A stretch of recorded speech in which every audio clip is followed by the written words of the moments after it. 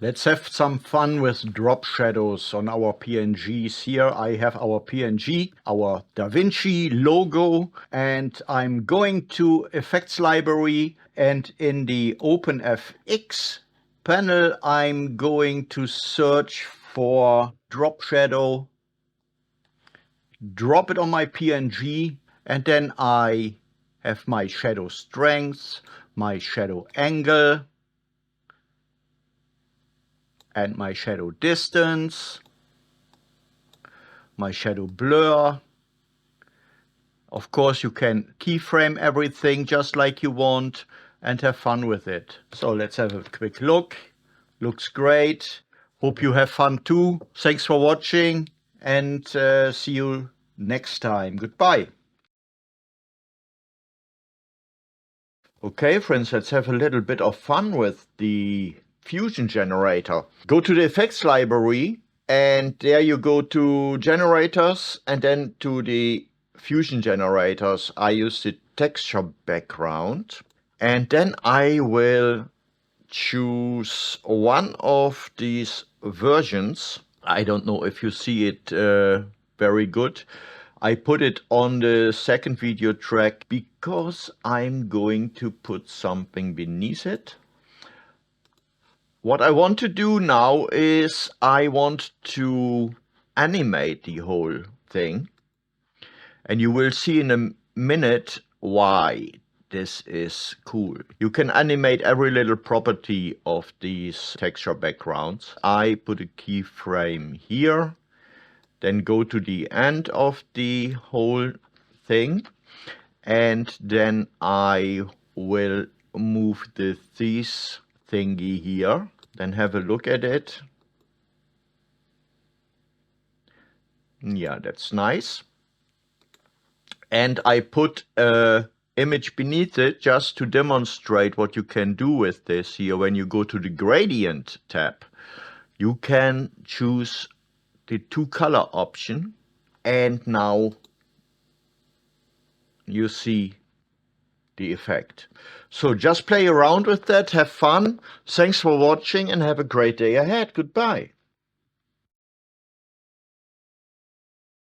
Let's have a look at voice isolation in DaVinci Resolve Studio. I have footage that is already edited and processed, but it's still terrible, so I want to do it again. And what I want to do here is I want to go to the Fairlight page, make sure that track effects are enabled. At that point you will see here track effects, voice isolation. You can disable and enable it, but before we enable it, first let's have a listen. I can agree at some point where people would say that you crossed the line in a certain way, but it were different times. When our parents were actually okay. That's terrible, okay? That's very, very terrible. Why it's usable, it's still terrible. I want to change that. So what we do here is we enable it, and now listen. It's really great. Let's go to the full 100% here, and then play the whole thing. But it were different times, and even our parents were actually okay with it. It was very strong wind. I would usually say just go to 70% so that you keep a little bit of it in the background so that it doesn't disappear entirely. What it will do. But it were different times, and even our parents were actually. I would say go to 70% in this case to keep a little bit of the wind in the background. But on the other hand, if it isn't important, then just go to full Monty, go 100%. It's just to your liking. There were different times, and even our parents were actually okay. You hear the difference. So go do what you want. But now you know how to use voice isolation in DaVinci Resolve Studio. Have a great day ahead and goodbye. If you are using the saturation slider, you will see that there is always some unwanted side effect, like the brightness changes and they smear some. It's just not right. So what we're going to do now is we click on Alt S to create a new node. We go right click and then we go to the color space, and here we choose HSV, what stands for Hue Saturation Vibrance, I guess. Important for us is the saturation channel, and this is also the reason why we are going to disable channel 1, what stands for H, and channel 3, what's the V, so that we only have the saturation. Right click, go to channels, and then disable. Just check that you only have channel 2, what's the saturation channel, that only this one is enabled. And now you don't go to the saturation slider, now you go to the gain slider. When you go and adjust it, you will see that the saturation is much cleaner than you would get it from the saturation slider. So I hope this helps. Have a great day ahead. Goodbye. In order to create an infinitive background, you just go to Effects, and in the OpenFX library you fish for the transform tool, drop it on your image, and then you go in the inspector to the advanced options, change the transparency to reflect, and then when you go and zoom out, you will see that you have now an infinitive background. You can of course change the perspective of it and do whatever you want. So I hope this helps. Have a great day. Goodbye.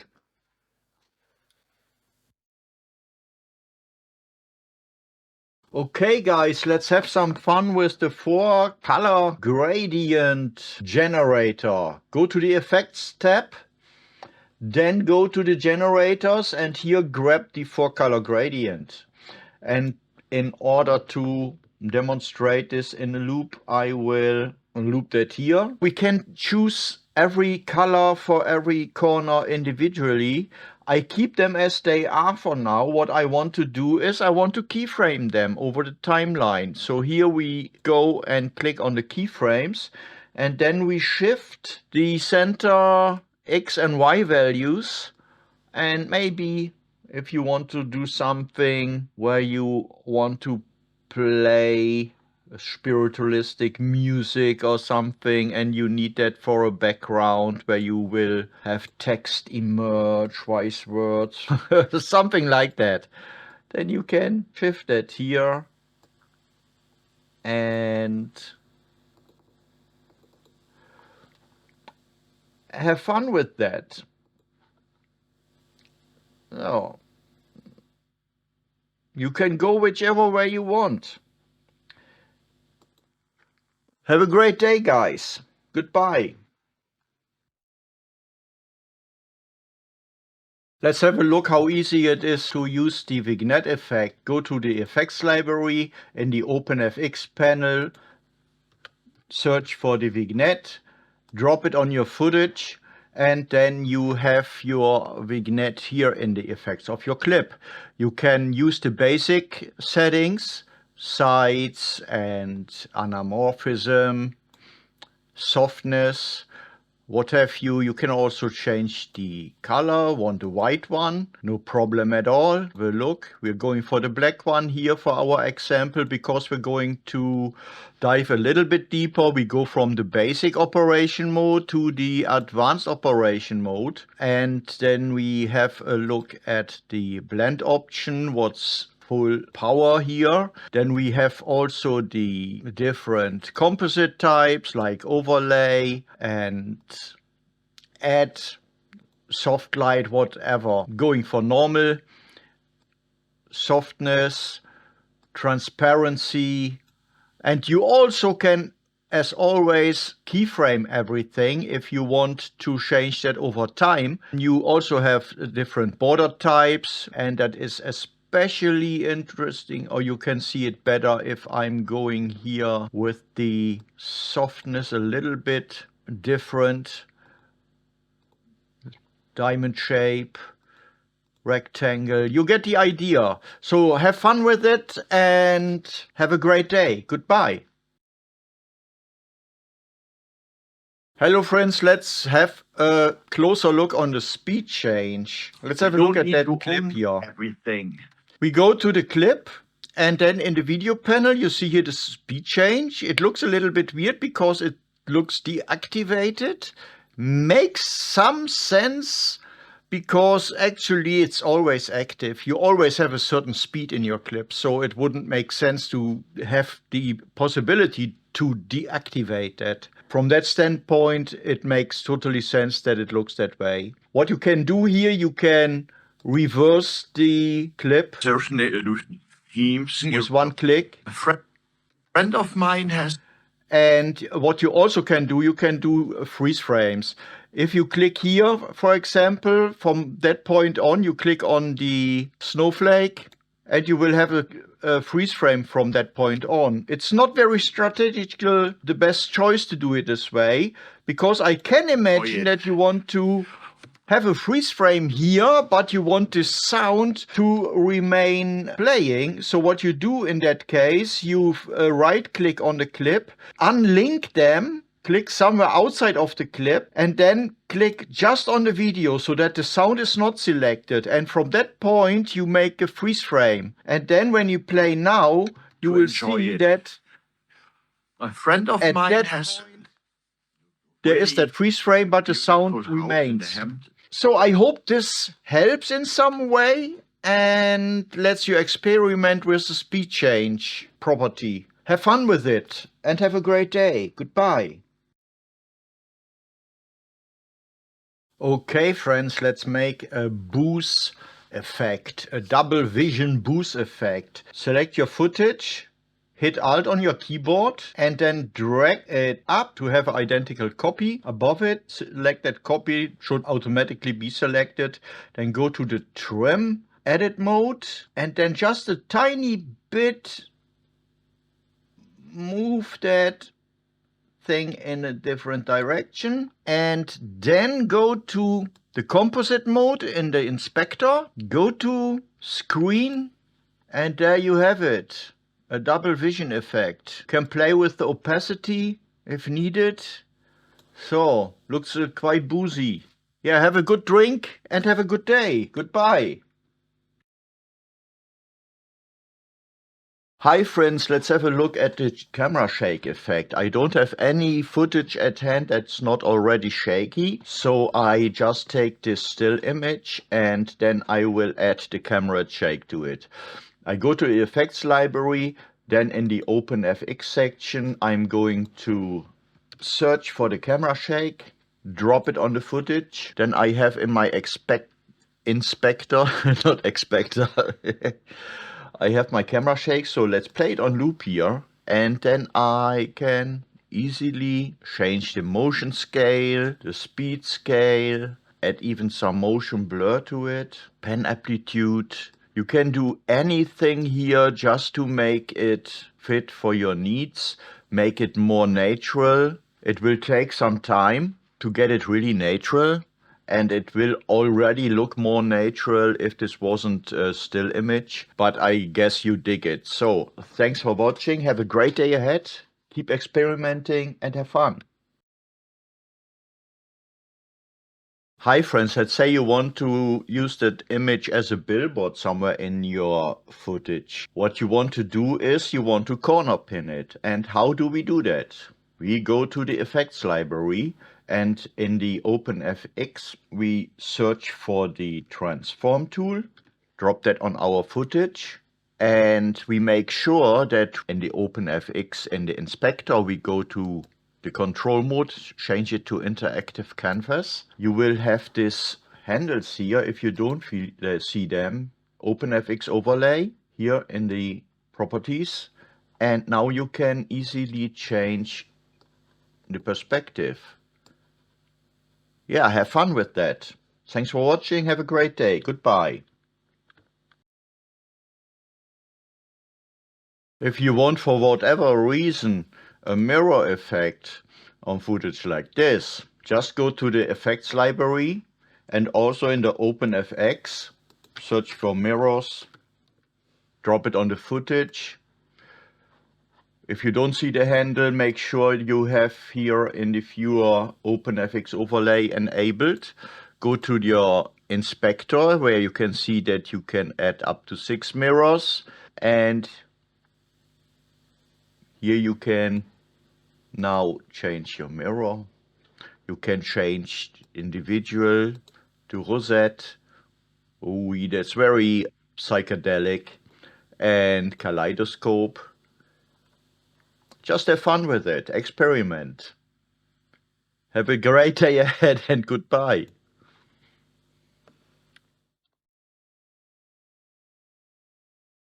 Okay, friends, let's have a look how we can get this a little bit more elegant here, putting that logo into the imagery. What we're going to do is we go to effects, and then in the video transitions we go to the push, drop it on our logo, have a look at it, and now it comes from the left to the right. We can change the ease in and out. That makes it a bit more smooth. Yes. And we also can change the direction. We can let it come in from the right side.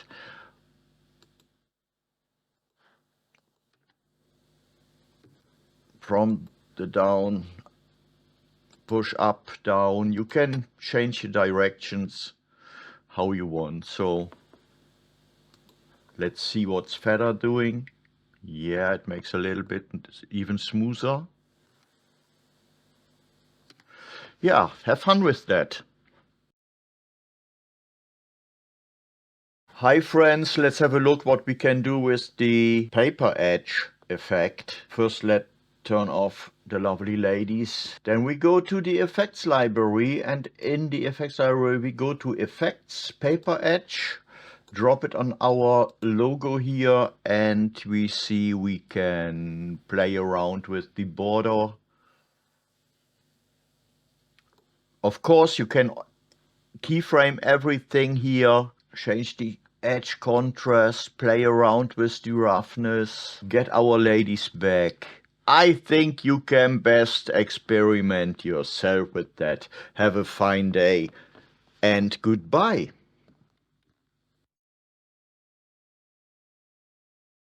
Hi friends, let's create an anamorphic Lensflare. Go to the effects library, and in the OpenFX tab you search for glow. Drag the glow on your footage. Let's open the inspector and go to the OpenFX tab. Here we drag the spread all the way to the right, the HV ratio all the way to the right. We can now adjust the flare and the gamma. Like to put it a little bit down here, and the saturation, play with the saturation. And then we can go and play a little bit with the shine threshold. And I think that a nightclub scene would be much more suited for this than the image here. But I think you get the gist of it. So have fun with it. Thanks for watching and have a great day ahead. Goodbye. Hi friends, let's have some fun with the fast noise effect. Let's put it here on that girl. We first go to effects, then we go to the effects tab here, and then we put an adjustment clip above all the other stuff that we have here already. And on that adjustment clip, we put a fast noise effect. So we go to OpenFX, search for fast noise, put it on there, and then it looks weird. But what we do is we go to the preset, and here we go, for example, to mist. Let's play that. Looks kind of okay. Smoke.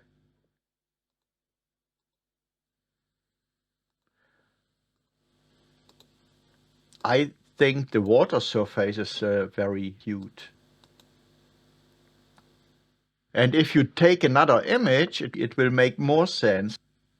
You can keyframe everything, the ratio, everything, and then have fun with experimenting. I hope you have fun with that. Thank you very much for watching and have a great day ahead. Goodbye. Okay, friends, let's have a look if we can have a little bit of fun with a pumping zoom effect. We go to the effects library, and here under effects we take an adjustment clip, close the whole thing, and then we go and make the adjustment clip quite short. Go and open the inspector with the adjustment clip selected, and here we activate the dynamic zoom. Gives us a zoom out now. So what we do now is we make a copy by Alt and dragging that, so hitting Alt and dragging that, and then swap this one. And now we have a zoom out, zoom in. What we do now is mark both, Alt drag, so we copy them again, copying them all over again and again. Let's do it one more time. And now we have a pumping zoom effect. It's not a footage where you think, okay, I need it, but probably for your music video or dance video, have fun with it. Goodbye. If you're in the studio version of DaVinci Resolve and you want to make a short and you want to have your subject in the center, you can just easily go to the inspector, click on the Smart Reframe option, and then hit on Reframe, and you will see within seconds it will reframe everything properly. In rare occasions, let's just reset everything, will not be satisfied. So what we do now is we go to zoom in here and then we move it a little bit to the right. Then we go to the reference points option, put it where we want it, and reframe. And now everything is in center as well. So very easy, very cool feature. Have fun with it and have a great day. Goodbye. Hello friends, let's have a look at the analog damage effect in DaVinci Resolve Studio. Go to the Effects tab, then go to the OpenFX panel here, and then search for analog damage. Grab it, drop it on your footage. Open the inspector here. I really want to go into full screen with every preset now. Just let us enjoy that. You can change every single aspect of every preset, but I really want to go through all of them because they are insanely good. Let's start with the early TV. And then go to the 60s black and white.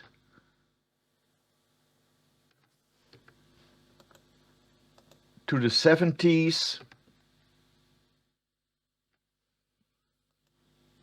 80s. You all remember those ones.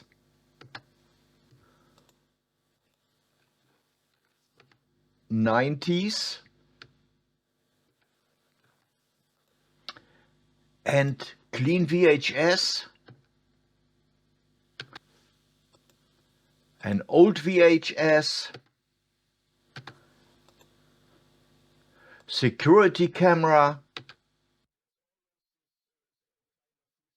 That's the analog damage. And you can, as I said, as you see, you can change every single aspect of it. It's really great. I hope you enjoyed that. Thanks for watching. Have a great day ahead and goodbye. Hello friends.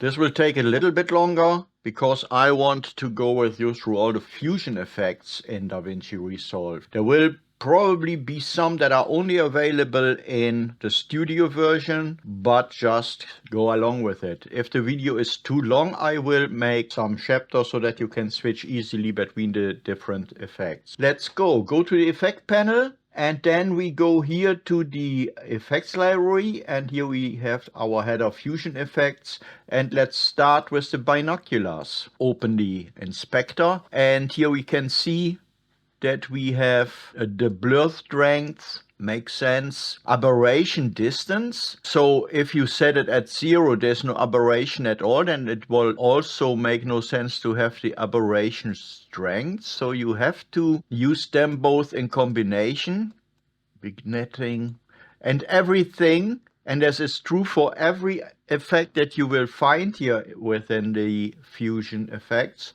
You can keyframe everything. So just get rid of it by deleting it, and let's go to the colored border. It's very straight to the point. Can change the soft edge.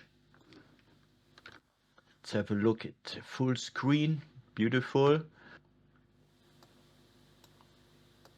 Border width. Corner radius.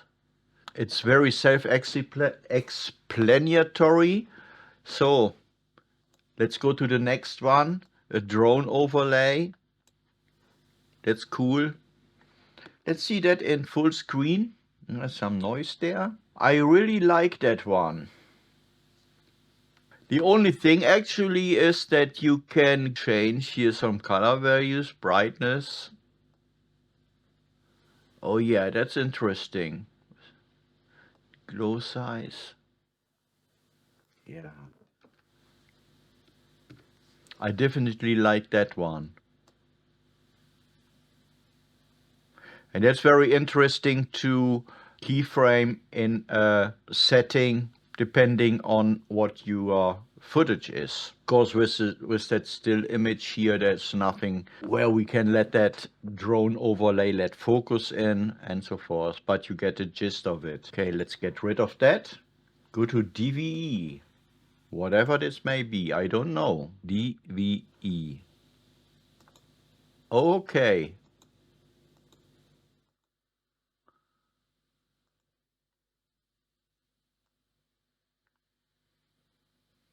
I don't know where DVE actually stands for, but you can see that you have here different properties that are very self-explanatory. Okay, doesn't do very much for me.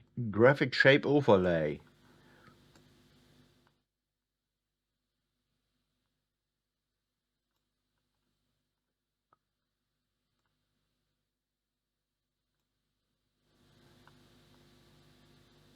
I don't see directly use for this one. Nothing comes up, but I guess you will. Oh, this looks freaky. Night vision. That looks like something. Oh yeah, that's it. That's interesting. I think that you can make a very cool transitions by using this night vision effect and then keyframe it in some way. Paper edge. We already had paper edge effect in another video. I want to refer to that one. If you ask me, of course you can invert that. That makes more sense, makes it interesting. I see the use of that here just like with the graphic shape overlay, more or less the same. Okay. And then of course interesting is to give it certain position. Easy to experiment with, so let's get rid of it for now. Stretch region. Oh yeah, I see. That makes that weird mirror effect that you had on Fairgrounds. Doesn't do anything good to our girl. Yeah, we get the idea. So goodbye. Video camera. Oh, battery level. Or that I just wanted to say that it would amuse me if we could animate the battery level. That would be cool. And actually we can, yes, with a keyframe. Give it another color as well. Record light. Oh, cool. That's cool. The most important properties can be keyframed and animated. That's nice. Let's go to the CCTV. In the last video, we had the CCTV within the analog damage effect. And here, that's here a combination with the Scanlines effect. Digital glitch. There's something that yeah, this will be a nice, very nice transition. If you want to transition between clips, that's cool. DSLR, it was what I expected.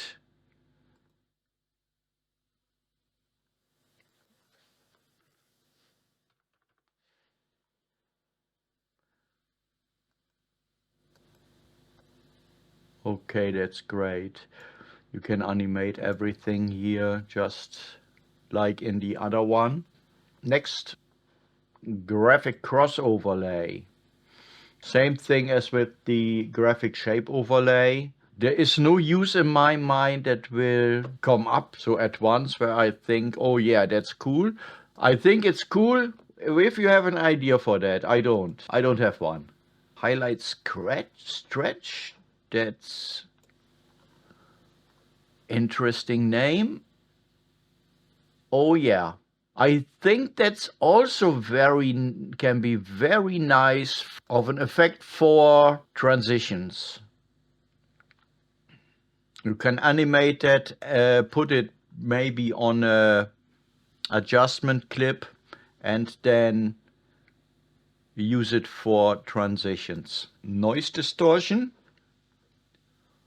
It reminds me a little bit on the watery effect that we had with the fast noise effect. It's interesting. I think if I had something like that in mind, my first instinct would send me to the fast noise effect. Let's get rid of that. Let's see what the repeat does.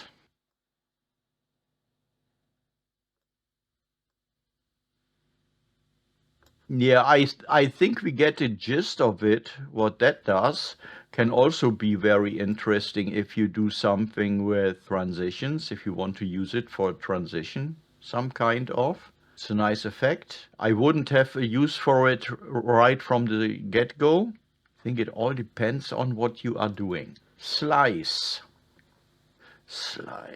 Yeah, that's definitively something where I would see it for a transition effect. Oh yeah, that's great. I like that one. Video call.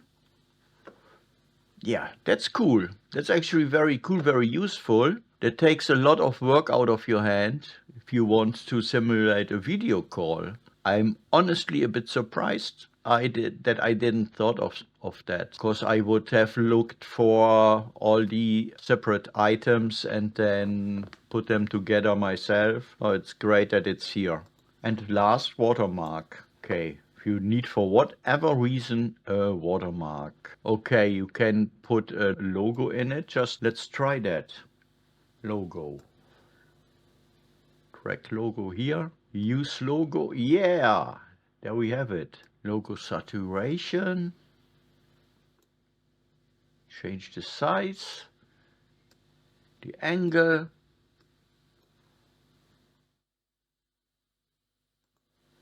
Oh yeah, that's for the watermark text. But okay, it's clear what it does. So for now, I wish you a very great day ahead. Thanks for watching. Goodbye.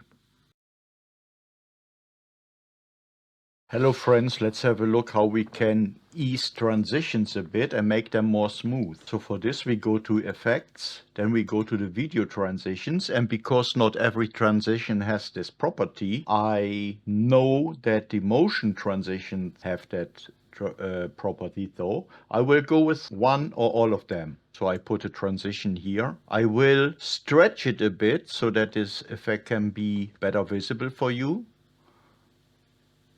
You see that this transition takes place just with one speed, but let's give it an in and out ease. Then we will see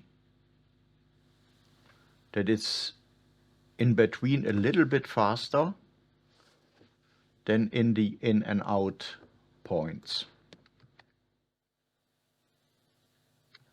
Makes it a little more smooth, a little bit more elegant. So let's just look how it will behave with the push. Here we also go with the in and out ease. And while we edit, just have a look with the slide.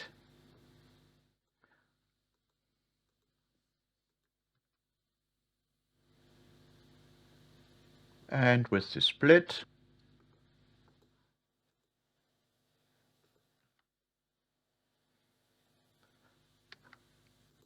Thanks for watching. Have a great day and goodbye.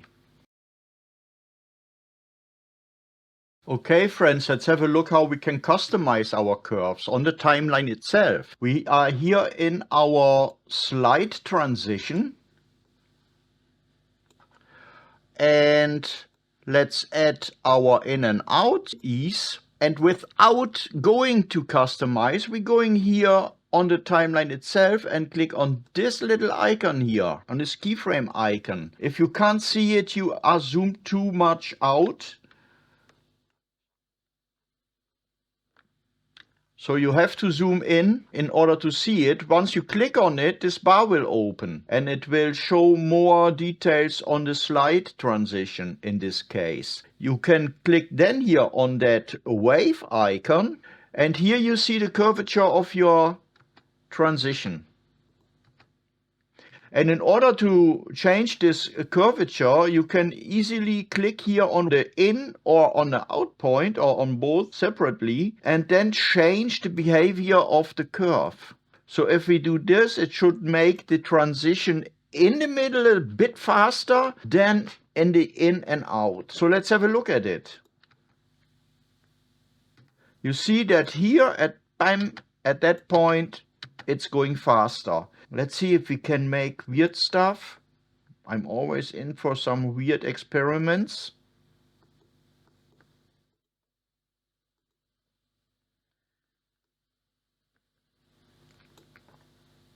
It doesn't let me go over the threshold. I thought I could probably go further and then have the whole thing go back and forth. That's probably possible with other transitions, not with this one, so to see.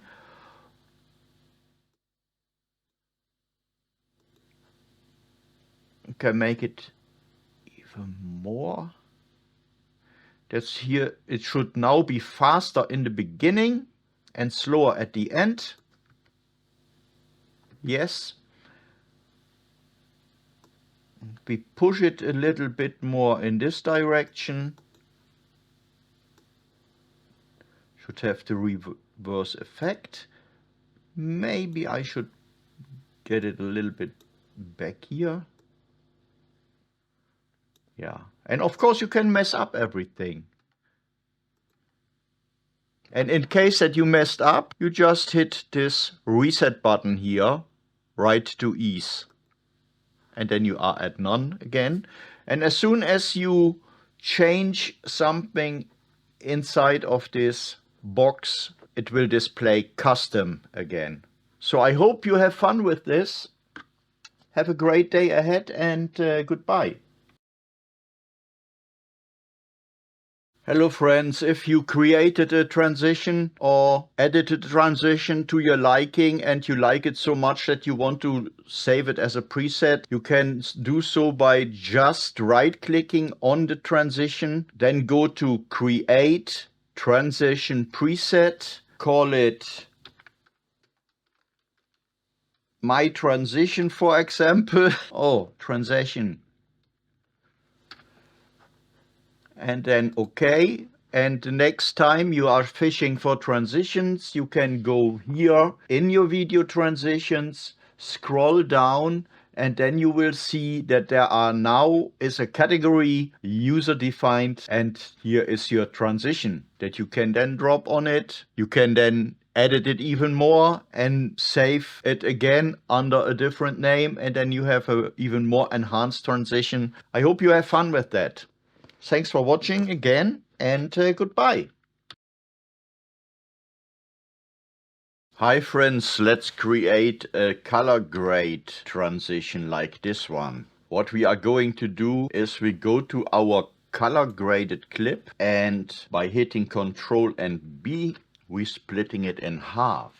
Then we select the left one, go to the color page, and here we get rid of the color grading.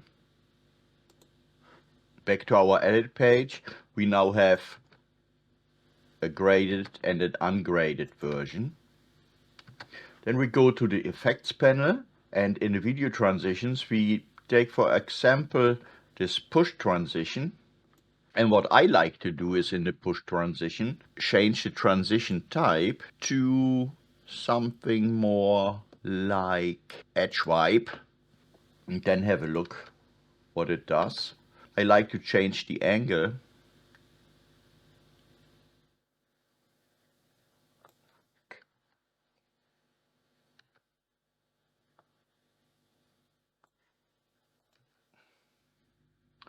And there you have it. You can adjust the angle to your liking. And that's our color grading transition. So I hope you have a lot of fun with it. Thanks for watching and have a great day. Goodbye.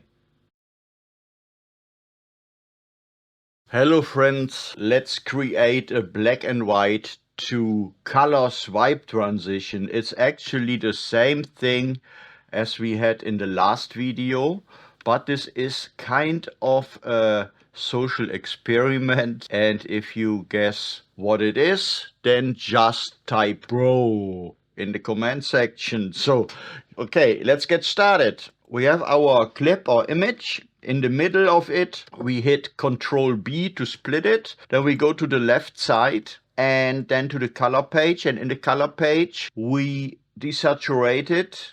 And now we go to effects, video transitions, and then I'm going to take the push. Yeah, I go with the push again. It's just because I like that. So I will drag it a little broader here. Then I go to the properties of the push, and here I'm going to choose edge wipe. Then I will change the angle, make it a little bit, and there you have it. Of course, we can also go in the different direction. I like the different direction, and then everything goes this way. I hope you enjoyed that. Have a great day ahead, and goodbye.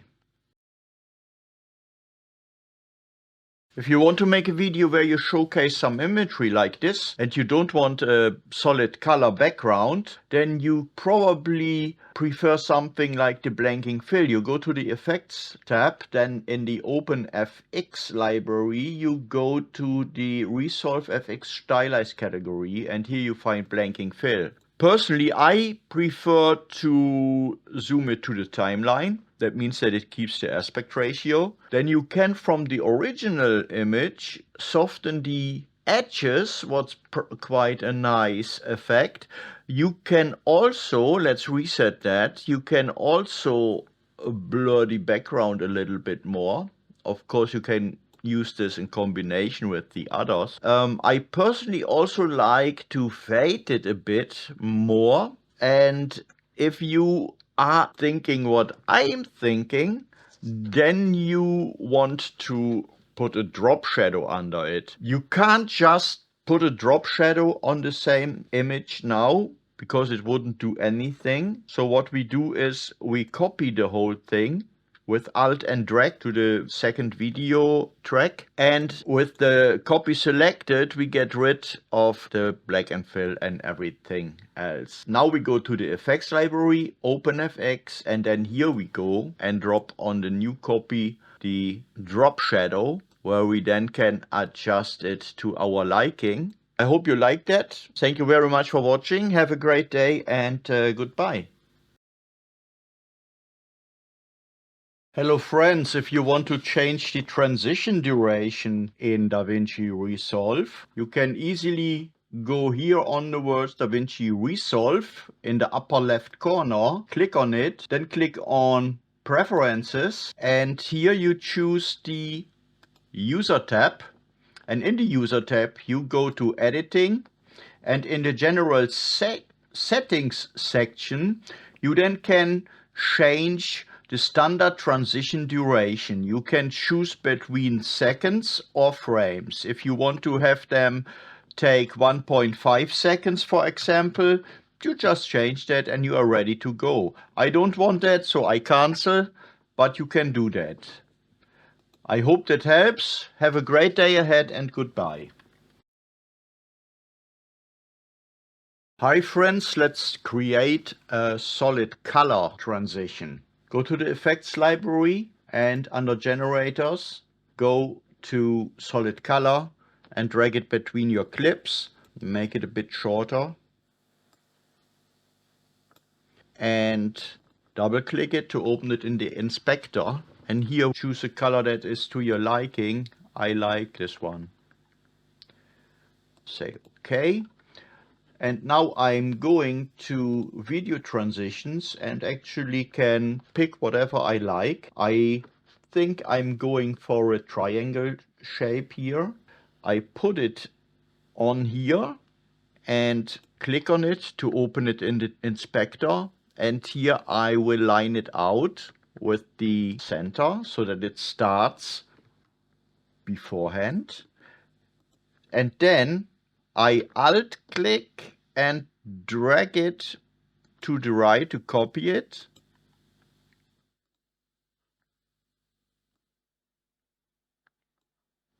Yeah, you saw me stretching it out. I don't know what I did wrong. Should be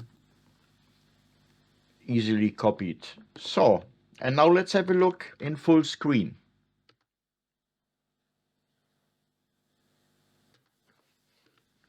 Here you have it. Thank you very much for watching. Have a great day ahead and goodbye. Let's create a nice zoom transition, friends. Make sure that you have your two clips on your timeline. And then what I like to do is go right in the middle. Click on Effects. Go to the Effects in the Effects library and then smash an adjustment clip right on it. Put it in the middle. And what I'm doing is I'm going to make this way shorter. And from the middle, I go 8 frames to the left. 1, 2, 3, 4, 5, 6, 7, 8. Back to the middle. And then 1, 2, 3, 4, 5, 6, 7, 8 to the right. You can do more or less. Just what you like. I like 8 the most. Now I'm selecting the adjustment clip, go to Effects, open FX, and here I search for the zoom blur and drop it on the adjustment clip. In the video transitions, I grab a cross dissolve, throw it on the clips, and make it as small as I can, just to the bare minimum. I select the adjustment clip, and in the inspector I make sure here in the transform I'm in the middle of it, and I click on a keyframe so that all the keyframes are red now. So you have a keyframe for every little aspect, but we are just working with the zoom. In the middle I'm going to make it 2. Yeah, I think 2 is more than enough.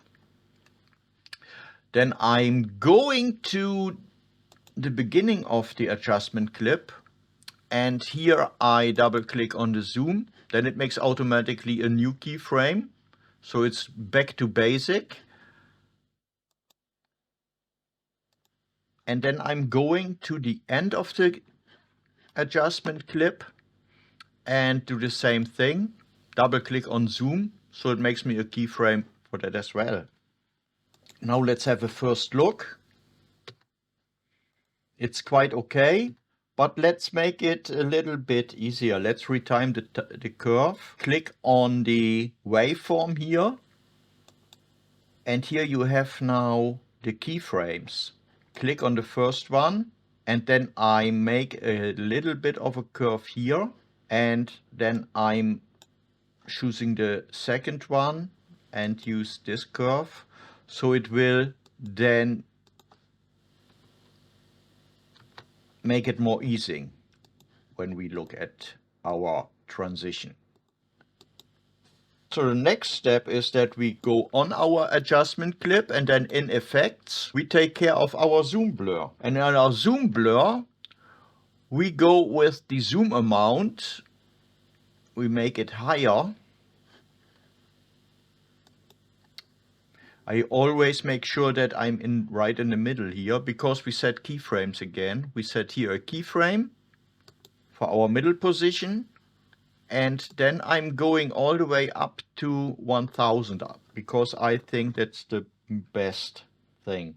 And then again, going to the start of the adjustment clip, double click on the zoom amount so it goes to the default.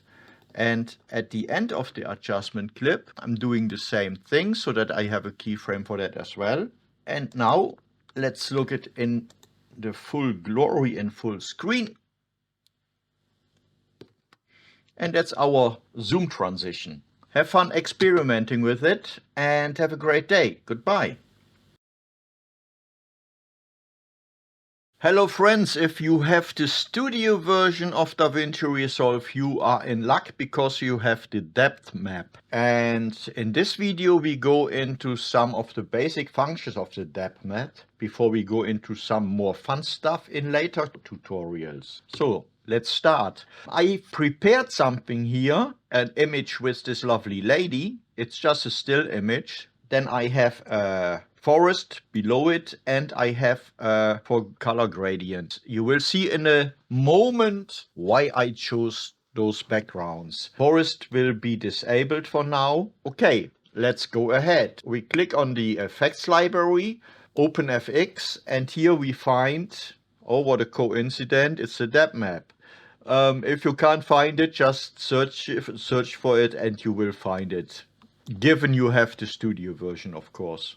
Drop it on your footage, and then you will immediately see that you have the depth map. The brightest parts that are the parts of the image that are closest to the camera, and the darkest parts are the parts that are further away. So the darker, the further away, the brighter, the closer to the camera. You will see when I now disable the depth map preview that you already see the background of the four gradients shining through. Let's enable it again. And what we can do now here is in the resulting map adjustments, we can adjust the map levels, and then you see that the black levels are labeled as far limit and the white levels are at near limit. And the gamma, that's the fade between the both of them. If we go back and disable our preview, we can see what the gamma is actually doing. It fades between the closest and the further away parts of the image. And when we go and play a bit with the far limit, you will see that it heightens the black levels and makes things entirely disappear that are further away. and it makes, if I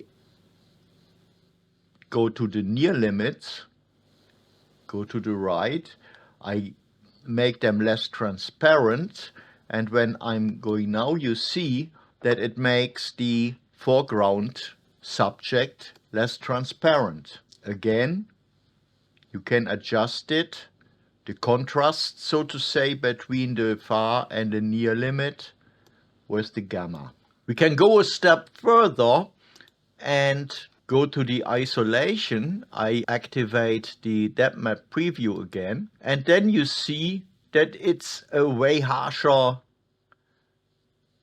what's going on here. If you go about 50% to the left of the target depth, you will see that it actually reverses the selection, and you could almost say that it's a bit like moving a focal plane through the image. You can here have the softness. I turn it off again, the preview.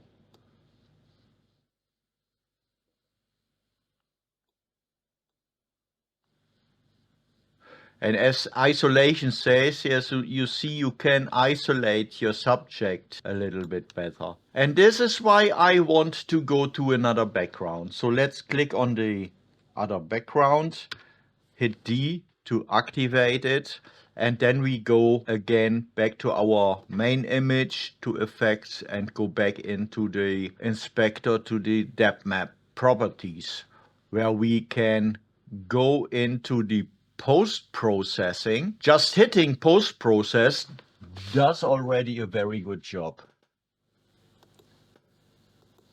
As you can see on the, if I zoom in here a bit, you can see if I deactivate it, that it already makes the fringes of the image much better. You can experiment with the post filter. You will see that if you go too far, it lets a lot of the background through at the edges of the image, which you probably don't want. You can contract and expand the edges. You know that from, if you ever did some masking in, for example, Fusion, you will be familiar with it. That's exactly the same thing. You can here fine tune the edges, give them a little bit of a blur.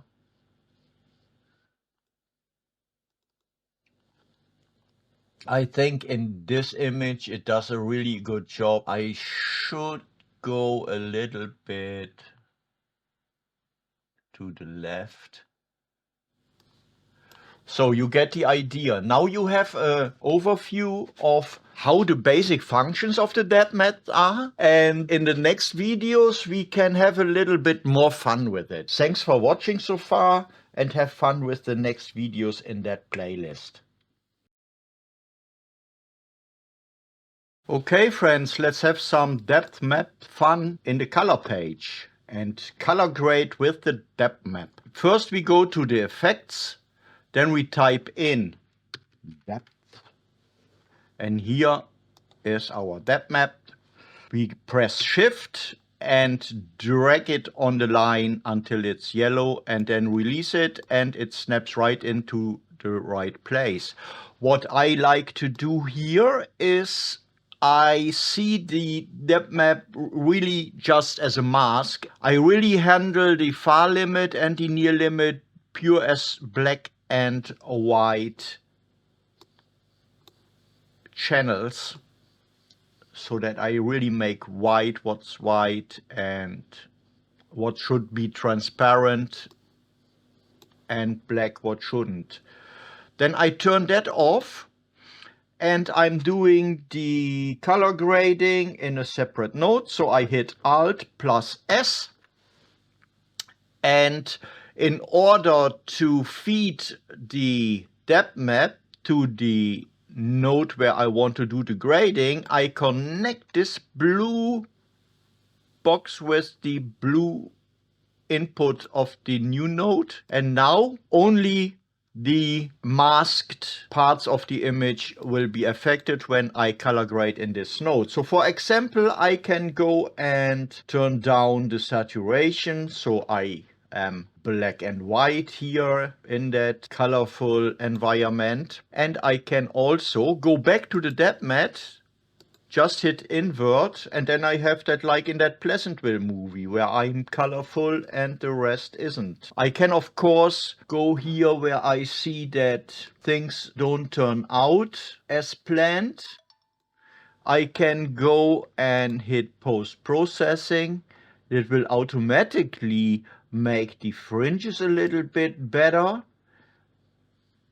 And of course you still can adjust. I hope you have fun with that. See you soon in the next one in this playlist. Have fun there. Imagine you have footage where somebody is complaining that he's in your footage. For example, you interviewed somebody and there was somebody running around and said, no, I'd rather not be in that footage. So what you can do then is go into the color page. If you have DaVinci Resolve Studio, then you go to Effects, and here you fish for the depth map. Put it in there. And again, just like in the other tutorial that we just did, we go and make it a mask. Then we go and hit Alt S for a new serial node. We connect the blue out with the blue in of the new node, and in the new node I want to place a blur, but first I want to deactivate the depth map preview, and I choose to put a Gaussian blur on it. Do I like that? Yeah, okay. And then I want to have a look how I can make this even better. Maybe when I expand it here with the... Yeah, I can expand it here a little bit. And I can put even more blur on it. But that's just for the fringe. And let's see. You can choose whatever you want. Experiment with different effects and have fun with it. See you next time in the next video in this playlist. Thanks for watching. Goodbye. Let's add some bokeh to our footage. With the depth mat, of course, in DaVinci Resolve Studio. In the color page we go again to the Effects tab, fish for the depth map, drop it in. And this time we are going not make a harsh mask, but I want it to rather be a little bit more subtle. Because I want the background blurry, I will invert the mask. And now I'm going to add a new node. Again, connect the blue output to the blue input. I disable the depth map preview. And in a new node, I'm going to the blur tab here. And here I'm going to put some blur into the mix. That looks fine. But now I'm going to the depth map, and here I will readjust the whole thing a little bit to make it look more natural, especially when it comes to the fade between the areas. And I will activate the post-processing so that the fringe doesn't look too weird. Oh, it looks pretty good. Let's have a look. Looks quite good. So you can experiment with it, have it look more expensive, and have fun with the next video in this playlist. Thanks for watching and goodbye. You won't believe how often I have to start again sometimes. So what I want to do now is, as you can see, I have a title above the subject. And now in the edit page, I want to put the title behind the subject, and I use the depth map for it. You only have the depth map in DaVinci Resolve Studio. What I'm going to do is I click on the footage, hold Alt and drag the footage up to make a copy of it. And here I'm going to Effects, Open FX, and now I'm searching for the depth map, drop it on the footage, and then I'm going to adjust. But you know what? I turn off the depth map preview because I just want to adjust it while I see it as it is. Yeah. I have a better feeling for it when I'm doing it this way. I really have to turn off the depth map preview. It will be for everybody different, but for me it is that way. And I also can, of course, look what the isolation slider does for me. You see that it automatically makes the colors more solid in the text, so I can keep it just with the basic settings that it comes with, and then in the post-processing I make sure that the fringes are a little bit softer. Maybe it's even better when I don't use it. I really have to have a look at it. It's cleaner without. Who would have thought? But you get the gist of it. It's very easy, and you would have a lot of work doing it in a different way. So it's a very great tool, the depth map. Have fun with the next video in the playlist. For now, have a great day and goodbye. Hello friends, let's have a look at the transformation tools in DaVinci Resolve. I want to start in the edit page here in the editor itself before we go to the inspector. Here in the left lower corner you have this drop down menu where it says transform, crop, dynamic zoom, etc. Of course we choose the transform. This gives us the transform overlay.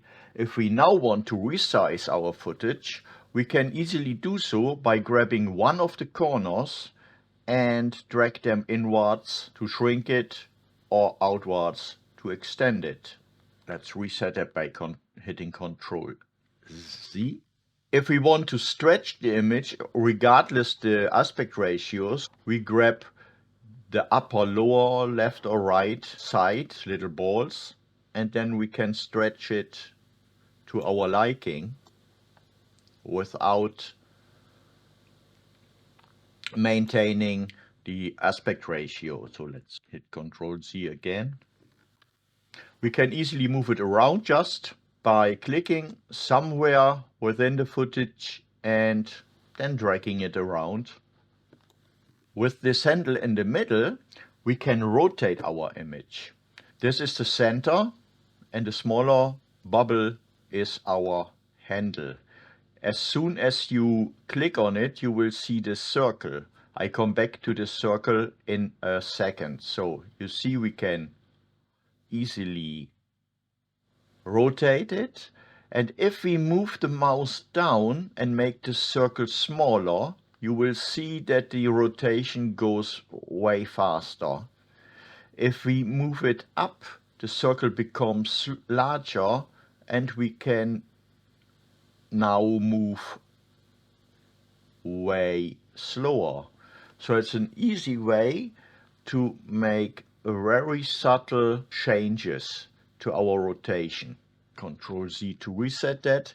If we want to have the axis for our rotation not in the middle of our footage, but let's say more to the side, we can easily grab the center and move that around. And then we again have the same way to rotate, but the center is now there where we put it. Okay, let's reset that and then turn off the transform overlay. Now we go to the inspector, and in the inspector we have that transform section here, and here we have the zoom, and you see that the anchor point still is there where I had it. So I hit the transform reset here in the upper corner. It will reset every single aspect of the transformation. I will come back to that in a second. So here in the zoom, you can change the size of your footage. You can unlink this if you want to change how it stretches. So if you don't care about the aspect ratio for whatever reason. If you want to reset an aspect like that, you can double click on the name or on the reset button to the right of every property. I double click the name. It's a habit. You can change the position. The rotation angle. If you do it with the handle, it always goes faster. And if you hover with your mouse over the numbers, then click and go left to right, you will notice that it goes slower. So it's in fact comparable with the version of the smaller and larger circle that you had when you did it in the editor itself. Let's double click that to reset. And then we go to the anchor point. You can't really see the anchor point now here.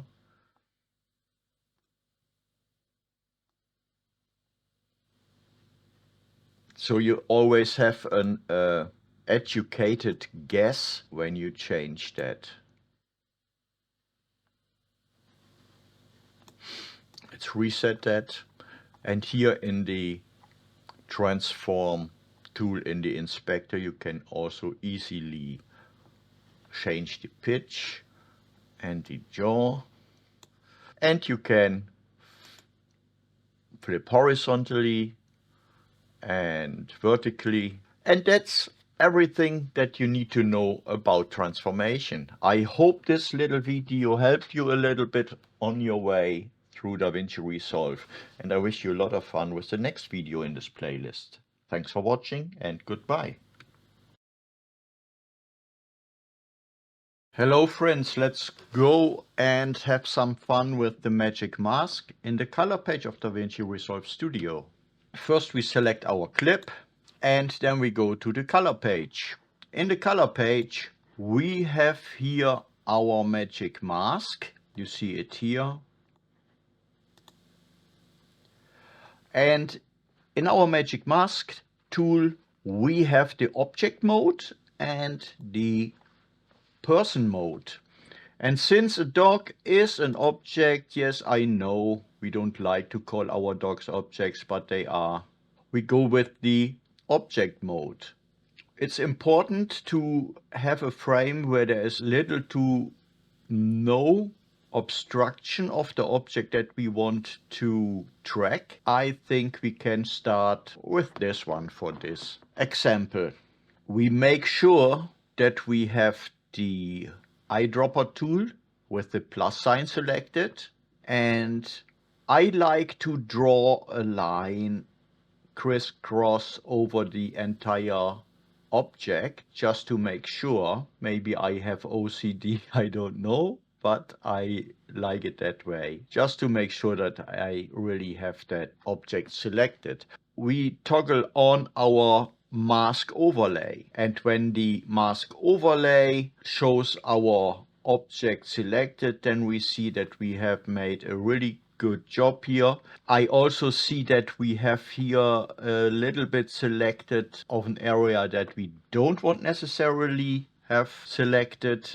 In this case we can choose the eyedropper tool with the minus, but we also can just hold the Alt key, what will have the same effect.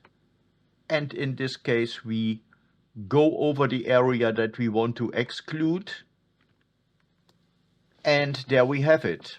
Now it's important to realize that we are not at the beginning of our clip, so we have to track in both directions here from the center to the left and to the right, and therefore we choose our back and forth tracker. Otherwise we could just go with back or forwards, but here we click on this. You see that for the quality I chose faster for this example. The better option gives, of course, a better result. And we see that it could have been better. So now for this example, it's okay. It's not perfect, but it's okay. Let's toggle off our overlay. Keep in mind that we can invert our mask. Let's toggle it on again for a moment. And this is important to remember. We can invert the mask. I want to make some changes in the color grade, but I don't want to do it in the same node. Therefore, I hit Alt plus S, and then I connect the output of our node with the magic mask to the input of our node where we want to do the color grade. And here I can, for example, make our dog black and white, while the rest stays in color. We can of course go back and invert the mask, and then we have the dog in color, the rest is black and white. You see that our selection had also the arm of that human in it. But I think you get the gist of it. So this is how the magic mask works in object mode. I will do another one in the next video. Thank you very much for watching. Have fun with the videos in this playlist. Consider subscribing. Goodbye. Hello and welcome, friends. Let's do some title masking with the magic mask. What I want to achieve is I want to put this dance like Mario is watching behind this dancing girl here. And to achieve that, I alt drag the first video track to the third so that we have the title as a sandwich between these two layers. This is the reason why you don't see it at this moment. I then disable the first video track for now. You will see in a second why, or make it 10 seconds. I select video track 3 and go to the color page. In the color page, I'm going to the magic mask. And then I'm looking for a good frame to start from. And here I'm going to better this time because I have a 12 GB GPU. I toggle on our overlay, and then I will only drag one line on our dancer. And you see that it already does a very, very good job. From here, I'm going to track in both directions.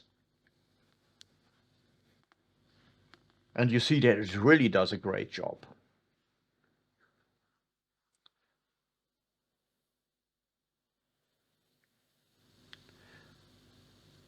Yeah, that's really great. Now I toggle off our mask overlay. I right click on an empty space and add an alpha output. I drag the output from our node with the magic mask on it to our alpha output. And then we see already that the text is behind her. The only thing what I want to do here is drag the blur ratio a little bit up. Then I go to the edit page. Here I deactivate our first video track again. And then we can enjoy the whole thing in full screen. You see that I dragged a little bit to in the wrong direction. So let's fix that. Yeah. I moved the third track to the right a little bit so that we had some overlapping. But yeah, that's very great work from the magic mask. I hope you have fun with it if you have the studio version. and enjoy the rest of this playlist. Thanks for watching. See you soon.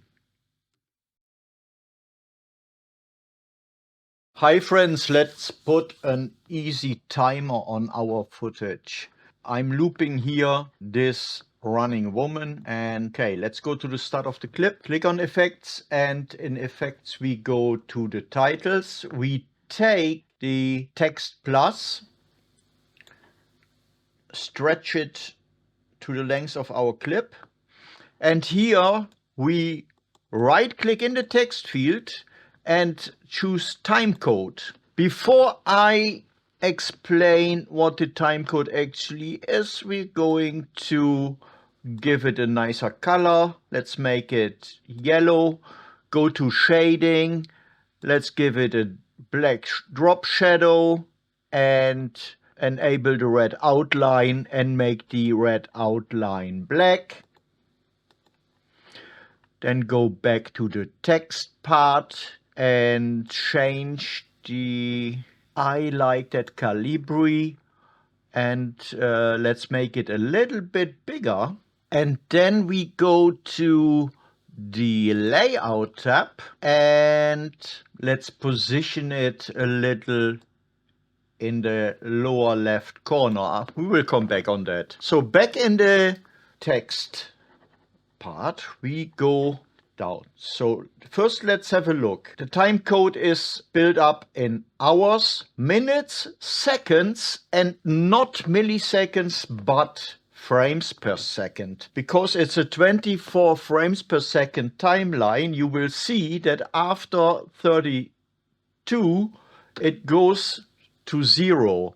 So it goes from 0 to 32, what makes 1 second. And so it's not 59 milliseconds. No, it's 24 frames per second. And then you will see that's always a full second then. So if your timeline has another frame rate, it will be reflected in that time code. When we scroll here on the text page from the text plus, when we scroll down and go to the write on property, we can now decide what we want to show. So we don't want to, for example, we don't want to show the hours. So we move the slider for the start to the right until everything what we don't want to show disappears. So now we have minutes, seconds, frame per seconds. We also don't want to necessarily have the frames per second. Now we go back to the layout to line it out so that it's in the lower left corner. And then we see. And then let's have a look in full screen. Great. So I hope this helps, and have fun with the other videos in this playlist. Consider subscribing and see you next time. Goodbye. Hi fellows. Let's use the patch replacer to get rid of this photograph behind our photographer here. In order to achieve that, we're going to the effects library, and in the open effects panel, we are looking for the patch replacer that you will find under Resolve FX Revival. Drag it on your footage, and once you have it on your footage, you can go to this little drop down menu and click on Open FX. Because this photograph is a rectangle, we go to Inspector, change the region shape from ellipse to rectangle, and you can see that here is this arrow in the middle between. That means it goes from what's in this rectangle to what's in this rectangle. So we want it the other way around because we want to remove our photograph, but we want to choose the source as close as possible to it. So let's have a look.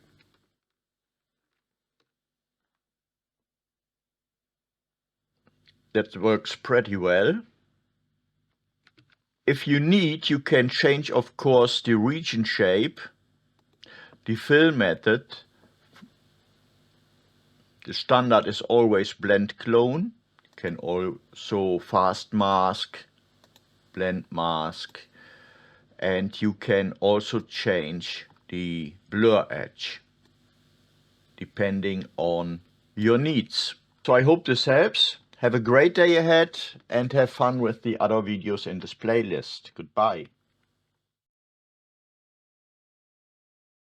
Let's try some object removal and get rid of that car. To achieve that, we go to the color page, and in the color page we make sure that our power windows in the drop down menus are enabled.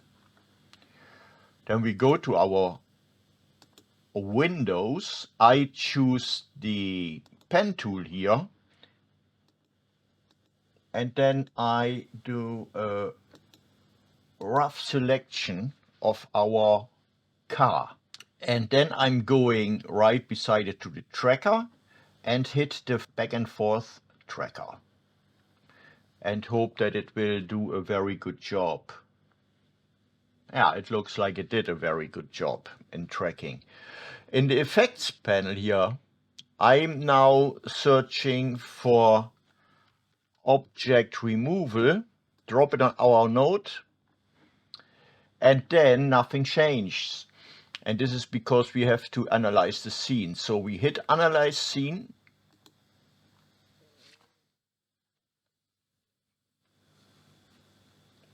And we see already that it does an amazing job. And that is pretty cool, yes. To make it better, we hit build clean plate, and you will usually have to build a clean plate.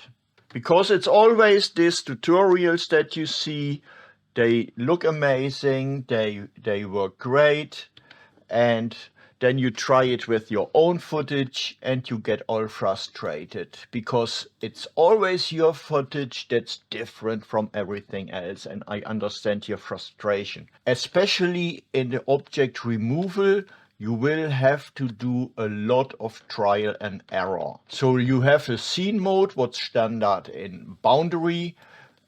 If it doesn't work out that well, you can always try to go to background, and it analyzes the entirety of the frame or object, and it really only analyzes, in this case, the car. But boundaries worked very well here. For the blend mode, you can go for linear. If you wanted to adapt light changes, you can better go to the adaptive mode. The light changes can be very subtle. And in most cases, always build a clean plate. You will always see some things within your selection that don't look right, that are gray or somehow weird, and then you have to fiddle around with all the settings. So this was a very lucky thing here. Don't get frustrated when it's your footage where it's a lot more work. That's just normal. The life of an editor isn't fair. So thank you very much for watching this video. Have fun with the next one in this playlist and consider subscribing. You help me a lot. Thank you very much. Hi friends, let's create a typewriter text effect from scratch. Go to the effects library, and for this example we choose a generator that generates a paper background for us. You can of course choose whatever background you want for this, but we go for paper background in this tutorial. Then we click on titles, and here we grab a text plus effect and throw it on the video track above our background. Select our title. First off, give it a black color, and then we choose whatever you want. I first make it Typewriter effect, and I choose a different, a different font. It doesn't really matter. You can choose whatever you want. I want to make it a little bit bigger so that it looks good. Let's have a look in full screen. Yeah, that's nice. So the next thing what we want to do is we're going to scroll down until we are at the right on. And you guess already what comes next. We want to animate that. We want to have it typed whilst playing. And there is a very easy way to do that. The first thought is, of course, to use the slider and keyframe everything, but it's much easier when we just right click on the word right on, and then we go to the modify width, and here we choose anim curves. And if you play it now, you see that it automatically created the keyframes for us from start of the animation until the end of the animation. So if we want to have it faster, we shorten our clip, and you will see that it's now typed much faster. So of course we want to have it in place after it's typed. So what we do then is we click on it, press Alt, and then we drag a copy to the right, make it fit to the rest of the background. And here we scroll down to the right on effect and double click on it to get rid of all the keyframes. So when we go now to the start of our clip, it types. Once it's typed, it stays. And then we can go, if we want, resize it just by hovering with our mouse between the two clips and then click and drag. And then we can type it faster or slower, just how we want. So I hope you have fun with the rest of this playlist, and see you next time. Thanks for watching. Subscribe. Goodbye. Okay, friends, let's see how we can give our text plus a better drop shadow. You know that you can just go to the inspector and then in the shading tab of the text plus properties, you can enable the shadow, and it gives a good drop shadow. What I like more is to go to effects and then go to open effect, and here I search for drop shadow, and then I'm throwing that right on my text plus, and here I can be much more subtle with all my adjustments, and it's a subjectively better way to apply a drop shadow. Because we are here in the example from our last tutorial, you will see that now the drop shadow isn't there whilst the type. So what's good here is we can click on our text plus and then Control C, click on the other clip, and here we not Control V as you might think, but Alt V, and then we just mark plugins and hit apply, and then it should be there as well. And as you can see, our drop shadow is there as well. So I hope this helps. Have fun using it, and see you next time. Goodbye. Hi friends, I've put this punky text beside our cyberpunk girl, and I want to make it a little bit of neon-like without going into Fusion. So what I'm going to do here is I click on my text plus, then I'm going to the effects library, and in the effects library I'm going to the OpenFX, and I'm going to search for Flicker Edition.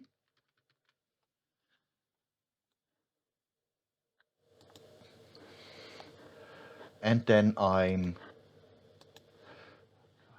going to play that and have a look, and we see that it's very subtle in flickering.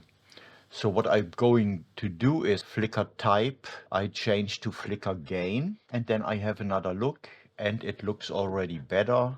I can adjust the speed, just have a look at it. Yeah, I like that.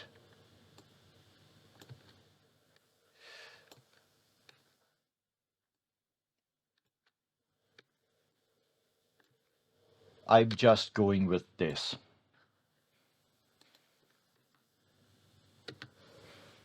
And I think that it would be a good idea to just add a drop shadow to give it a little more depth. In case that you didn't see what I was just doing, I went to effects, and then in the open effects I searched for drop shadow and dropped that shadow on the text plus. And here I'm going to adjust my drop shadow a little bit. I wanted a bit more strength. Give it a little less blur. Change the angle and change the distance a bit so that's not too far away. Yeah, I like this one. And to top it all off, I'm going to the effects library, and then in effects I'm going to grab an adjustment clip, put that on top of it all, and here I'm going to add glow. Back to effects, open FX, search for glow, put it on the adjustment clip, and then play a little bit with the values. I think I make an in and out point so that I can easily loop it, and then I can play with the spread, with the different ratios. Yeah, that makes it a little more cinematic. I like that. Let's have a look. Yeah, I like that. You can always improve, of course. I hope you have fun with that. See you next time. Goodbye. Hi friends, let's see how we can make a glitch effect on our text. For this I've put a text plus on the timeline above the footage, and now I'm going to effects, and in the effects I'm going to pick digital glitch, throw it on my text plus, and let's have a look how it looks. You can adjust the glitch width, height and chroma scale, and then see if it's to your liking. And then we have another possibility to make a glitch effect. Therefore I have put here the same footage, but now we go to effect. We don't take a text plus, we search for digital glitch. And here we stretch it out over our footage, and then we have two texts that we can put in there. That's the big text, that with glitch effect, and a small text. I will just delete that one. So, and here it just creates this glitch effect. Let me know in the comments what do you like best. Thanks for watching this one and have a great day ahead. Goodbye. Hello friends, let's put some video within text. So for this effect we go to the effects library, grab our text plus and put it below our video. Stretch it over the entirety of the video. I disable the video for a moment. Go here and grab a impact font because I like them. Then write video within text. Yeah, this will make for a good thumbnail as well.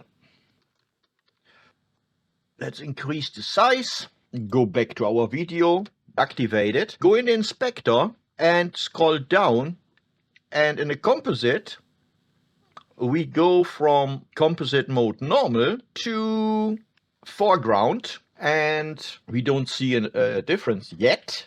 But now we go to the text plus, and here we go in the inspector to the settings, and in the composite we go to the composite mode and change that to alpha. And here we go. And if we want to go even further, we can change that black background that we have here and replace it with every color we want or every image we want. We just move our two tracks one track above, and then we put a different clip below it. And now we have our text in video, a video within text. I hope you like that, and have a great day ahead. Goodbye. Why we could apply the water effect to the text or to the image, I want to go for both and let you decide if you want to do it just for one of the two. I'm going for both. I'm going to effects, put an adjustment clip above the two. Then I'm going to open FX, and here I'm going to look for fast noise. Throw it on our adjustment clip, close the effects library, select the adjustment clip, hit on inspector, and then on the appearance preset here, I'm going to choose water surface, and then both looks like water. And here with the contrast slider, we can actually decide how wild our water will be. There will come ideas to your mind for much different footage and way more effects than we just discussed. So I hope you have a lot of fun with it. Enjoy the rest of this playlist. Subscribe to my channel if it's of any help for you. And yeah, thanks for watching. Goodbye. Hello friends, let's create a heat haze effect. Go to the effects library and go to title, grab a text plus and stretch it over your footage. And then I'm going to type heat haze effect, give it a bigger font, make it bigger. And then I'm going in the effects library and grab an adjustment clip because I want to apply the heat haze effect to both layers, the text and the footage. In the OpenFX, I'm going to search for my good old friend fast noise, put it on the adjustment clip, close the effects library for now, and in the appearance in the inspector for the fast noise, I'm going to choose heat haze.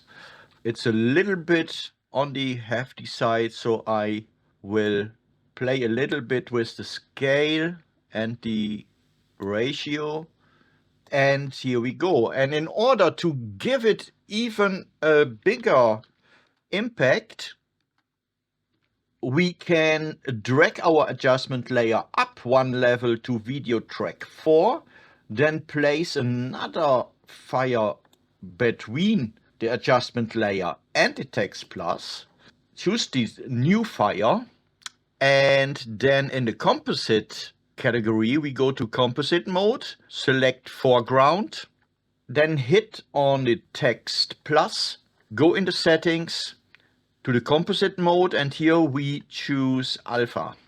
And now we see that the font color is replaced by that fire.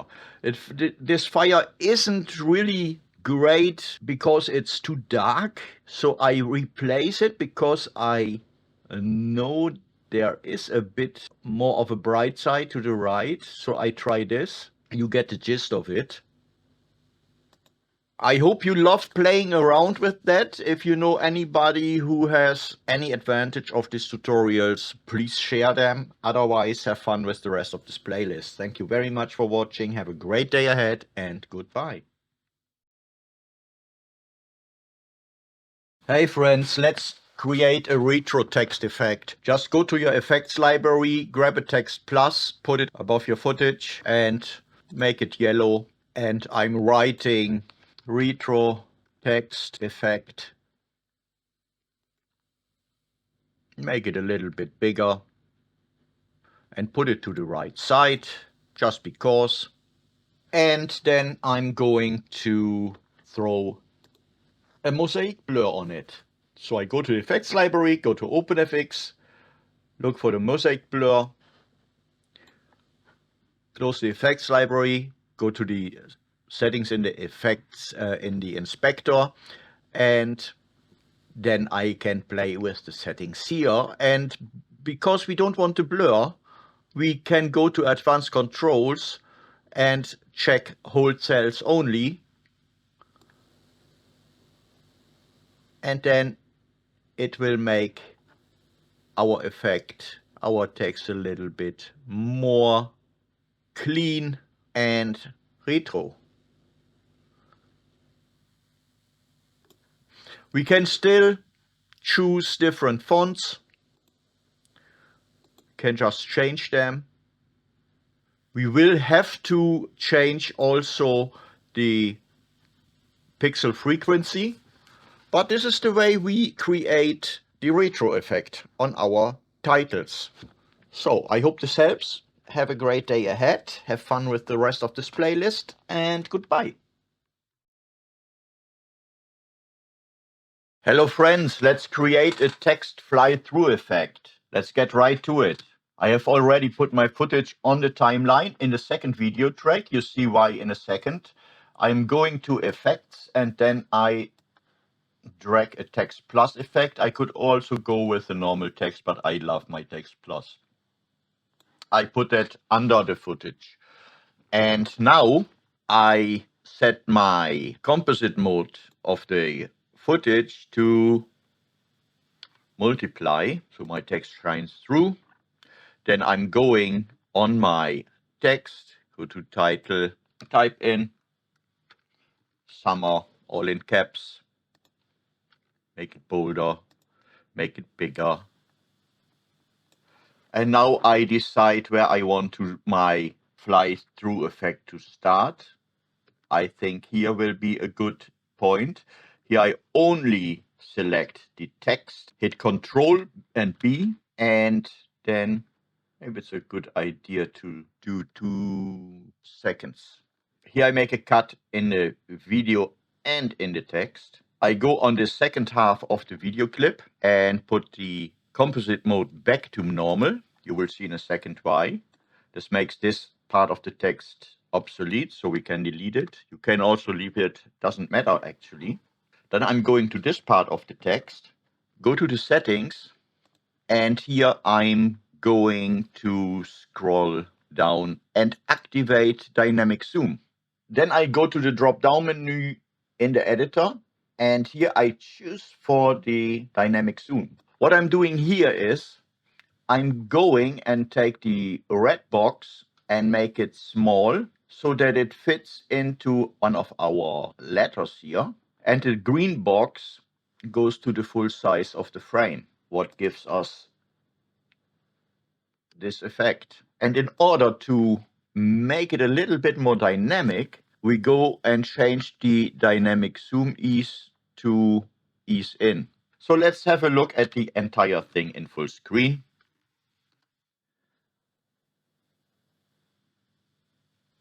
I hope you have fun with this. Thanks for watching. Have a great day ahead and have fun with the rest of the playlist. Thanks for watching and goodbye. Hello friends, let's say you've started a new project but you want to use the settings from another project. Just hit on the little house here in the lower right corner, then go to the project where you want to get the settings from, right click on it and then choose load project settings to current project, say override, close, and then you will see that in the project settings you have now the project settings that you imported from the other project. So have fun with it. Thanks for watching. Have a great day. If you want to save some space on your screen, then you can go here above to all these icons and text, right click and say show icons only, then you will only see the icons. Same for the inspector, right click, show all icons only. You can also choose for show text only. I like them both. And the same here in the lower part of the screen where you have media cut, edit, fusion, color, fairlight, deliver. Just say show icons only and there you go. If you want to go further with this, you can also click on workspace and then decide what of the pages you show and what not. If you want to get rid of the media page, for example, or the cut page, just uncheck it here and it will no longer show up in the lower part of the screen. If you want to have it back, just check it again and there you go. If you want to get rid of the window environment, you can also go to workspace and click on full screen and everything what you see is DaVinci Resolve. How cool is that? Have a great day fellows and have fun with the rest of the playlist. If you want to move your media pool to another monitor, or if you're just tired of opening it all of the time just to close it again, here is an easy solution. Open it and here in the sidebar, get any bin that you want. I just have the master bin here. And then right click on it and choose open as a new window. Then you can close the media pool here and you have the media pool in a separate window that you then can place on a different monitor or just alt tab to switch back and forth between the media pool and your DaVinci Resolve environment. So you don't have to open it all of the time. I hope this helps. Have fun with the rest of the playlist and goodbye. An easy way to move clips around on the timeline without disturbing anything is to select your clip, then hold Ctrl Shift, and then you see that you can move your clip over the timeline without moving other clips to other positions. So I undo this for a moment. If you hold Ctrl and Shift and then you use the dot and the comma, then you can switch clips around just like you want. So I hope this helps. Have fun with the rest of this playlist and have a great day. Goodbye. Let's have a quick look how we can ease the zoom with the keyframes. First we mark here our keyframe and then we move the playhead a little bit further ahead and here we increase our zoom. If we go back, we see now that we have a very linear zoom and we can switch between the keyframes that we set.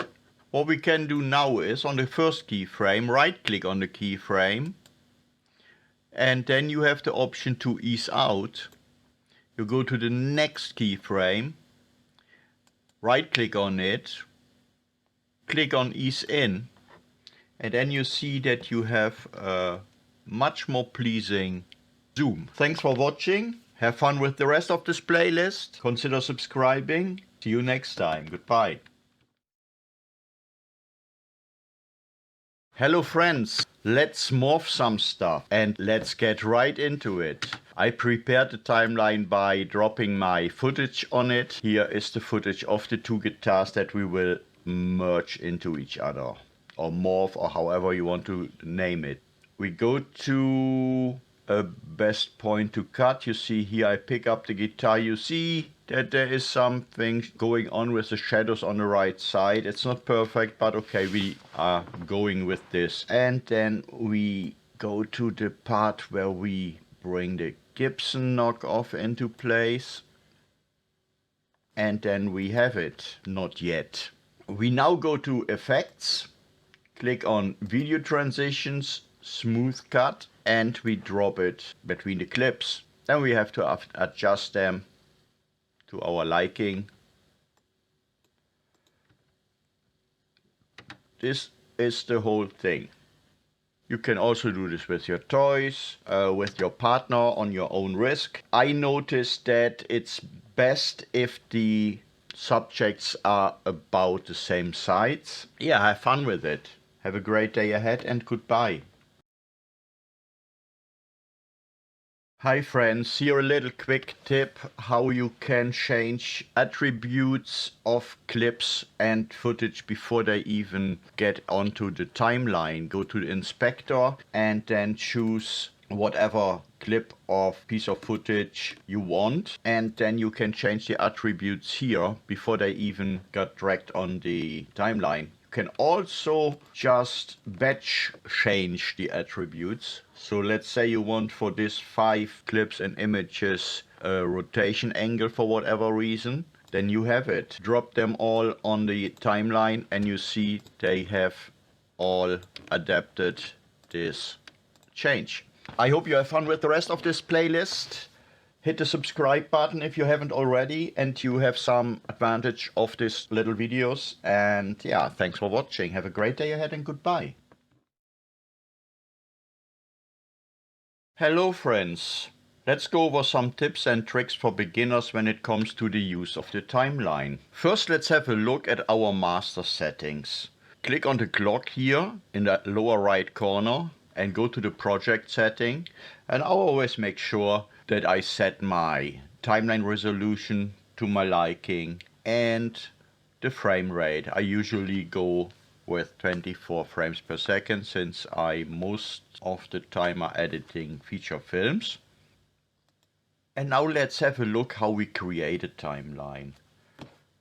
I open the media pool and then I just hit Ctrl and N to create a new timeline. It's of course better to give your timeline an appropriate name, especially if you work with bigger projects. Then it's always good when you know what timeline has what purpose, has what content in it. So, but for now I'm just going with timeline 3. And you see it automatically switches to timeline 3. And there is of course no content in it at that moment. You see here that you can, in this drop down menu above the player, switch between the different timelines.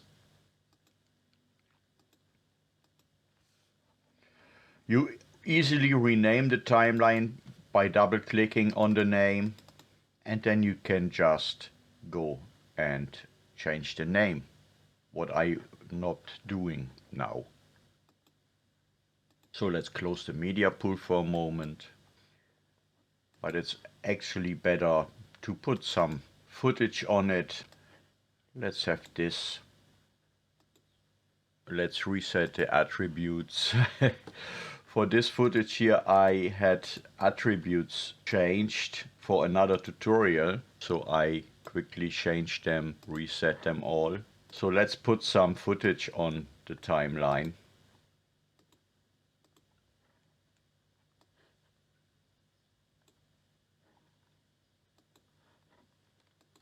You have here that slider where you can stretch out your footage over the timeline, or better said, where you can stretch the timeline, zoom in and out. What I usually do is I hold the Alt key pressed and then go with the mouse wheel to have this same effect as the slider. It's just you get used to certain shortcuts and certain handlings while you are learning and while you are using DaVinci Resolve. You can also click here on this icon and then you zoom into the timeline to the full extent. Then you have the detailed zoom. Yeah, that's pretty much it. And I like my custom zoom a lot. When it comes to the track names, of course in this case you just have one video track, one audio track. But if you have a track for B-roll and a track for some effects or an adjustment clip on top of it all, then you probably want to rename your clips accordingly. The same is true for the audio. And you will also see that the video tracks work like layers. So let's put an effect on it, just something like a title here. Then you will see that the title is on top of the clip. You wouldn't do that this way, where the title is below the clip. There are other occasions where you would do that, and I have tutorials on that, but then it has a special purpose. Just so you know, let's delete that. Let's take an image, for example, and here with the handles you can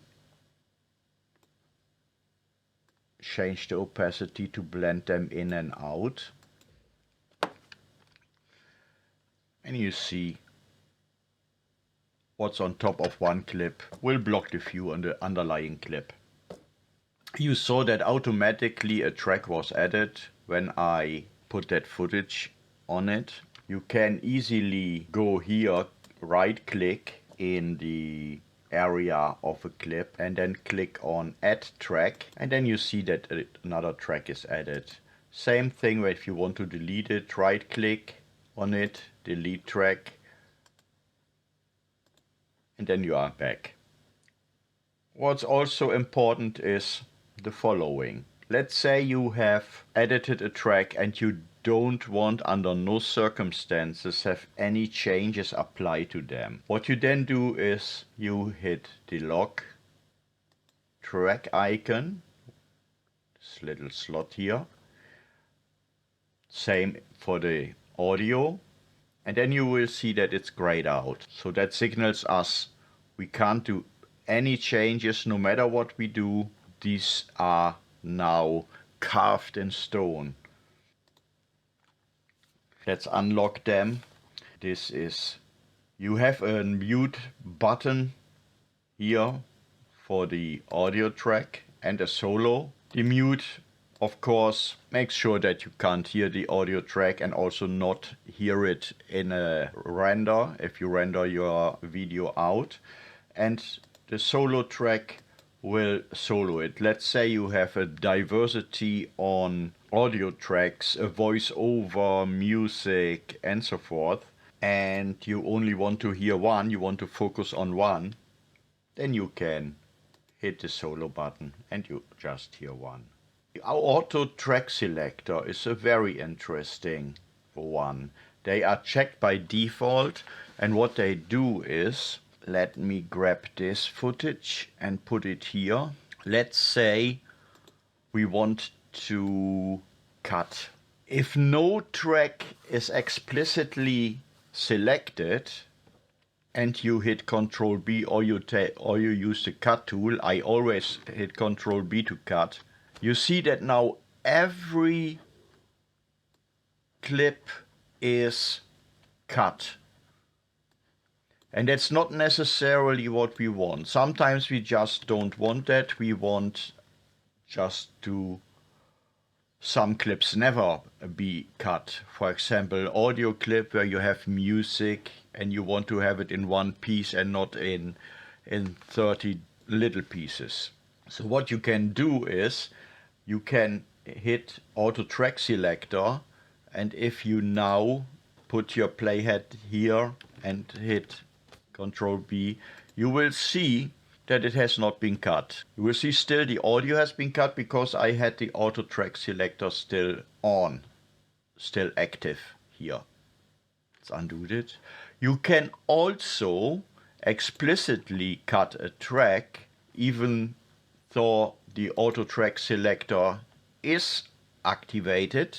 If you explicitly choose a clip so that it has this orange outline and you then cut it, the other clips will not be cut. So it's entirely up to you how you are going to work with that. Another nice thing here is if you don't want to hear the audio track of a clip, or if you have a discussion with somebody who is reviewing stuff with you, you can then dim the audio. The volume goes down by 70% so that you still can hear the people you are talking with and a little bit of the clip's sound in the background. And then when you click on it again, it will return to the normal volume. It's a very convenient thing. You already saw how we can switch between timelines just above the player. If you have just one timeline, of course, then you will not have a drop-down menu. And that's pretty much it for now. That's all a beginner needs to know to get around in the timeline. Of course, there are lots of other tutorials in this playlist and I hope you enjoy them. Thank you very much for watching. Have a great day ahead and goodbye.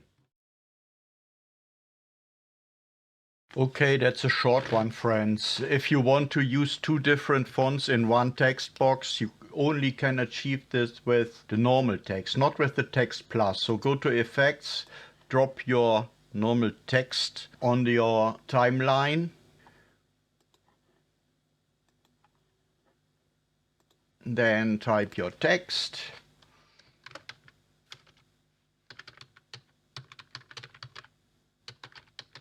Fonts in one text box and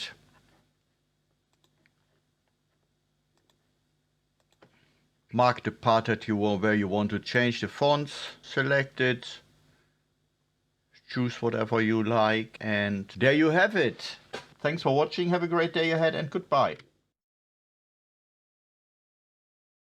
Okay, friends, let's have a little bit of fun with a matrix effect. Let's get right into it. Let's deselect that and start fresh from the start. We go to the effects library and in the effects panel we go and fish for the fusion composition.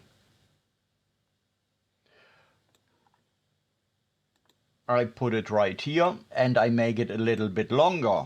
Once the fusion composition is on our timeline, we're going to right click and hit Open in Fusion.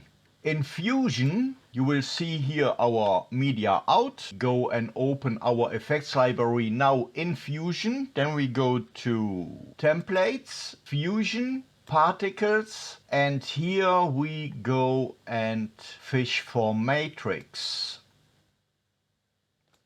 Connect the matrix to our media out, and here you see it's already playing when we hit the play button. With the matrix selected, we go to the inspector, and here we can play with the density and with the depth. What means that it makes it more 3D. It gives it a better 3D feel. So some things are further away, some lines of code are closer. I like it best this way. Don't go over the top. At any time you can change that. So we go back to the edit page. And in the edit page, I go to my media pool and I put a fresh image underneath it. Then I'm going back to Fusion. Right click our fusion composition, go back to the fusion page. Here I'm still in the effects library. I close the templates and go to tools. Click on blur. Make a bit more room between those two. Here I go to glow and drag it on that line until this line gets blue and yellow. That means that if I drop it now, it will automatically connect the two. And now you can see that we have a little bit of a blur in it, what makes it more interesting. Back to our edit page. We now see that it looks way cooler.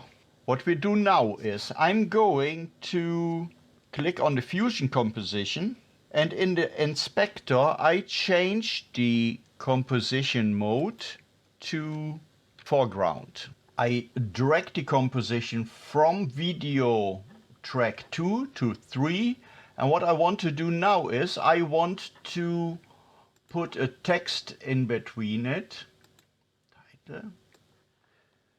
Take a text plus, close the effects library, go for a very obvious text and make it a little bit bigger. And in the setting of that text, I'm going to the composite mode and choose alpha. When we now start here from the beginning, it builds up and it has a very nice effect.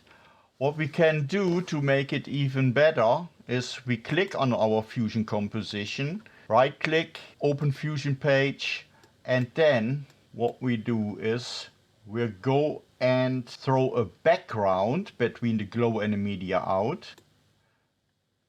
That will merge it together.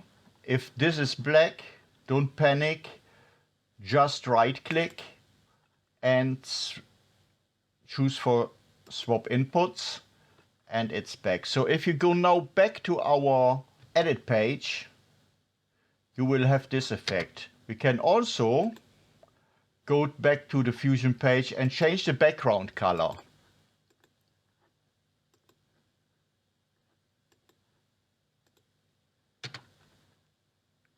Okay, let's reverse that.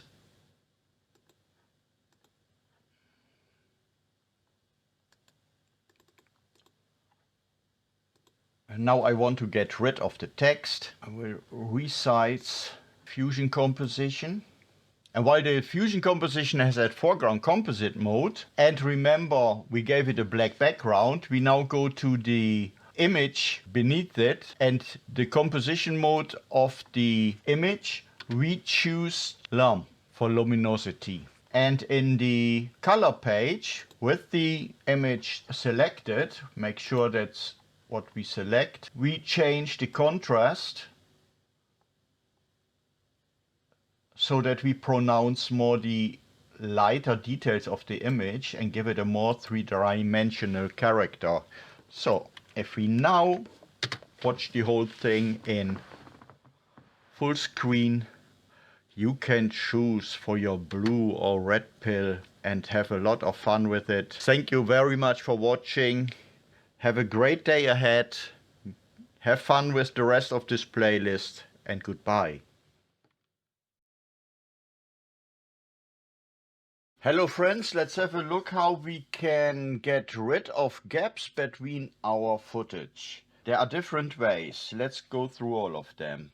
The first one is just clicking on one of the gaps and hit the delete button. The delete button on your keyboard is actually ripple delete. If you just want to delete but want that everything stays in place, you have to hit the backspace button. So let's undo this and let's go to the next way of deleting gaps. We can go to the edit menu and then here just say delete gaps, and tada, all the gaps are gone.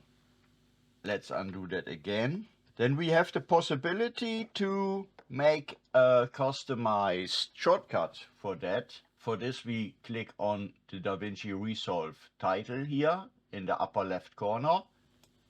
Then go to keyboard customization, and in the commands we click on edit, and then we find here in the right column delete gaps, and now we have to come up with a shortcut. I first have to activate that by clicking on it, and then we could say Control Shift and 1 or End and save that. Close. Let's see if it works. So we hold in Control Shift and End, and from now on this is what happens when you do that keystroke. I hope it helps getting rid of unwanted gaps and unpleasant surprises once you rendered out your project. And have fun with the rest of this playlist. And thanks for watching. Goodbye. Hi friends, this will be a fun one. We create a beat pump effect or techno beat pump effect, however you want to call it. So let's get right into it. I put my footage here on the timeline and I put some music on it. I know where the beats are. You can see them also here in the waveform. I want to start here because I will be too slow for that one. And I want to go and hit the M button in order to go with the flow and mark every beat. I hope I will get it right. So let's have a look. Let's have a try. Wish me luck.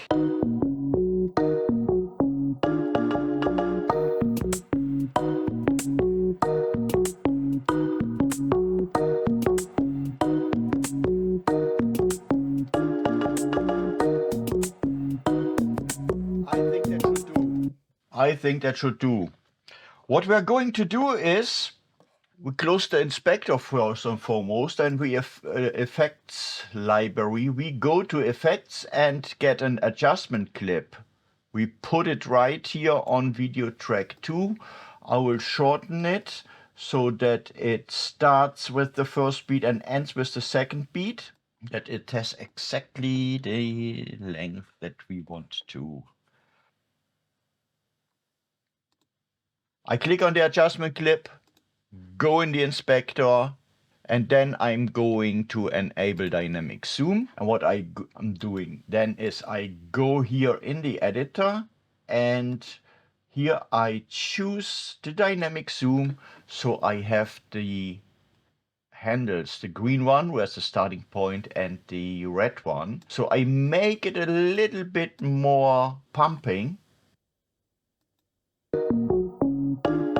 This is what I'm going for. I can disable that. In the inspector, I go to File, and then I rename our adjustment clip to Beat Zoom 1. And what I'm going to do then is I open the media pool, and here in the media pool, I click on these 3 dots. In this menu, I go and say Show Power Bins. And here I have my power bins. Now I drag our Beat Zoom 1 into that power bin. And what I achieved now is that I will have that Beat Zoom 1 in whatever project I'm working. So I close that. And now I'm going to Alt drag, so I hit the Alt button on the keyboard and make a copy of this. And then I disable the snapping for a moment so I can get a little bit more nuanced.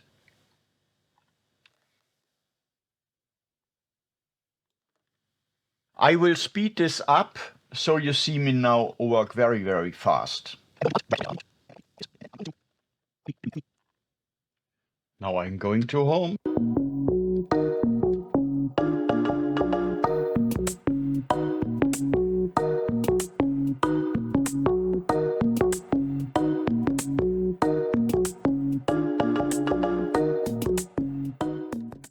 So this was already a lot of fun. What we can do in order to make it even more interesting, we go to effects and then we go to add additional effects to it.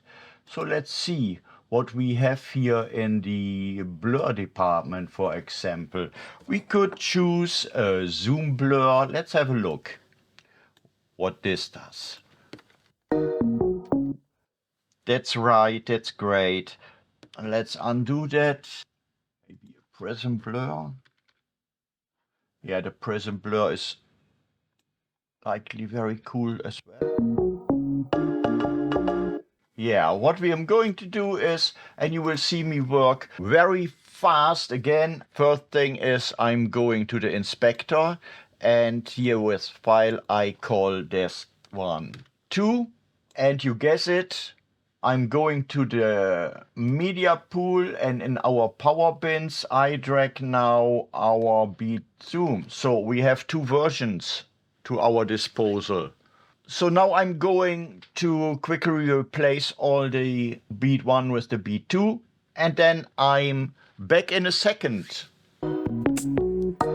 Yes.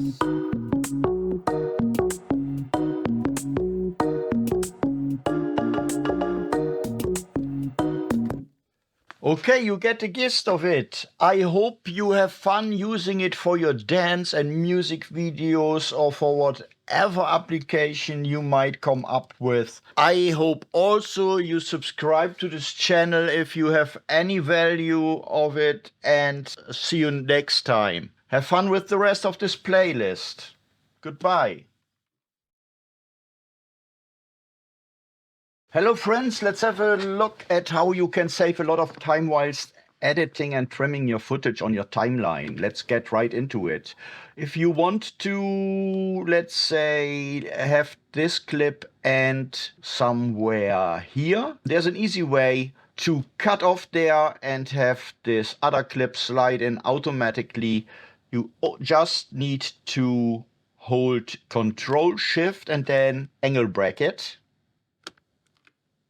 and this will result in a ripple delete at exactly the spot that you want. Let's say you want to have this clip start here. Make sure that it's selected, Control Shift, angle bracket, and here you go. I hope the Sebs have a great day, and goodbye. Hello friends, let's have a look how we can separate audio and video in DaVinci Resolve. So let's first start here in the media pool, where we can go already here in our folders, and when we click here on that selected video and right click on it, can say extract audio, it will make automatically a WAV file. And the fantastic thing is that it also made a physical audio file of it. Isn't that great? We go to the edit page, but let me first go here and let's add this one in the media pool. And then we go here. Let's close the inspector for a moment. When we double click on it, we can go and drag it in its entirety. You have the clip with the audio. Let's undo that for a moment. You also can hover over the video and then decide if you only want a video or only the audio. Let's undo that again. You can also go to the media pool and drag it directly to the timeline. And if you hold Shift while doing so, it will only drag the audio to the timeline. Control Z to undo that.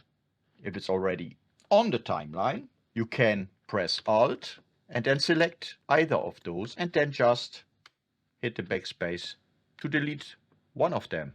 Very easy. I hope this helps. Have fun with the rest of the playlist, and goodbye. Hello friends, let's create this beautiful slideshow and let's go and get right into it. Make sure that you have a nice even background.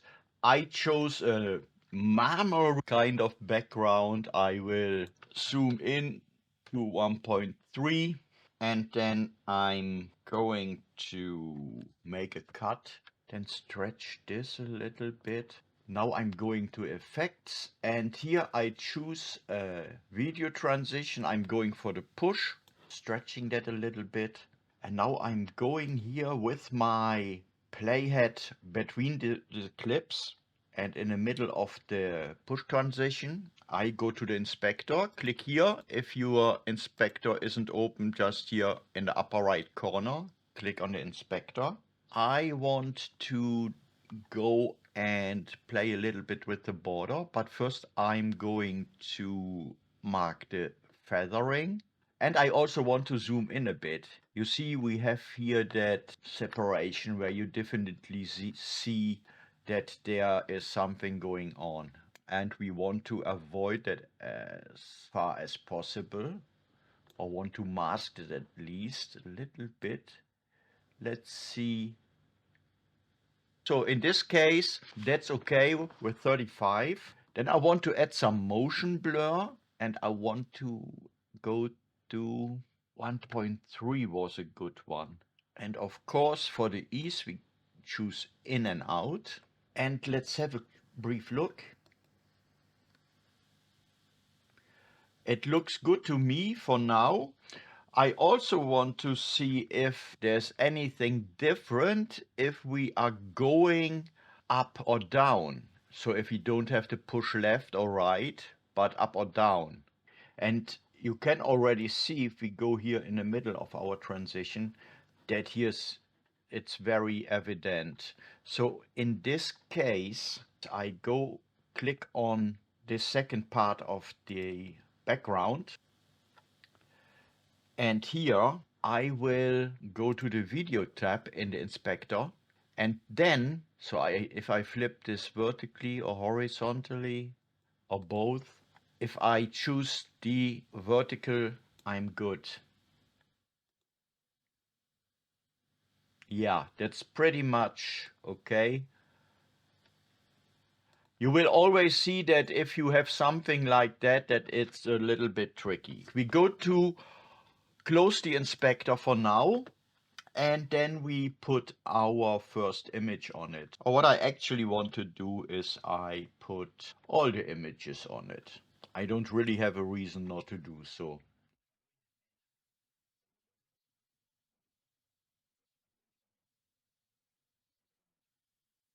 I'll drag the background. I'm going for 4 girls here.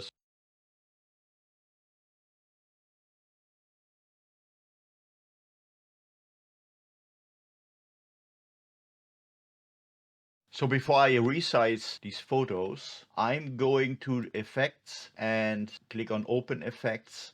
Here I'm searching for the drop shadow. And I drop a drop shadow on every single one of these photos, so I don't have to do that back and forth and waste time with that. So what I'm going to do is here, the first photo, I'm going to zoom it out, and then I give it a little rotation angle.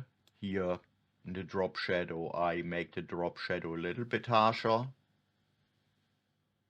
I like the angle as it is actually, put it a little bit further away. And then the next one, zoom it out, give it a little bit of an angle in a different direction, and go to that drop shadow, also make it a little bit harsher, put the angle here and a little bit further away. I give this one a smaller size and put it to the left a little more, adjust the drop shadow a bit. Last one.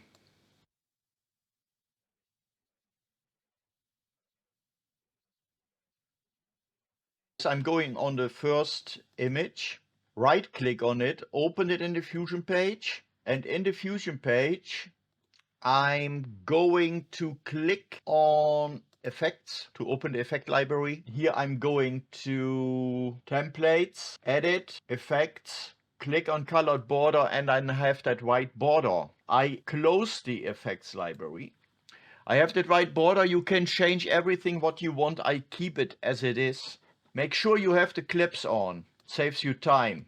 Then I click on the second image, control and click on the third and the fourth image, and then I hover over the first image where I already added the border, and then I click on the mouse wheel of my mouse and say, okay, overwrite And then you see that we have this white border on every photo on our timeline. So we can leave Fusion, have a look.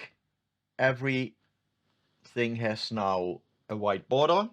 I click on our push transition here, hold Alt and drag the transition to the photograph. And what we see now is that it goes up.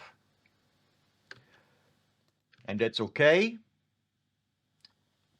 Next thing is we're going to our next transition point, and we all drag the transition from our first transition point to this one. Here we want to go and push right, and I all drag this one also up. And now I'm going to go further. I alt click this transition, drag it to the next transition point here. I want to go the transition down, and then I click on it again, alt click and drag on the photo. What leaves us with the following: upwards, down, right, and down. What we can do to make this a little bit more three-dimensional, or give it a little bit of a fake parallax effect, is if we shorten the transition on the photos. It gives a little bit of a parallax effect, as you will see. So now play it, and you see that there comes that movement, and then to a halt. It gives a little bit more dynamic to the whole thing. So what we want to do now, you remember that I left on this one a little bit space. I want to put some text here and also have that text moving. So I'm going to Effects, go to Titles, and then I throw a Text Plus effect on it. I won't do any fancy stuff to the text itself. Only thing what I want to do is give it a color. I just give it a black color. Thanks for watching. And then I'm going to line it out. And the thing here is I want to have it move in the same way as the rest moves. I want to drag the push transitions upwards. The push transition, of course, needs something to push on. You can't transit into nothing. So what you have to do is we go first and alt click the text to the right, and we alt click the text to the left to make copies, and then we hit D to deactivate them. And now we have something to push on. So we can now click on our transition, hold Alt, drag it, do the same here, make a copy, and now you will see that the text moves with it. And now let's have a look how this looks in full screen.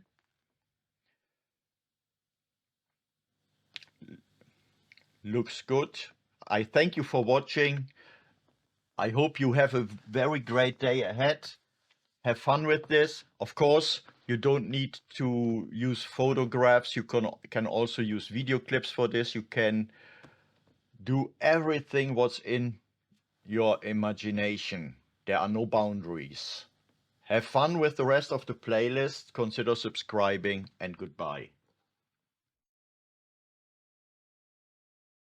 Hi friends, I want to have a look at the stabilization in DaVinci Resolve. I have here some footage of a walk video, what I do on a daily basis. So let's have a look here in the inspector, and then let's go to the stabilization.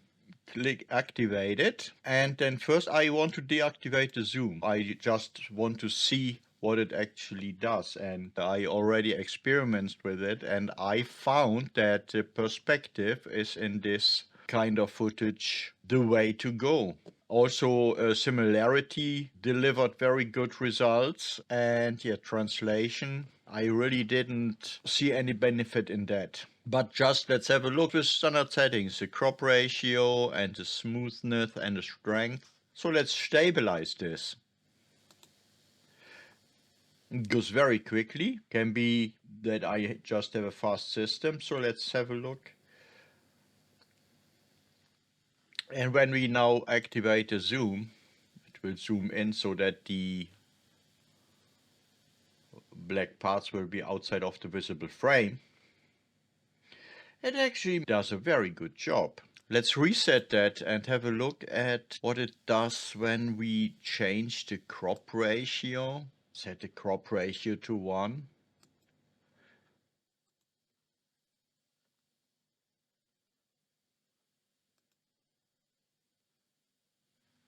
It actually doesn't do anything, because the less crop ratio you have, the less room it has to correct the shake. So if I go all the way to the left and then stabilize again,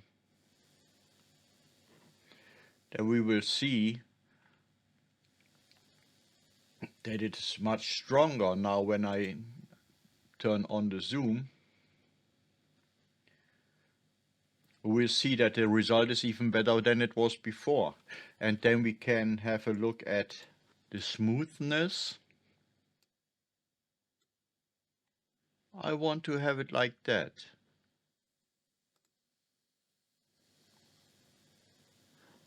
And now I want to see if there's a difference. Let's go to an extreme. Reset everything. Go with the smoothness all the way to the right, to the full 1. And now have it stabilize again. We see that it zooms in a lot more. And there is not much smoothness. So the higher the number, the less of the value we have. We turn off the zoom. We see that there is not much smoothness. So I just go with the standard settings. I know that if you choose camera lock, you should only do that if you have minimum shake in your footage. For example, if you have set your camera on a tripod and there is some shake for whatever reasons, then you should use camera lock. But for what I see here with this footage, the best way to go is just with the standard settings that it comes with, and then in this case choose perspective. I actually am quite surprised about the quality, because I jerk the camera around a lot when I do this walk. I really didn't thought that stabilization would save anything, but it does. Maybe this helps you in any way. Thanks for watching and have a great day ahead. Goodbye. Hello friends, let's add a cash counter to your Instagram lifestyle. Go to Effects. In the Effect panel, grab a Fusion composition. Close the Effects library. Right click, open in Fusion page, and then hit Control Spacebar and search for a Text Plus. Connect the Text Plus to your media out, and with your Text Plus selected, you go here above in the inspector, right click, choose Edit Controls, and in Edit Controls we give the whole thing a name. We call it Cache Counter. We click here to make sure that the right ID is selected. The type is number, and here in the page window we choose text. Make sure that animatable is checked, that integer is checked, and then give it a range from 0 to whatever, 1 million. Very important, make sure that the input control is a slider control. Once that is done, hit OK. And now you will see that here below you have that cache counter slider. It's going up to 1 million. Nothing happens. So we go in the text field, right click, and here we choose expression. In the expression, we type text 1, because that's the name of our text node, dot cache counter. Oops. And hit enter. And now you see that your cache counter is there and you can do with it whatever you want. What I want to do is I want to start at frame 0, hit the keyframe, then go forward to, let's say, frame 60, and then I want to have it here on 1 million. So let's have a look. It works, but we want to have a $sign or a euro sign in front of it. So let's go to our expression and then we type this in front of it. I'm in Europe, so I use euro space and dot dot. Have a good look at it. This is what you will type.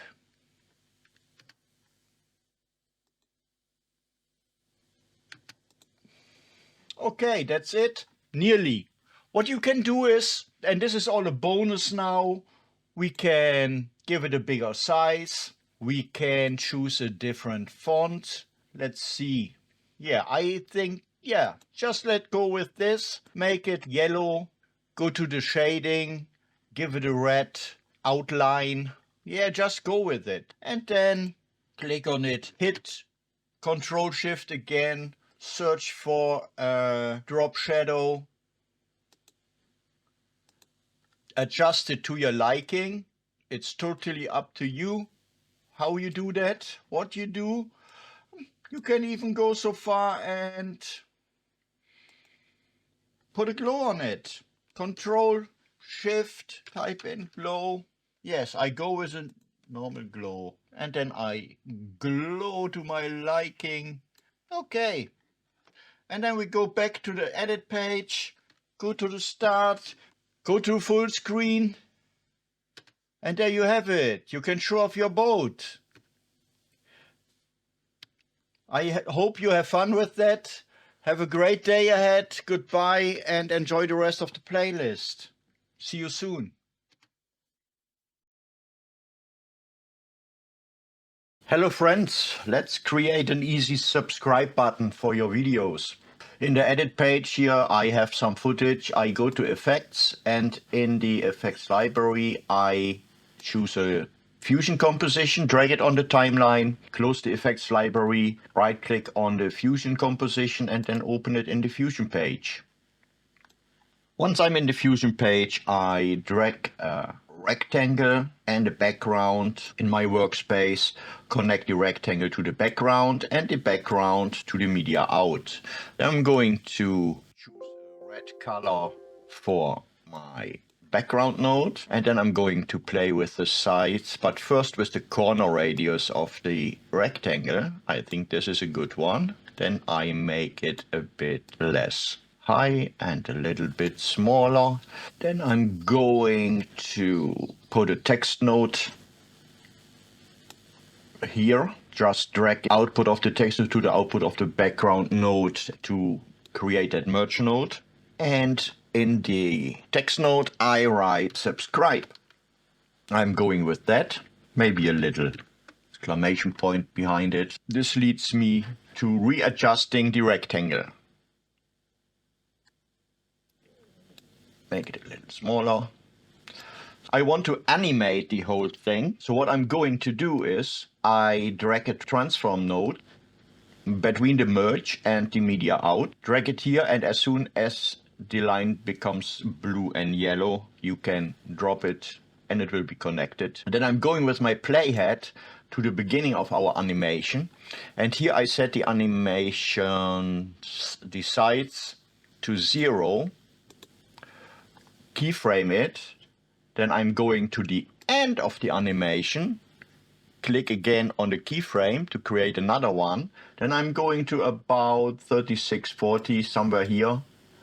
And here I'm going to put a 1 in the size, so that it has its original size. You see that the keyframe is automatically created.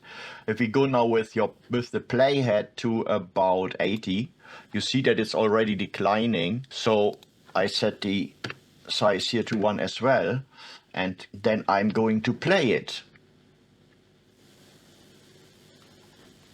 I want to have the shift in size a little bit smoother, so I click on the transform node, then I open the spline tool, make sure that I click here on transform, and here you can make sure that with the zoom to fit that you have all the keyframes.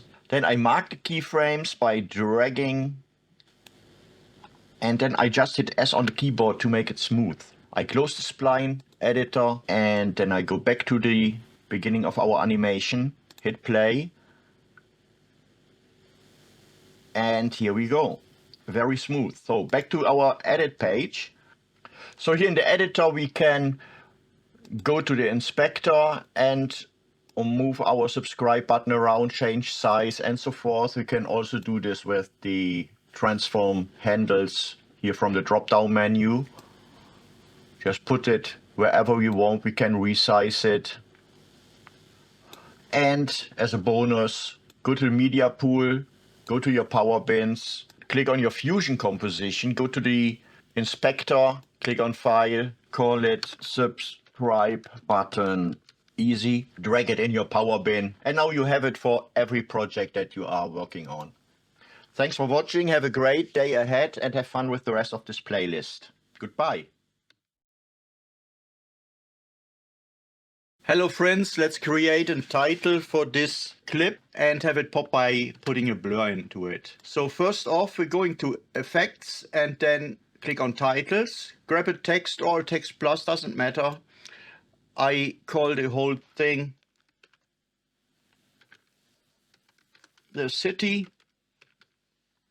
I'm closing the effects library for now to have some more room. Make the title a little bigger. There it is. So I want to have it a little bit fading in smoothly for 20 frames and fade out for 20 frames.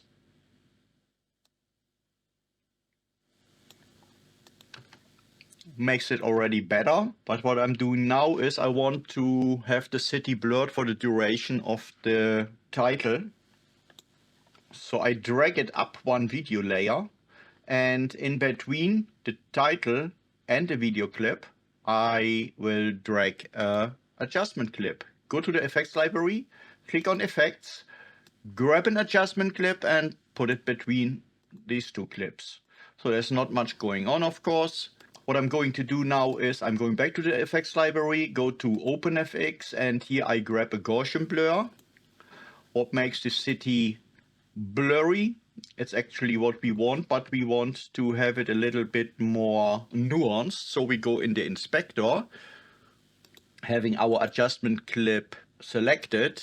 Here we go to the effects, OpenFX, and here we put a keyframe. We activate the keyframes, so they go both together. If you uncheck this, you can separate the horizontal and vertical strengths. I don't do that because I want to have them both affected at once. So at the beginning of the title, I want to have it at 0. Then I'm going with the playhead to where the title is fully faded in. And then I'm going to blur the city to my liking. I think in this case, yeah, 380 is a very nice place to be. You see that the keyframes are automatically set. So what I'm going to do now, I place the playhead to where the fade out of the text starts. And I click on the keyframes to mark them to create new keyframes. Then I'm going to the point where the text disappeared, and at that point I want to have the city again in focus. So I create a keyframe by dragging the strength sliders all the way to the left to 0. And that's already it. So now we have a nice title that pops. So thanks for watching. Have a great day. Have fun with the rest of this playlist, and goodbye.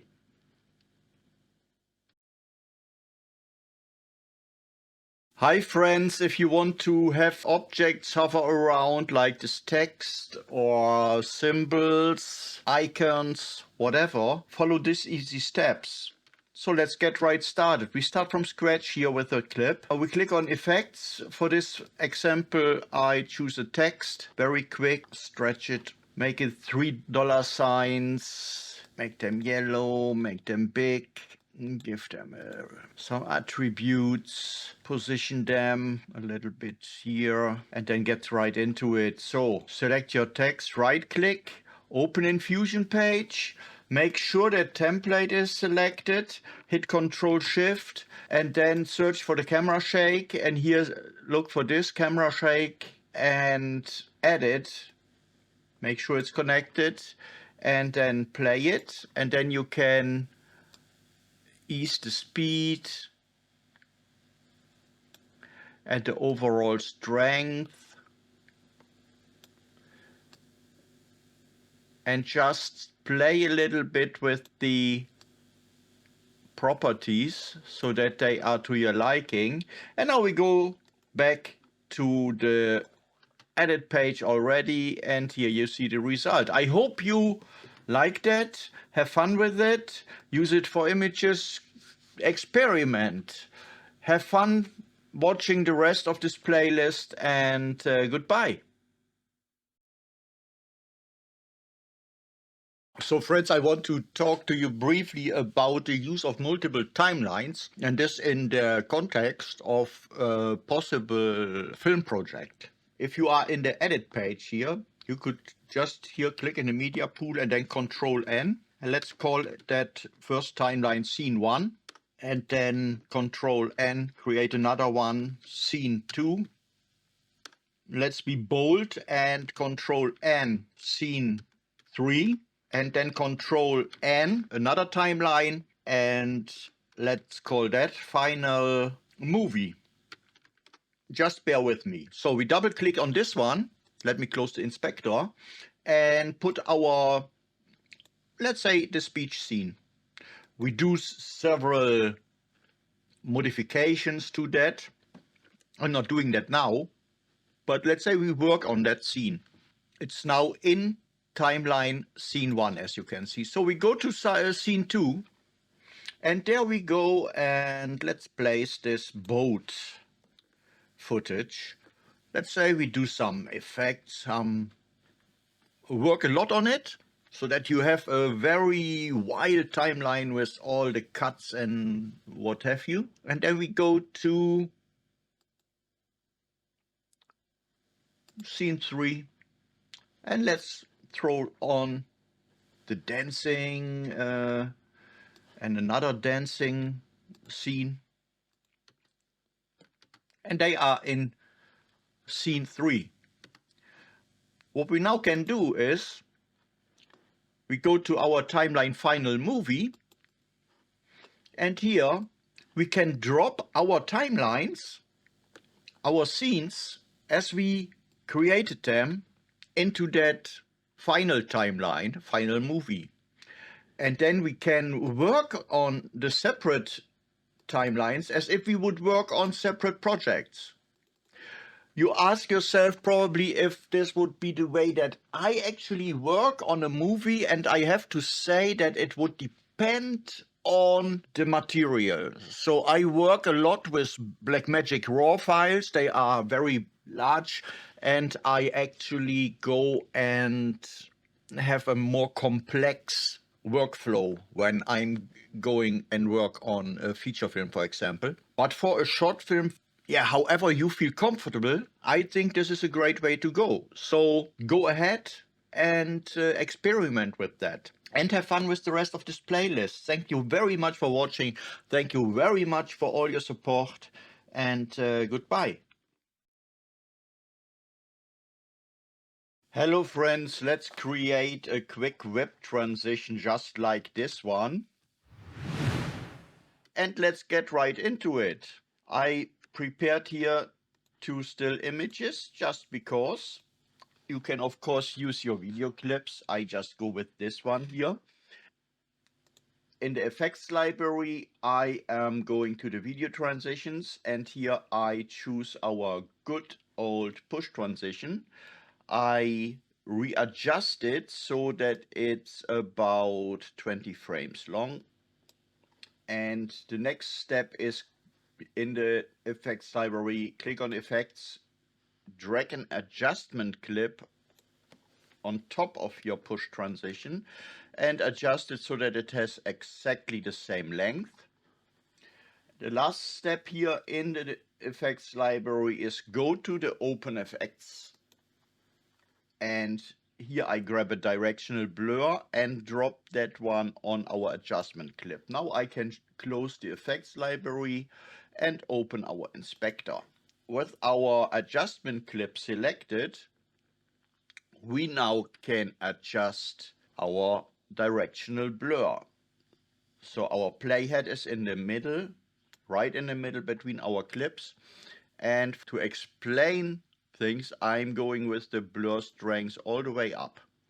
You see that it has a blur angle of 45 degrees. Depending on the direction that you choose for your push transition, it goes up, down, left or right. So in this case, what I want to do is it goes sideways. So I'm going to change my blur angle in the proper direction.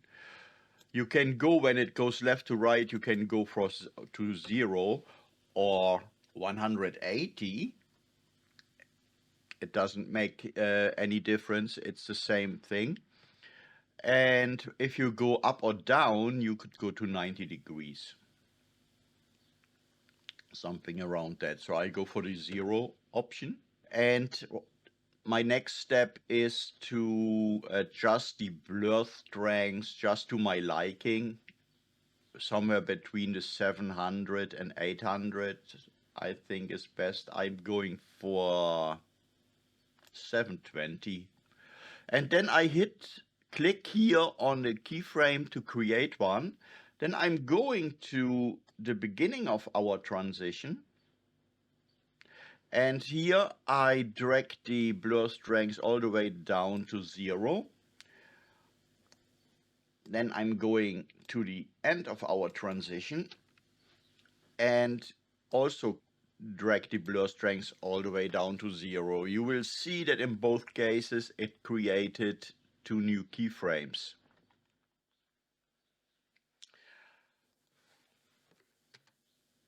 Now we have our transition. It gets much more dramatic if you go to freesound.org, and there you can get free whoosh sounds. I already have one. I just copy this one and place it under our new transition here.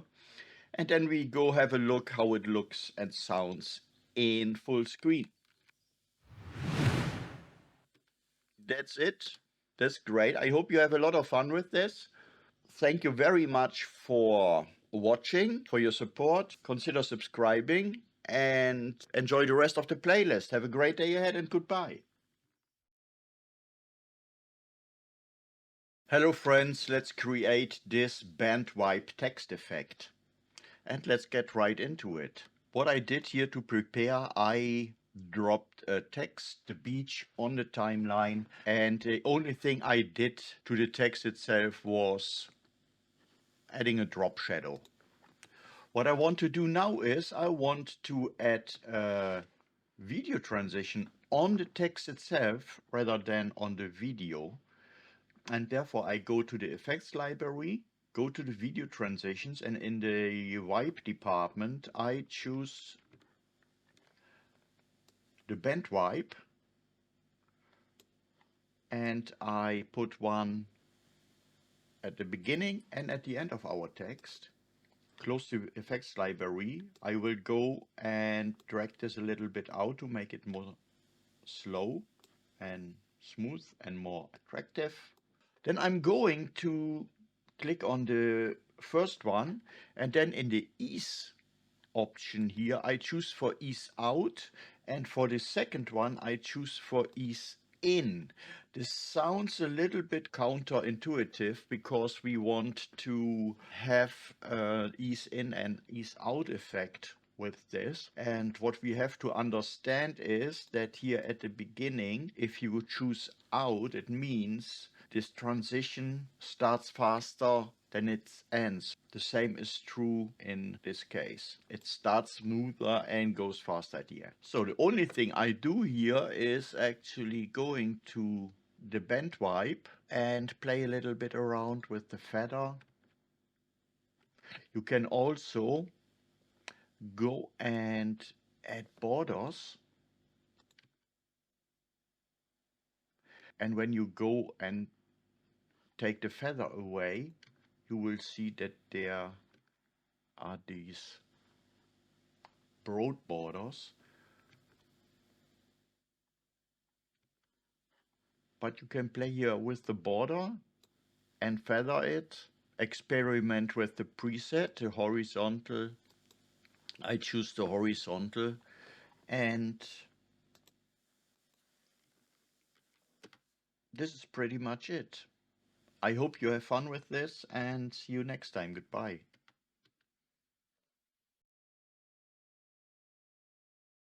Hello friends, let's create this clock wipe text effect. And let's get right into it. I put here a text with a drop shadow on the timeline, and the first thing we do is we go to the effects library and go for the clock wipe text effect. We drag it here on the begin of our text, close the effects library, we drag the clock wipe out. This is what we have for now. And we change the clockwise parameter so that it goes anti-clockwise.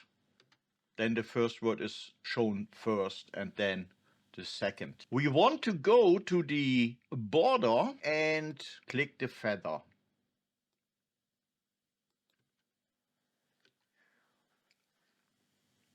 If we go here to see how the feather is affecting our text overall, we don't want it to show already part of the second word, so we have to adjust it a tiny bit, and this will make it smoother.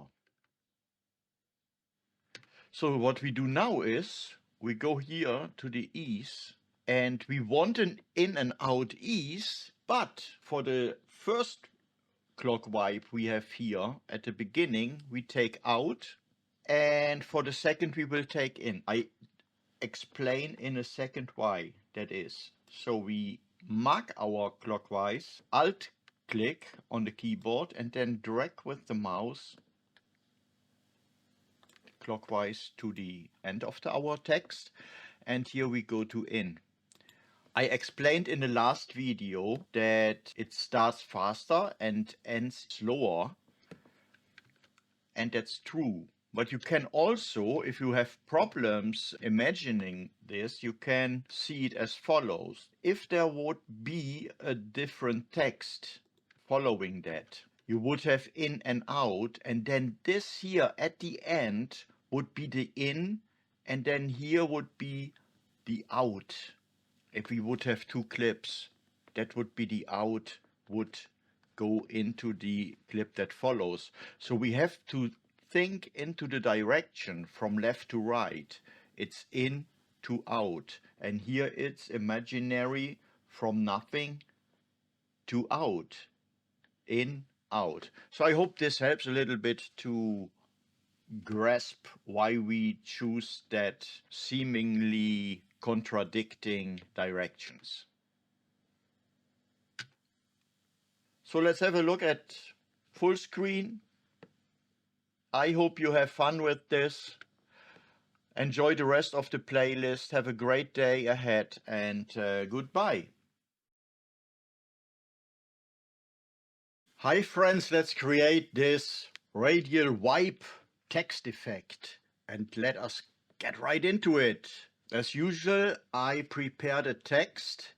I'm going to the effects library, and in the effects panel we go to the toolbox video transitions, and in the wipe department I'm going for the radial wipe. I drag it here to the beginning of our clip, better said to the beginning of our text. We drag it out a bit and let's see what it brings us. I think the shorter version was just good. What I think is that it would be better to have a little bit of a feather in it and turn on the border. So let's have a look what that looks like. You see that the border is very sensitive when it comes to the feather. Let's uncheck the feather and look what the border looks like. This is what it looks like unfeathered. This is not what I'm going for. I don't know if you are going for that. What I like is that it doesn't have the sharp edges like we see now. I like them more soft. So I go with the softness of the feather to 30, something around 30. I will ease out. I explained in the last two videos why we choose for ease out at the beginning and ease in at the end. I also had a video on easing. What I'm doing now is, when I'm happy with that, I click on the radial wipe, hold the Alt key on the keyboard pressed, and then I mouse drag the transition to the end of our text, where I then make an ease in. And then the entire thing looks this way. Let's have a look in full screen. Here you go. I hope you have fun with that and with the rest of this playlist. Yeah, have a great day ahead and goodbye.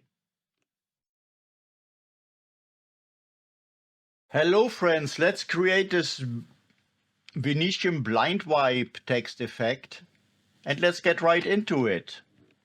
I place the animated image on my timeline and the text, as you can see. So now we go to effects, and in the effects library we go into the wipe department and choose for the Venetian blind wipe. We drag it and put it at the beginning of our text. Now we can close the effects library, put it a little bit further in the middle, and let's go a little bit further in.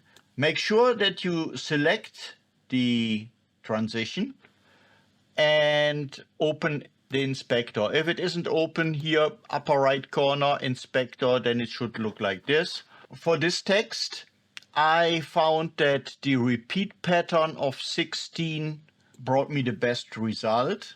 And you can change the angle to your liking. It can have a very nice effect. Personally, I keep it for this example at 0. And then I'm going with the border, hit the feather as I usually do. And then I play around. I zoom in a bit here to see better what we are doing. And then I play around by dragging very delicately so that it looks really shadowy where the parts of the letters touch each other, so that it really looks. So I'm going to set the ease on out. I explained earlier why we choose out at the beginning and in at the end. I hold Alt on my keyboard and then I mouse drag the transition to the end. Here I change the entire thing to in, and The best thing is when we look at it in full screen. Here you have it. So I hope you experiment around with this and have great results. I thank you very much for watching. Have fun with the rest of this playlist, and I hope to see you soon. Goodbye. Hello friends, let's create this center wipe text effect. And let's get right into it. I placed an animated image on my timeline, or better said, I placed an image on my timeline and animated it, and then I placed that text on it. To make that center wipe effect, we go to the effects library, click in the toolbox on the video transitions, and then in the wipe department here we go and drag our center wipe in the beginning of our text. We drag it a little bit, and what I noticed is that the feathering is actually very good if we drag it as far as possible. You could also go so far to drag it all the way up to give it a full Monty.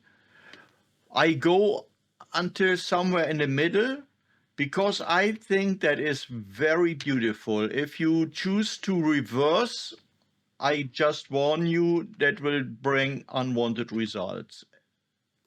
Just like if you don't use the feather. I keep the Alt key on the keyboard pressed and then drag with the mouse to the end of the title. For the first transition, I choose ease out, and for the second, ease in. I place a link to a video where I explain why. Let's have a look in full screen. I hope you have a ton of fun with that. Thanks for watching. Have a very great day and goodbye. Hello friends, let's create this edge wipe text effect and let's get right into it. So I placed this image and animated it, and I placed this text on my timeline. I threw a little drop shadow on the text. Let's get started here. So we go to the effects library, and in the video transitions we dive to our wipe department and get the edge wipe. Put it on the beginning of our text. I drag it out just a little, and then I go into the properties here in the inspector. If your inspector isn't open, just click here right on the top and make sure your transition is selected, and then you have your settings here. When it comes to the angle, you can choose just the straight one with a 0 or go diagonal and with the negative numbers. When you go to the left, you will have it from the other direction. I personally go for this to the normal 0 from top to bottom, or bottom to top. And I want to have, of course, a little feathering here. So I hit feather and I just give it a little bit of feathering. I drag it a little bit longer.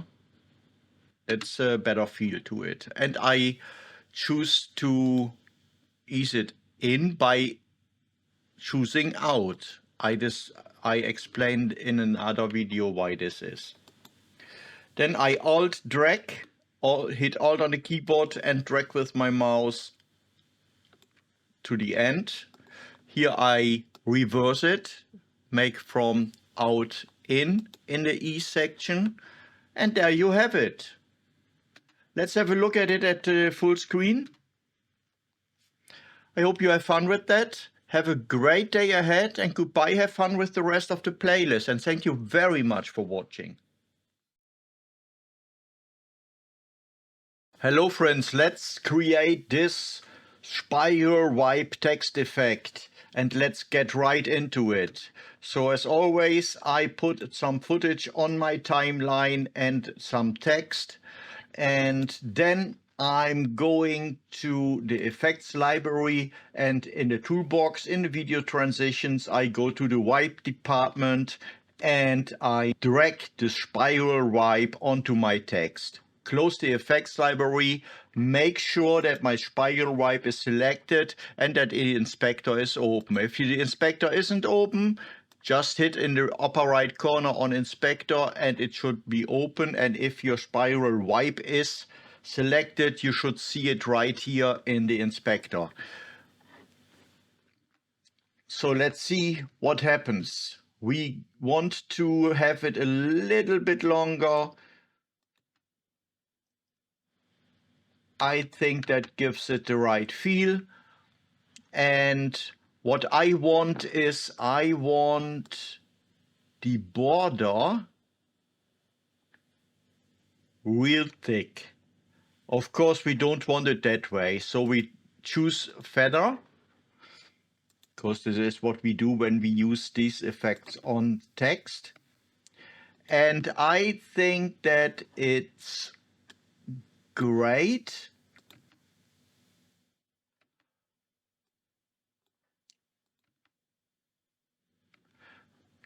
But I feel around 130 for me personal, it's the best.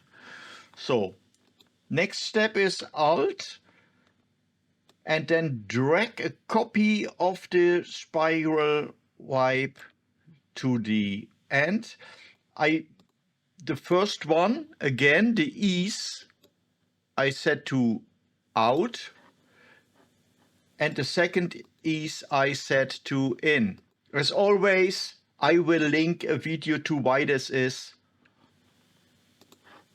somewhere here in the upper corner of this video. So let's have a look at it in full screen. Looks great. I hope you have a ton of fun with that. Let me know what you think in the comment section. Consider subscribing and have fun with the rest of this playlist. Thank you very much for watching. Hello friends, let's create this X-Wipe text effect. And as always, let's get right into it. I put some footage on my timeline and a text with a drop shadow. So the first thing what I'm do is I go to the beginning of my text. Then I'm going to the effects library, and in the effects library I go to the video transitions, and here I go to the wipe area department, as I always call it, and then I grab my X-Wipe and put it on the beginning of my text. I drag it a little bit longer, and then I want to have a look what it does. I think actually that the sharp edges are really nice in this case, but however, I want to make them a little bit softer by feathering them. And I don't go too crazy because I don't think, yeah, it works, but in this case, I just want to soften it a tiny bit. So I go with a tiny bit of feathering. Then I'm going to set the ease to out.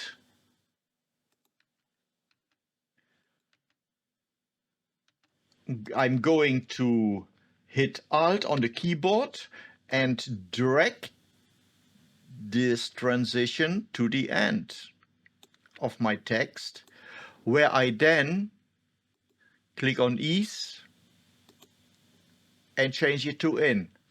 As always, I put a link to a video where I explain why this is. So and now let's have a look at the whole thing in full screen.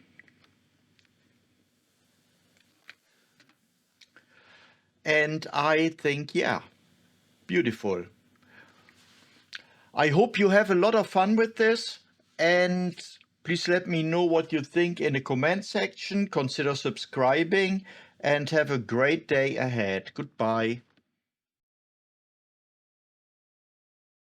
Hi friends, let's create this shutter burst effect and get right into it. Okay, make sure you have all clips or photos on your timeline. Then you select them all with Ctrl A. Then right click on one of them and then go to change clip duration. And here we change the duration to 4 frames. The last two numbers of any time code are always the frames, so we make 04 to make sure they have 4 frames.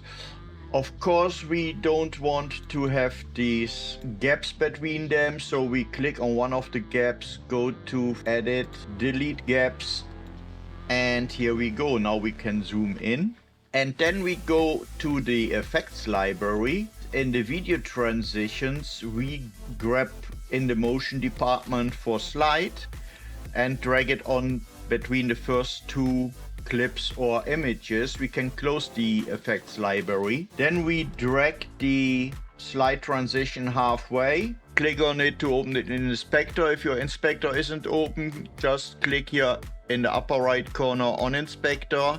And then what we do is we go and set the preset of the transition, make sure it's selected. We set it from top down and we crank up the motion blur entirely to the full extent. Have a brief look, and it goes very fast, of course. And what we do now is we alt drag a copy to all the other clips.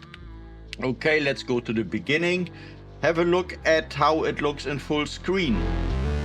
So this is it. I hope you have a lot of fun with creating those, and thank you very much for watching. Have fun with the rest of this playlist. Goodbye. Hello friends, let's have a look how we can use emojis in our text effects in DaVinci Resolve without downloading anything. Make sure you have your clip on your timeline and then go to Effects, Titles, Text. Don't use the Text Plus because it doesn't work, at least not on my machine. Click on Inspector, write a text.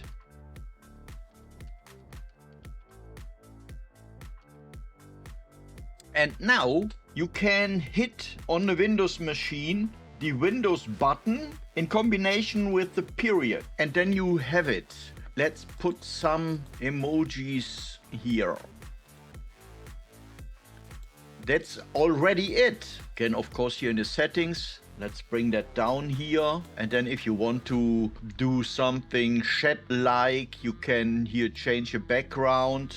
Let's fiddle around with the background color, take something like that, say okay. And now you can here, with the width and the height, just drag it up so that it appears, make it a little bit wider.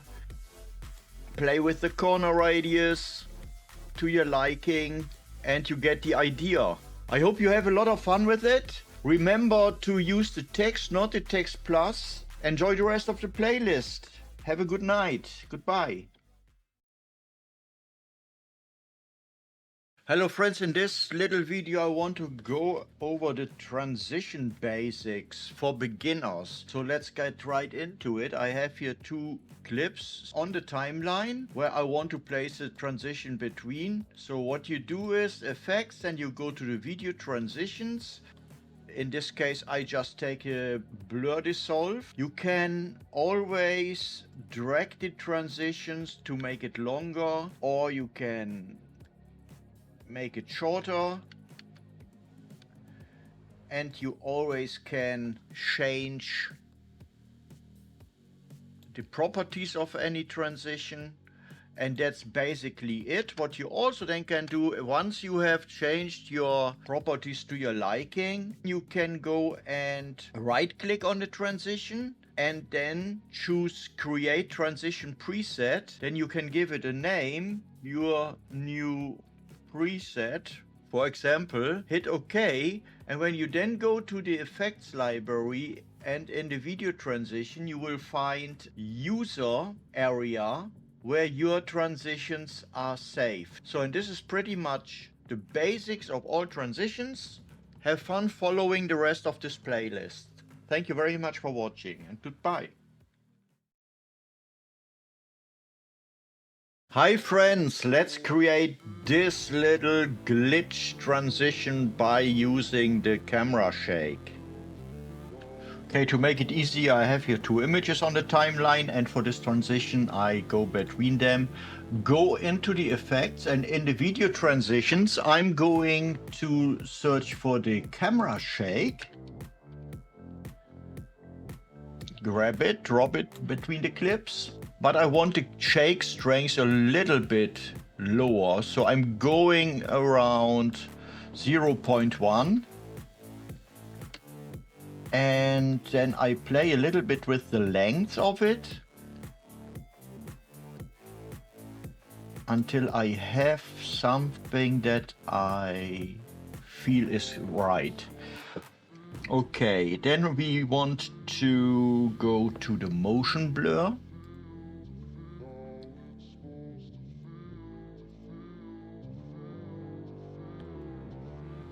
Don't think that motion blur does a lot here, but I do it anyway. I go up with the quality all the way. The shutter angle will not do anything, in my opinion. We can see here if it does anything. I don't believe so. So I keep it at what it is. And then I'm going with the contrast. So here at the peak, I'm going a little bit higher with the contrast. Yeah, I'm going a little tiny bit, just a tiny bit. Then I also pump up the brightness a bit, and I'm going with the saturation. I want to have it saturated just that bit more, and then I want to see how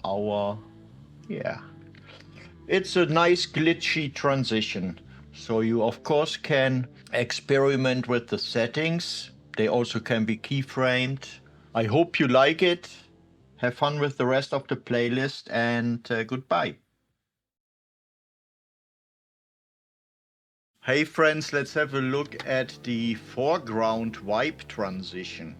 Yeah, this will be a short one. So I have two images dropped on my timeline. I go between them, click on effects, and in the effects library I go to video transitions, go to the fusion transitions and grab the foreground wipe, throw them on the clips, and I know already that it's quite a fast one, so I want to stretch it a bit because I think that it's one of these kind of transitions that you want to enjoy a little bit more, because otherwise you don't see what's actually happening, and there is not much what you can adjust here. So with the foreground wipe transition selected, go to inspector here in the upper right corner, and then you see that you can invert the wipe so that it goes from the right to the left instead from the left to the right. You can have the shadow width adjusted. It goes maximum to 0.05. You could double click into this and then adjust it even more, but it wouldn't make any more sense because at a certain point you are throwing a shadow over the entire image, and then it's the same as not using a shadow at all. Border width, self-explanatory, it explains itself. I think the default is just fine. Yeah, it's a pretty nice little transition. Let's have a look in full screen. So I hope you enjoyed that. Have fun with the rest of the playlist and see you next time. Thank you very much for watching. Goodbye. Hello friends, I want to bring a transition under your attention that you probably don't know that you have. I put two images on the timeline to demonstrate it, so just let us go to the effects library, to the video transitions, and in the fusion transitions we go to paint on. drag it in the middle of our clips or images. In this case, I drag it out a little bit because I already know that it's more enjoyable if you actually see that it's painting something. This is it. This is what it does. It goes from Bridget Fonda to the professor. But let's have a look in the inspector anyway. So with the paint on effect selected, let's go into the inspector and see shadow blend. I think that it's the only thing that makes somehow a little bit of sense. I earlier experimented a little bit with the motion blur. That's not worth your while. Settings, yeah, okay, you can give a command. I don't know what I should do there. What I would like to see, however, with this transition would be that you could choose different stroke types so that it get more artsy. But however, it's a nice cute effect. So let's have a look in full screen and enjoy. Yeah, I hope you enjoy the rest of the playlist. Thank you very much for watching and have a great day ahead. Goodbye. Hello friends, I want to bring some fusion transitions under your attention that you probably overlooked. Okay, let's get right into it. I'm here in the edit page. I put two images on the timeline. So I go to the effects library, and in the effects library, I go to video transitions, and in the video transitions, I'm going to the fusion transitions. Here I'm looking for the slide right effect. It's the same as the slide up, slide down, slide left, but I'm going for the slide right. They all have the same properties, just a different direction. So what I like about this is you will see that it moves one to the right and then comes in with the next one. The default settings are the curve is at easing, what's always a good thing, and you can play around with the in and out points. What I do is I go up with the quality of the motion blur all the way, and also with the shutter full Monty here, and then I'm going and have some fun with the in and out points. So I set both to expo. And what you then will see is that it speeds up towards the middle between the clips. And it is even better visible if you spread the entire thing a little bit. It just makes it that much more. You see it starts slow and then there comes this whoosh. You can, of course, add a whoosh sound between. Let's do that. Let's grab an air whoosh that I picked up on freesound.org, where you can download a lot of free stuff. And yes, have fun with the in and out point presets and experiment with it. I hope you have a lot of fun with this. Let's have a look in full screen as always. And I wish you a great day ahead. Thank you very much for watching. Goodbye. Hi friends, let's have another look at a fusion transition that you probably didn't know that you have.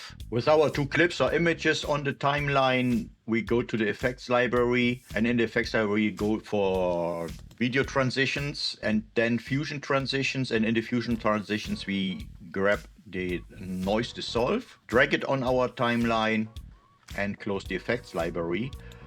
We go and select the noise dissolve transition, and then we go to the inspector where we have all the different properties. I want to make the transition a little bit longer. And there you see that we have 6 different versions, and every version can also be put into different types. So you see already that this is a powerhouse of a fusion transition. What I want to emphasize here as well is that we have here a drop-down menu in the editor itself, and that we can choose here the fusion overlay. And what this does is it gives us the ability to adjust even more than we can adjust here with the properties. Have more influence on the direction, and this all depends, of course, on the version that we choose. It doesn't do much here, but with this, for example, let's have a look. Turn that off for a moment because I want to go through the different properties very briefly because it's very complex. The best thing to demonstrate, for example, the animation is the third version, because here you really see that pushing that slider up makes the animation much faster. And then you have so many different things that you can try across. You can also go to the noise tab here and go even into further details about how much noise you will have on the edges, the seed thereof, and makes it a little bit, lets it look like smoke. And then in combination with the animation speed, you get so many different effects. And you can also invert it. Let's see what that does. You will be surprised with some things, and some things are very obvious. So I really want to encourage you to have a look and a deeper dive into this fusion dissolve and noise dissolve fusion transitions. So I hope you have a lot of fun with this, and see you next time. Goodbye. Hello friends, let's talk about a transition where you probably didn't know that you have it to your disposal. So let's get right into it. Make sure you have your clips on the timeline, in my case 2 images. I go to effects, go to the transitions, and then I scroll all the way down. You see that I already did this beforehand, and go to the Resolve FX transitions. Here I choose the burn away transition and drop it between my clips. Then I go to the inspector after clicking on my transition in order to make sure that it's selected. I make it a little bit longer because for the sake of demonstrating things. What I like about this transition the most is, of course, the fact, and it's not limited to, that you have, when you click here in the editor on this drop down menu, that you can choose the Open FX overlay, and that you then can jump to the middle of the transition, that you can change the direction. Of course, you can change the direction also here in the properties in the inspector, but if you change to hotspots, you can change here the number of hotspots in the inspector. You can also randomize the hotspots, so let's see. But let's go back to 3 hotspots and then turn on our OpenFX overlay again. And then you see that you can, let's go to the middle, that you can place your hotspots wherever you want. You can make them smaller, larger by dragging the circles accordingly. And that's amazing. So the fire starts here from different points. Let's see how this works. And let's look at it in full screen for a moment. And of course, the greatest thing in my opinion is this one. You see, you have this path, and then there is a starting and an end point. So here it starts, and you can drag this starting and end point. Let's have a look at that. And not only that, you also can determine how many points there are, so how many numbers of points in this motion path actually are. So let's go all the way to 5, and then let's make a beautiful curve with it. And let's see how it burns away with a nice curve like that. Let's look at it in full screen. Beautiful. And then you have here the adjust timing. You can adjust where it starts and where it ends depending on how long your transition is. You can bring the burn further in so that it takes longer. You always have to make sure, of course, that your transition and the length of your transition, the start and the end point of your timing, are accordingly the length of your transition. The best way, in my opinion, is just to leave them at default and let the transition itself take care of everything regarding that. The raggedness of the edges can be influenced. You can scale the whole thing as well as the melt point here and the other properties. I think you will have a lot of fun with this one. You can tweak a lot in the appearance. I hope you have a lot of fun with this transition. Thank you very much for watching. I hope you enjoy the rest of the playlist. Goodbye. Hello friends, if you have problems dragging and dropping transition on your clips and it doesn't show up at all or just on one clip, then the problem is that you didn't leave any room at the end, CQ, the beginning of your clip. DaVinci always needs some frames to work with transitions, so you have to take your clip and tuck them a little bit in, a couple of frames at the end and the other one at the beginning. And then you will be able to drop the transition between them. You then can also stretch the transition. If you left too little frames, then you can't stretch the transition to the full extent. So I hope this helps. Thank you very much for watching and enjoy the rest of the playlist. Goodbye. Hello friends, let's create a squishy free transform effect very quick, right on the timeline. Without any ado, let's go into it. So just place your clip on the timeline and then go to the effects library. In the effects library, we go to the OpenFX, search for the transform. In the Resolve FX transform, drop it on our footage, close the effects library, and then we open the inspector, and then you should see your transform OpenFX right here. The first thing that we do is we change the control mode from sliders to interactive canvas, and this opens this tool for us, this OpenFX overlay. If it doesn't emerge, just make sure that you have chosen it in the drop down menu and that you have activated it. You can toggle it on and off like this. And we go to the animation, and here we keyframe the animations. I put a keyframe on the first frame, and from now on every keyframe will be generated automatically. So what I'm doing now is I'm going to start as it is.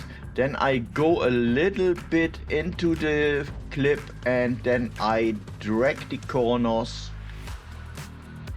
so that I have this tilted effect. Then I go a little bit further, change them again. You can also just grab certain parts of your overlay and then drag and drop just like you want. So you can create the most crazy effects with this, and you will see that every keyframe is created automatically. Let's go to the end. hand position, and there we do a little bit of this. Let's get a bit crazy here, and there you have it. So let's have a look how this animation looks in full screen. I hope you like it, have fun with this, and have fun watching the rest of this playlist. Thank you very much for watching. Have a great day and goodbye.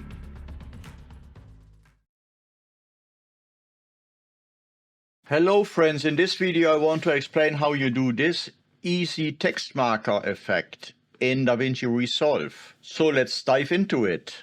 For this example I've put a JPEG of a text on my timeline, and now I'm going to the effects library, and in the toolbox I go to generators, grab a solid color, throw it on the second video track above my text JPEG, then stretch that out until the end. Want to have it started here.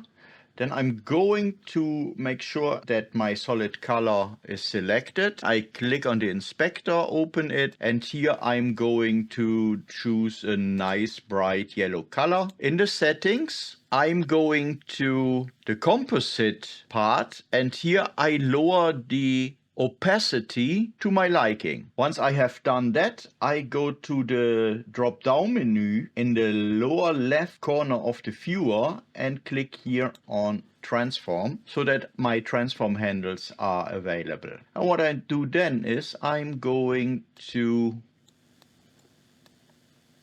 make my selection, play around a bit with it until it's to my liking.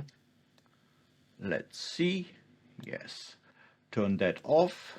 See if I can live with that one. Yes, I can. Then I go to the cropping properties. We want to have the marker emerge from left to right. So what we need is this one. We need to have this one keyframed. So what I do here at the first frame of our solid color, I go and set a keyframe, but I first set it all the way to the right. Then I set a keyframe, and then I go here, and then I put it all the way to the left. And now let's have a look. It looks already good. And of course we want to have it a little bit smoother.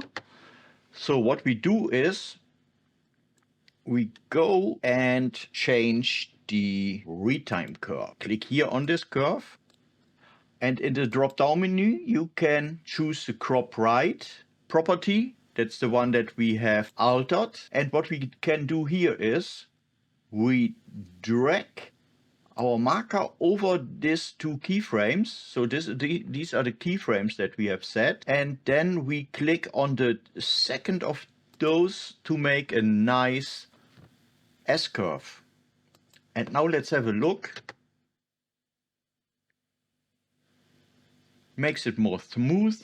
And if we want to change the duration, we also can do that from here. First, let's click somewhere here to deselect all the keyframes, and then just select the lower one because this is the second one. And if we want to have the duration a little bit longer, then we can adjust that here. And this is all there is to this simple highlighter text marker effect in DaVinci Resolve. So let's have a last look at it in full screen and have fun with it. I hope you have fun with the rest of the playlist. Thank you very much for watching. Consider subscribing if you haven't already, and goodbye.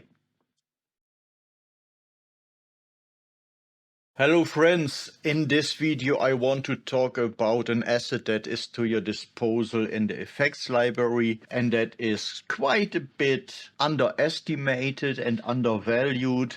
The thing I want to talk about is the adjustment clip. So let's go into our timeline where I just put 4 images, and let's stop here for a moment. Let's go to the effects library, and when we go to the toolbox, effects, just here at the top we find the adjustment clip, and let's just put it over the first clip.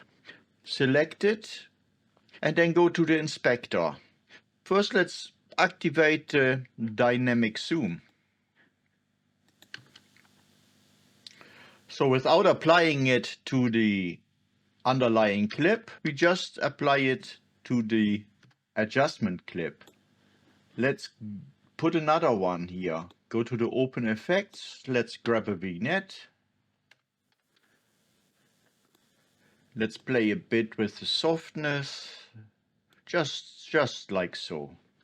And now of course you say, okay, I could have done that on the clip itself, but you can't do all that just by dragging and apply it that fast to all the clips.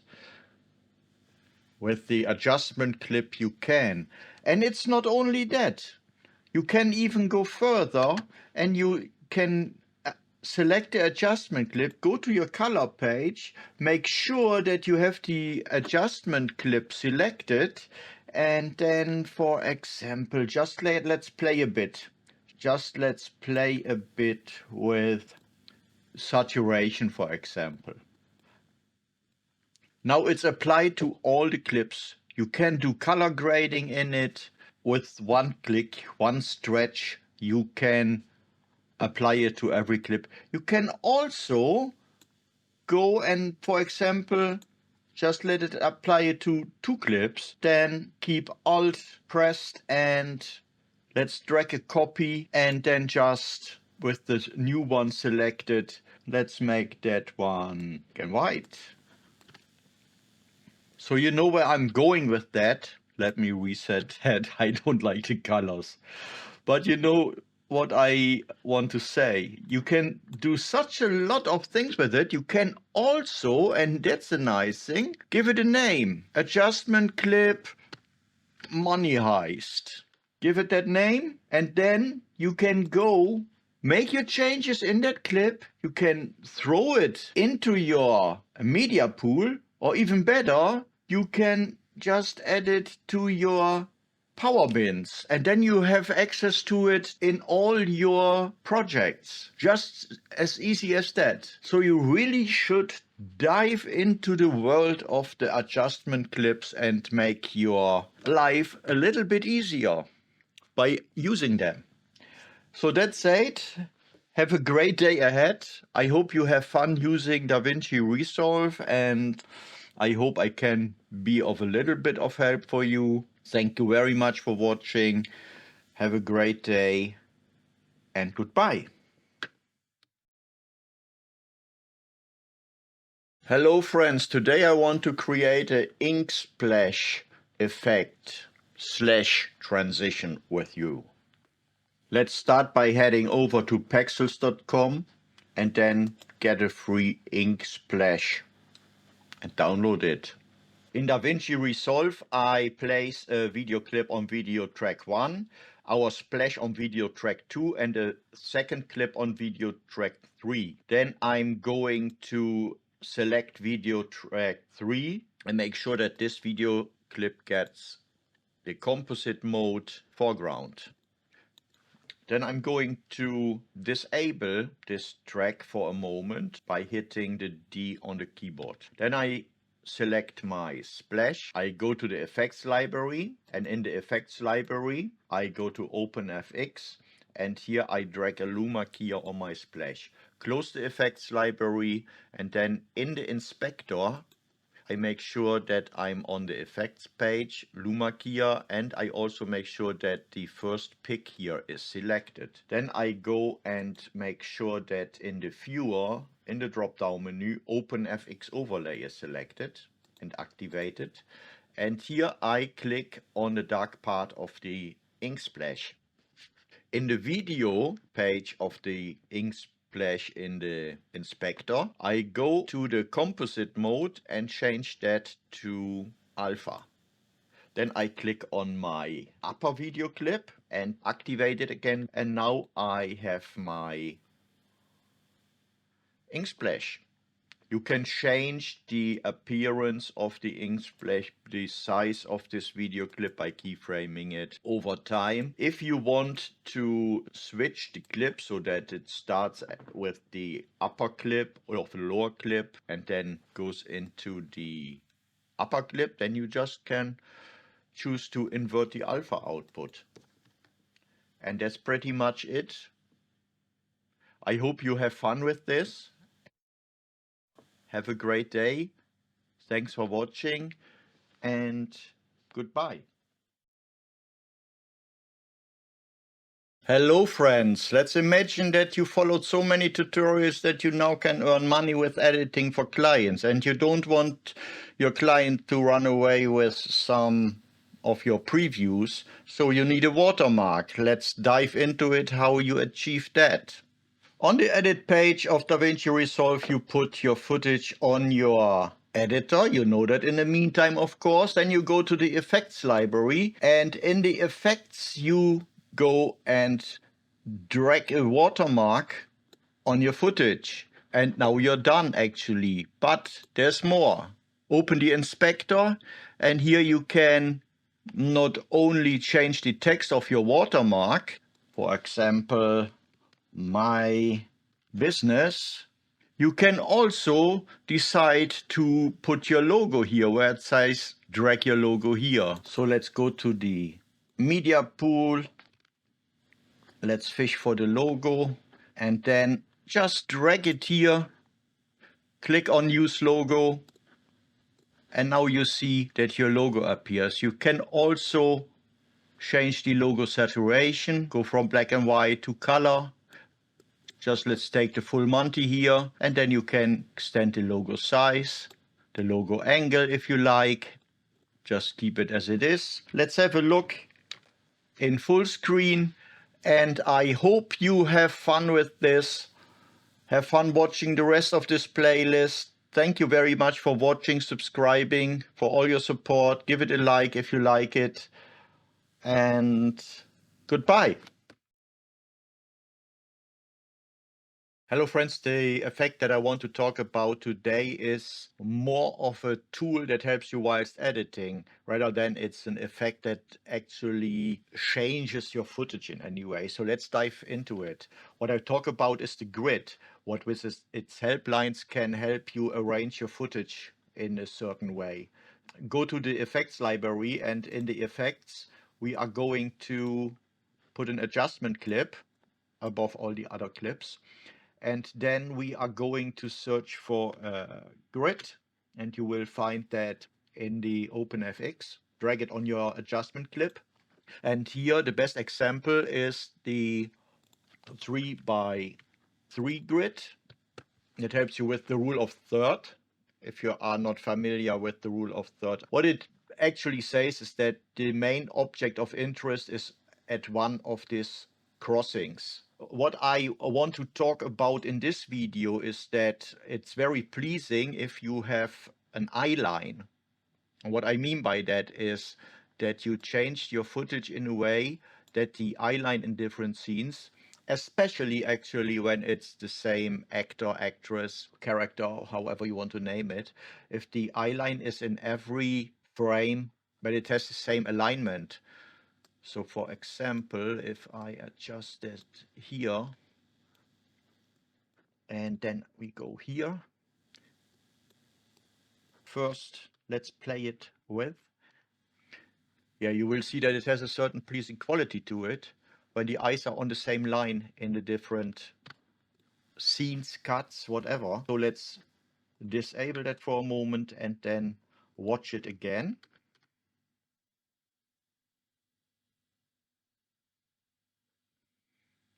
You will see that this helps you by arranging your footage, and that's all actually. A little helpful tool what helps you composing your imagery. I hope this helps. Thank you very much for watching. Have a great day ahead and goodbye. Hello friends. Let's have a look how we can create smooth zooms and pans in DaVinci Resolve.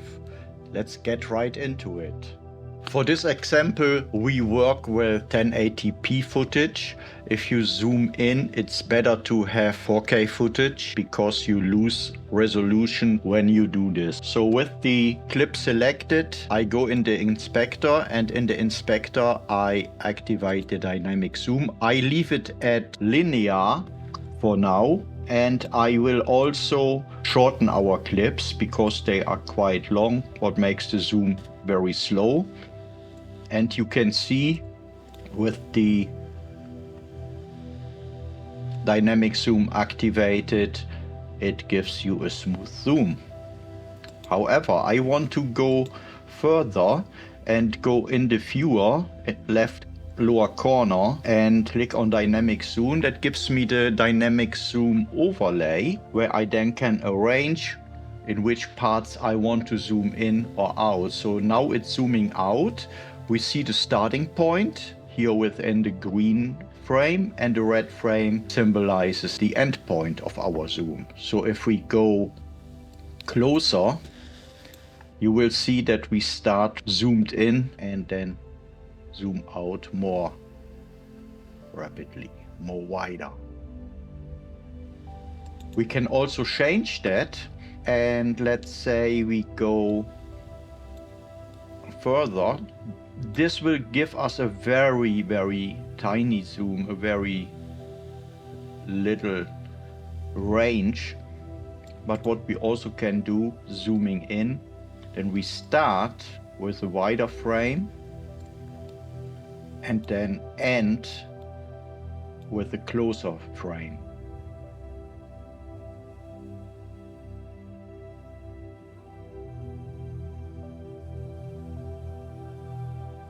If we want to pan, and let's go for this to the other clip, it's a good thing to make these boxes the same size and then arrange them accordingly. So now it will pan from the right to the left side.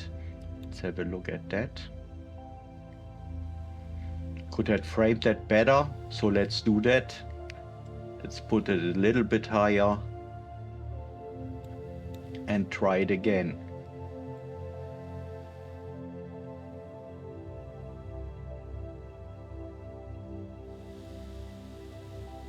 When we go in full frame, you see that we lose, of course, some resolution here, but you get a gist of it. So this is how easy it is to make a smooth zoom and a smooth pan. It's of course, as I said, better to have more high resolution footage for this. And you can also try easing in, out, and ease in and out, what makes the zoom even smoother. I hope this helps. Have a great day. Have fun with the rest of this playlist and see you soon. Goodbye. Hello friends, let's create a nice ghost effect for your next music video. Let's get right into it. With your video on the timeline, you hit the Alt key on the keyboard and then drag the clip up to the next track, and then you move it to the side. I go to the right side, and a little tip, you can use the comma and period key on the keyboard to do so. Then we tuck it in at the end and we make it fade in and fade out a bit. Then we select that copy and go to the inspector, and in the inspector we go to the composite mode, and here we choose soft light. You can play with the composite modes and choose one that's to your liking. As you see, we have now a nice ghost effect. We can go even further and copy that again to the next track, and here we choose as composite mode Hui. Also here you can choose and experiment what you like, and let's have a look how this looks. You see we have a nice play of colors here. But we can go even further. We select that clip and then move it a couple of frames to the side. tuck it in at the end again, and then let's have another look. And now you see that we have a triple ghost look.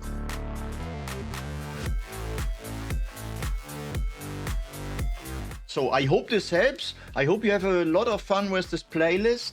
Thank you very much for watching. Consider subscribing, and goodbye.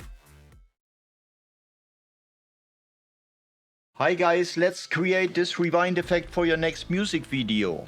Select your clip on the timeline, then search for a frame where you want to have that rewind. Let's go here, Control B to cut the clip, move that to the right, and then the first one, Alt drag to copy it. Right click on that copy, change clip speed, reverse speed, change. Then you have that, and then you can select both clips, Alt drag them again, and then you get that nice effect. You can of course repeat the copy process as often as you like. It's always good to have it in the beat of the music, of course. So that's it, a reverse effect. I hope you have fun with this, and thank you very much for watching. Have a great day and goodbye. Hello friends, let's have some fun with the edge detect effect, what can also enhance your next music video. Let's get right into it. You can apply it of course immediately to your clip, but what I did here for our example was I alt dragged it one track above to make a copy, then I tucked that in front and center, no, front and end.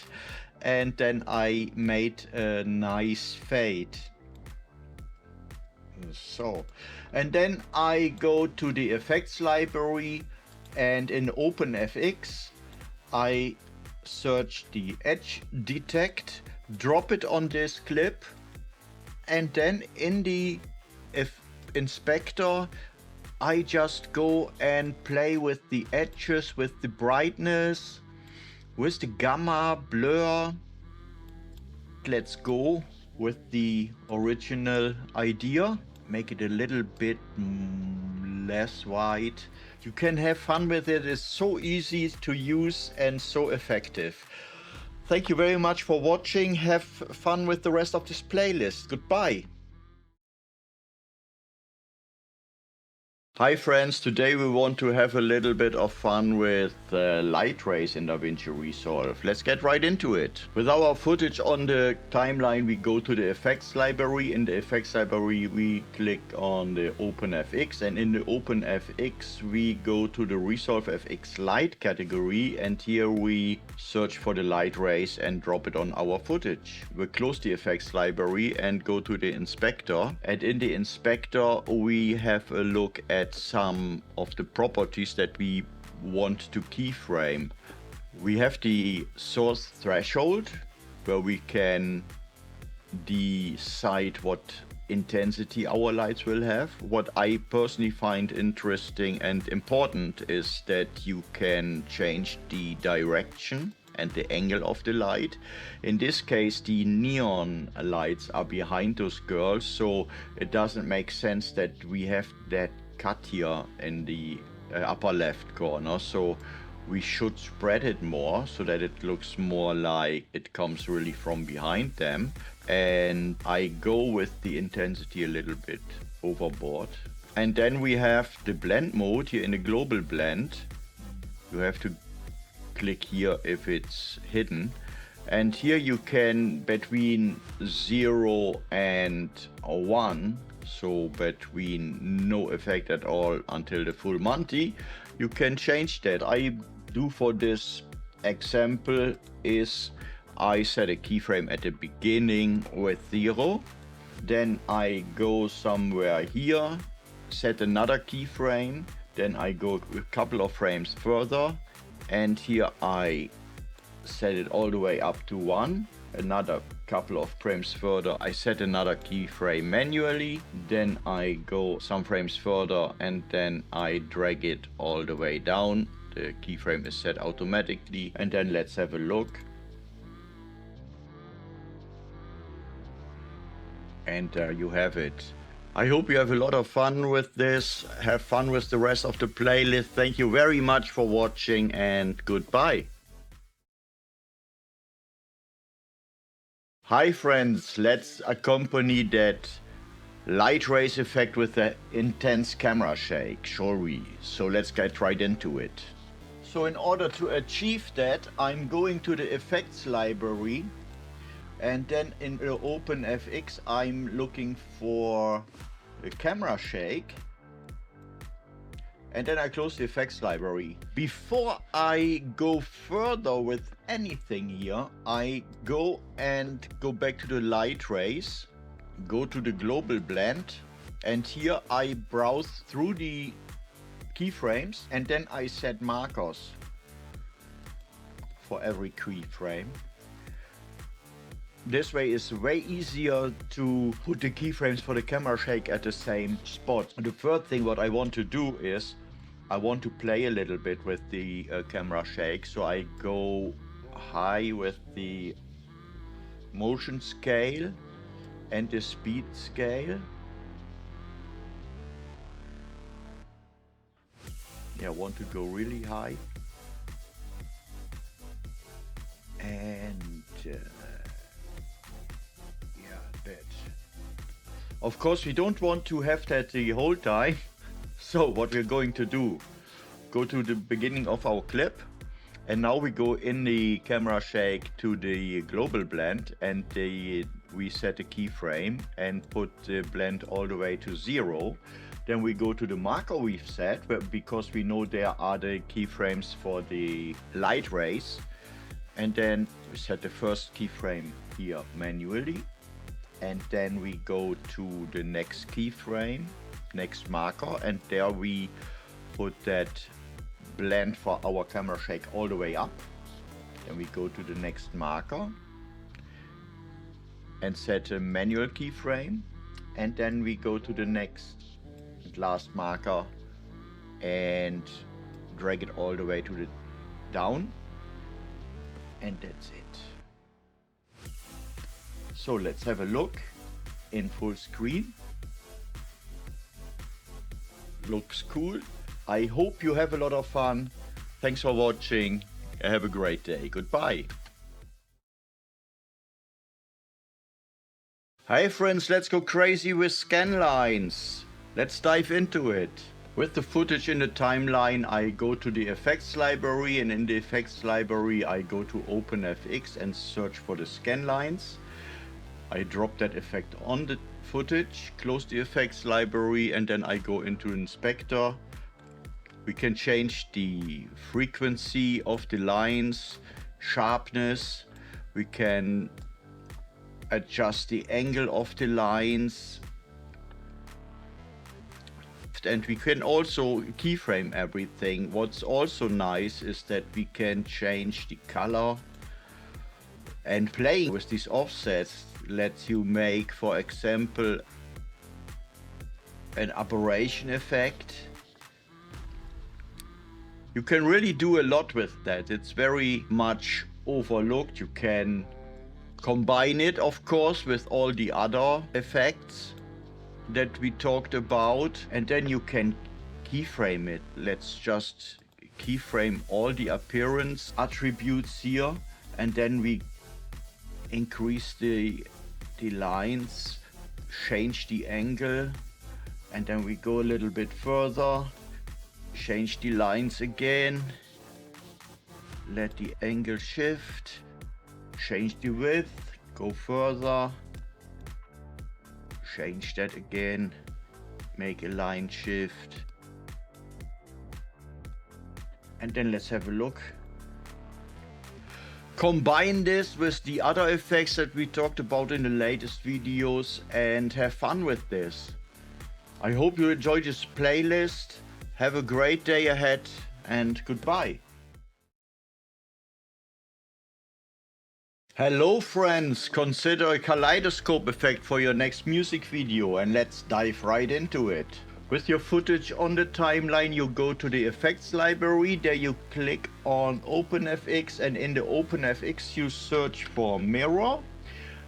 You drag the mirrors effect on your footage, close the effect library, and then you go in the inspector to change the mirror placement from individual to kaleidoscope. And you could say there you have it, but it would be way too easy. So let's have a look what we can do. We can keyframe these attributes here. I personally think that it's more appealing when the blend mode is a little bit transparent. But that's of course the taste. What I want to try is let's keyframe the angle. You see, first let's see what the angle actually does. It rotates the whole thing. So just let's go and let's rotate over the entire clip and keyframe it so it makes a 360-degree rotation. Yeah, I like that. And it's of course depending on the music that you are using or the kind of music video. You can change the number of slides, whatever you want. So let's have a look and yeah, experiment with it, combine it with your other effects and make something beautiful with it. Thank you very much for watching. Have a great day ahead. Have fun with the rest of the playlist and goodbye. Let's say you want to recover your timeline because something went wrong, but you don't want to go through the history, because if you go and change something here in the history, it will also delete all the other steps. So you want to have a backup of your timeline at a certain moment in time. So what you probably don't know is that DaVinci Resolve makes a backup of your timeline. So click on DaVinci Resolve, go to Preferences, and here in the user interface you will see under Project Save and Loads that it makes automatically timeline backups for you. If you unorganize, sometimes like me, where you have everything just in your media pool root, you can go to timeline and then click here the last option, find current timeline in media pool, and here it is. You can then right click and here you have the option, also the last one in the menu, restore timeline backup, and then you will see that I have 3 backup points here.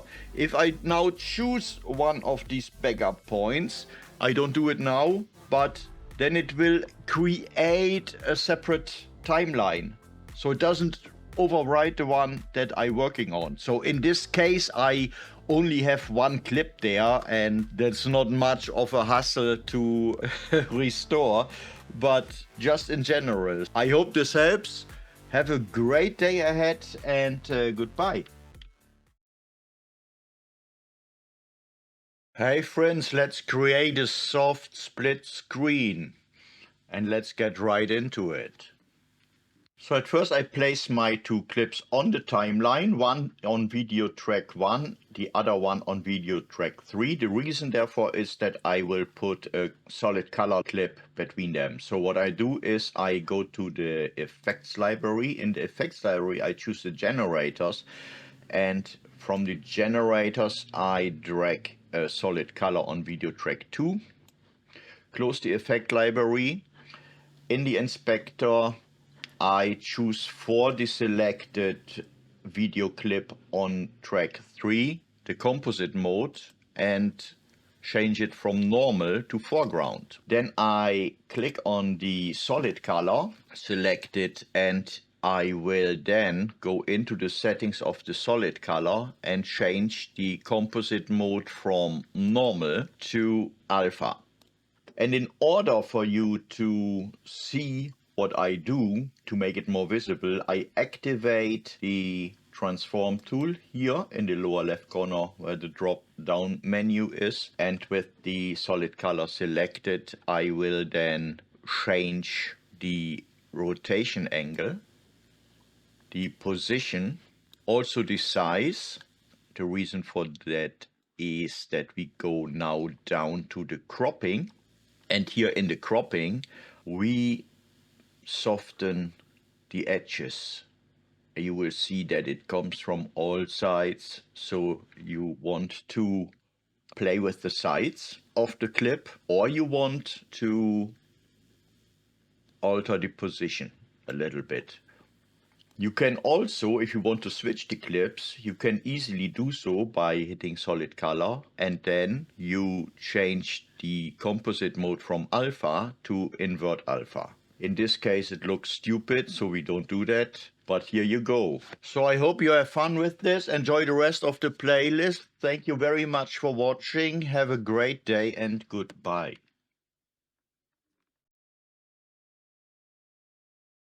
Cutting footage can be a frustrating experience for beginners. So what I do is I don't use that blade here and select it with the mouse. I just hit Ctrl B on the keyboard to cut whatever I want, wherever I want.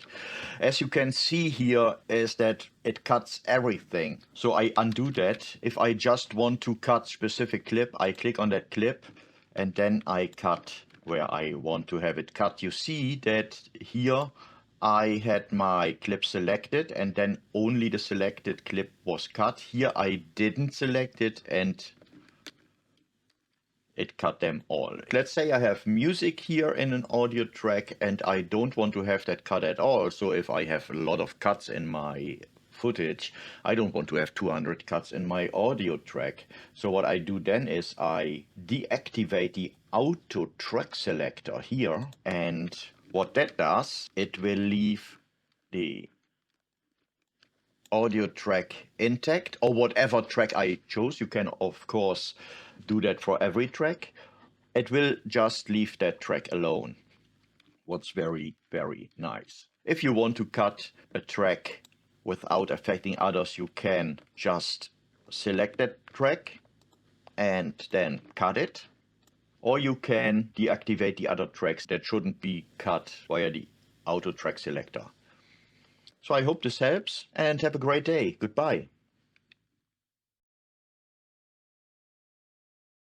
So deleting stuff on the timeline can be for beginners very surprising, to say the least, and frustrating in every other case. What we need to understand is that for the normal deletion and leaving everything on the timeline how it is, we don't hit the delete key on the keyboard, but we hit the backspace key. So let's, for example, delete this clip here and hit the backspace. You see what happens is that the clip is deleted and everything stays at its place. So let's undo that and hit now the delete key instead.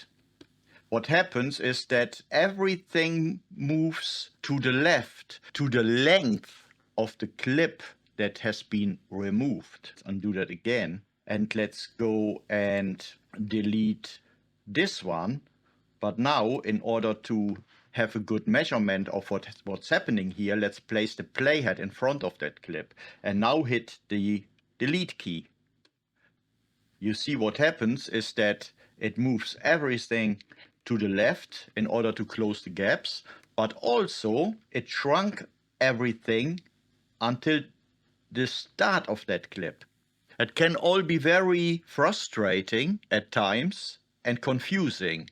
You should always think very carefully before you delete something. So if you just want to delete a clip, let's split that one and then hit the backspace. You see, just the clip is disappearing.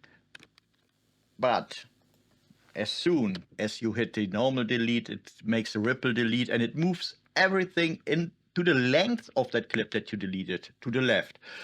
Depending on how many clips you have on your timeline and how many video tracks you have, this can be very, very confusing. So handle with care.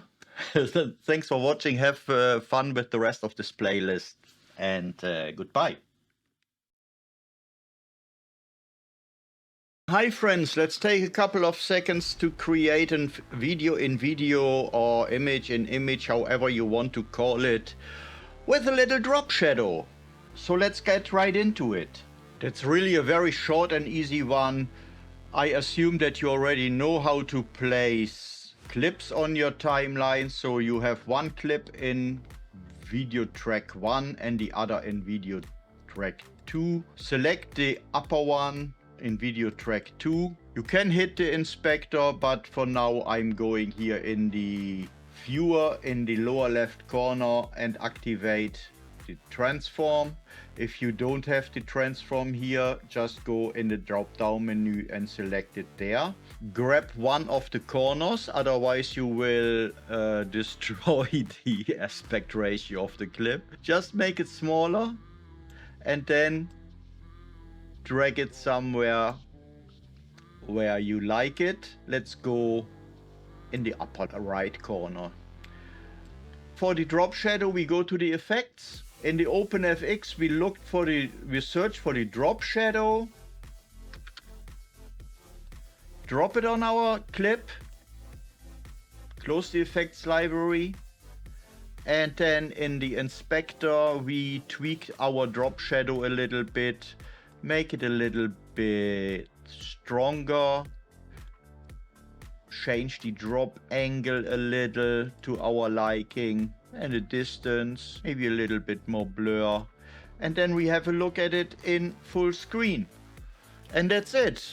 Have fun with it and have fun with the rest of the playlist. Thank you very much for watching and goodbye. Hi friends, let's scramble some text and let's get right into it. In the edit page we go to the effects library, and in the titles we choose text plus and drag it on our timeline. Then we go to the inspector, type our text. I give it a nice font color. For the dramatic effect I give it a red outline, make it bigger. Then I right click in the text box and choose text scramble. Once I did that, I'm going to the Fusion page by clicking here on that Fusion icon. And in the Fusion page in the inspector, I go to the modifiers. I make sure that the playhead is at frame 0. I keyframe the randomness and then I drag the randomness to my liking.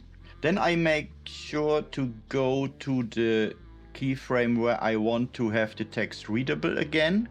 And here I drag the randomness all the way to 0.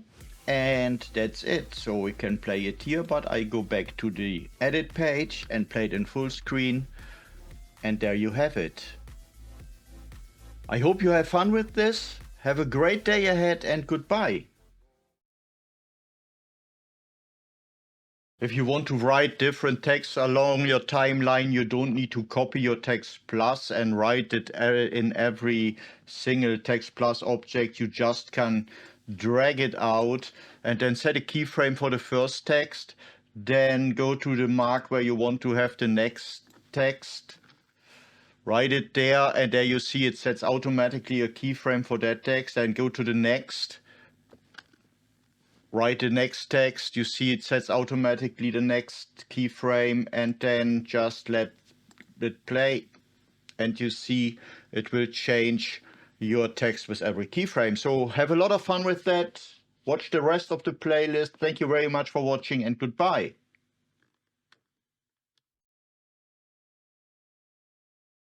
Hi friends, let's use motion trails and get right into it. First drop your clip on the timeline, then go in the effects library, and in the effects library you go to OpenFX, and in the OpenFX you search for motion trails.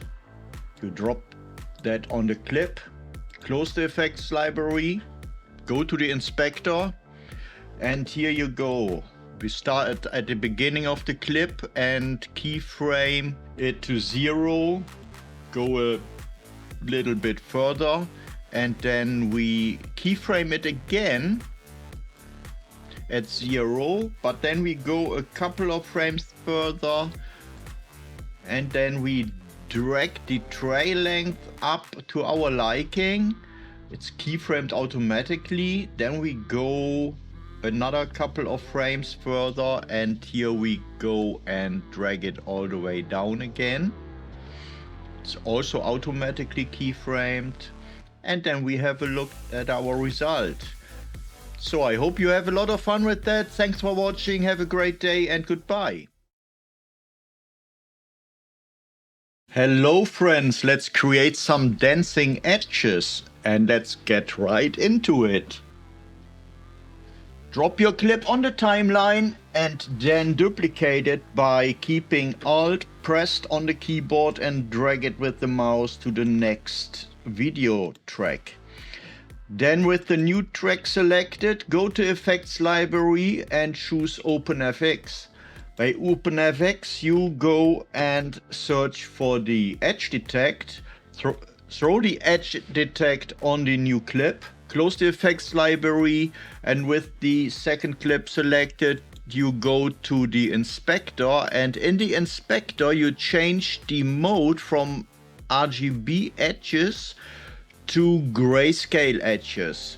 So make sure you go now to the beginning of the clip, then in the inspector go to the video tab, change the composite mode from normal to screen. Then keyframe the zoom and the position. Go some frames forward and then drag the zoom out a bit and change the position. Go some frames further and then bring the zoom back and the position as well. Then you go a couple of keyframes further and repeat to your liking. I speed that up.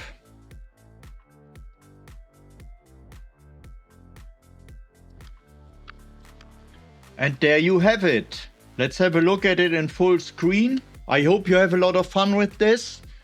Enjoy the rest of this playlist, consider subscribing, and see you soon. Thank you very much for watching. Goodbye.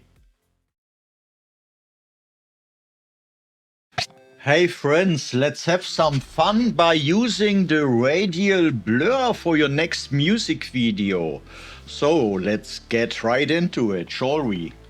Okay, I assume in the meantime you know how to drop your footage on your timeline in the editor. Let's go by selecting it, then go to the Effects Library and choose OpenFX. And here you fish for the Radial Blur. Drop it on your clip, close the Effects Library, and then with the clip selected you open the inspector. And in the inspector, first let's go to the beginning of our clip and then let's change the position. I first want to make it a little bit more extreme, and then I want to change the position of the blur, bring it up, bring it to the left. I want to have that girl's face here in the center. I don't want to go too far, but what I do now is I'm going and keyframe both positions on frame 1. Then I'm going a little bit further in the clip. And then I'm going to drag the smooth slider up and bring the position more in the direction of the girl. Then I'm going further with the playhead and again follow with the position the girl to keyframe it. Make it a little bit more weird. Go further. And now I'm going to make it a little bit softer, go to the boy.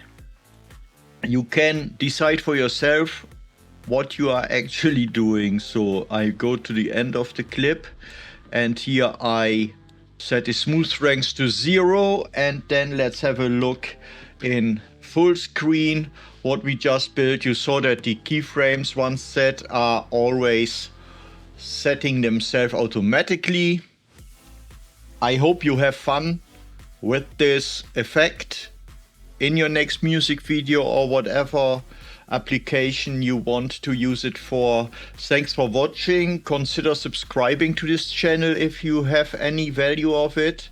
And yeah, have a great day ahead and goodbye. Hi friends, let's create this time glitch. It's a lot of fun, so let's get into it. So with your clip on the timeline, select your clip and then duplicate it by hitting Alt on the keyboard and dragging it up with your mouse. And then with the comma or period key on your keyboard, you will with the new key selected, you move it 2 frames to the right. Let's zoom into the timeline a little. I do that by keeping Alt pressed and using my scroll wheel. You also can do that here with the slider. And what I do here is I make first sure that I didn't select any clip because I want to cut them both. So what I do here is I go a little bit in and then I hit Ctrl B on the keyboard so I have both clips cut. Then I move the playhead 2 frames further and hit Ctrl B again, and I repeat that to my liking. I do that quite some times, always 2 frames. With the arrow keys you go with the playhead to the right, always 2 frames, and then Ctrl B to cut your clips. I'm doing that because we want to have a nice example when we are done. So what we do now is I'm going and delete the end of the lower clip, here of the bottom clip, hit the backspace, not the delete key. And what I'm doing now is I drag the upper end of the clips 1 video track down, and now starting, I zoom a little bit in more so you can see, on the lower I will now in a pattern delete these frames. 1 above, 1 below, and it will make sense in a moment.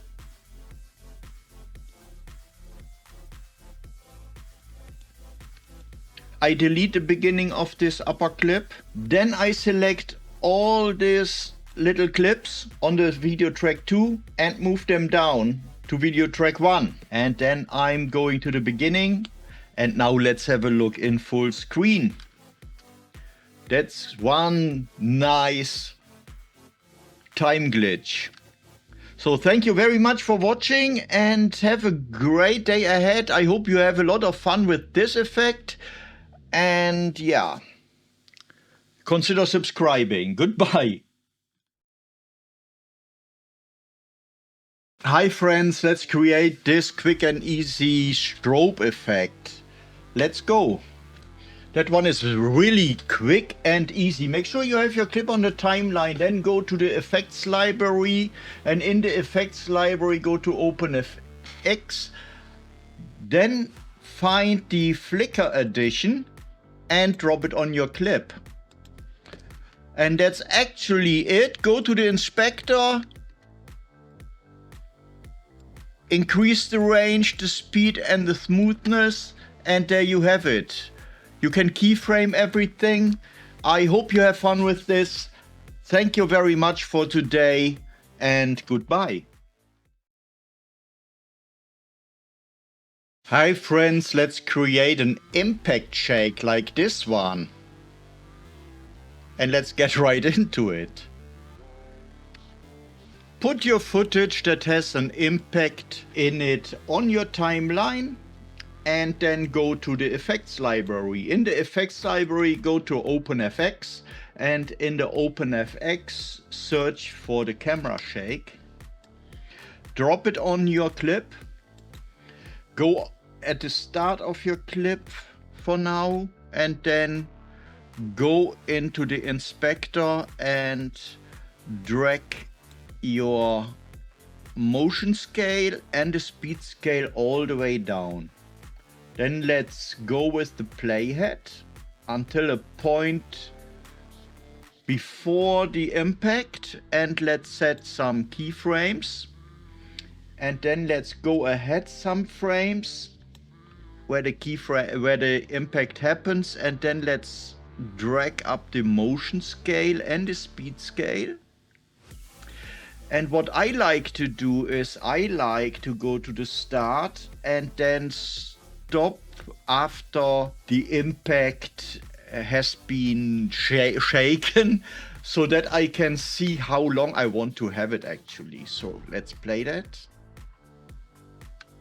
And I think here would be a good moment to end that. So what I do is I set new keyframes, and then I go a little bit ahead with the playhead, and then I bring it all down to 0 again. And then let's have a look how the whole thing looks in full screen.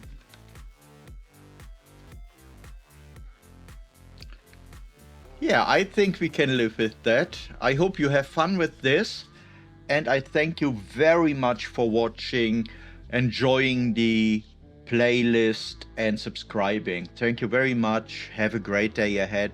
Goodbye, and don't get too shaken.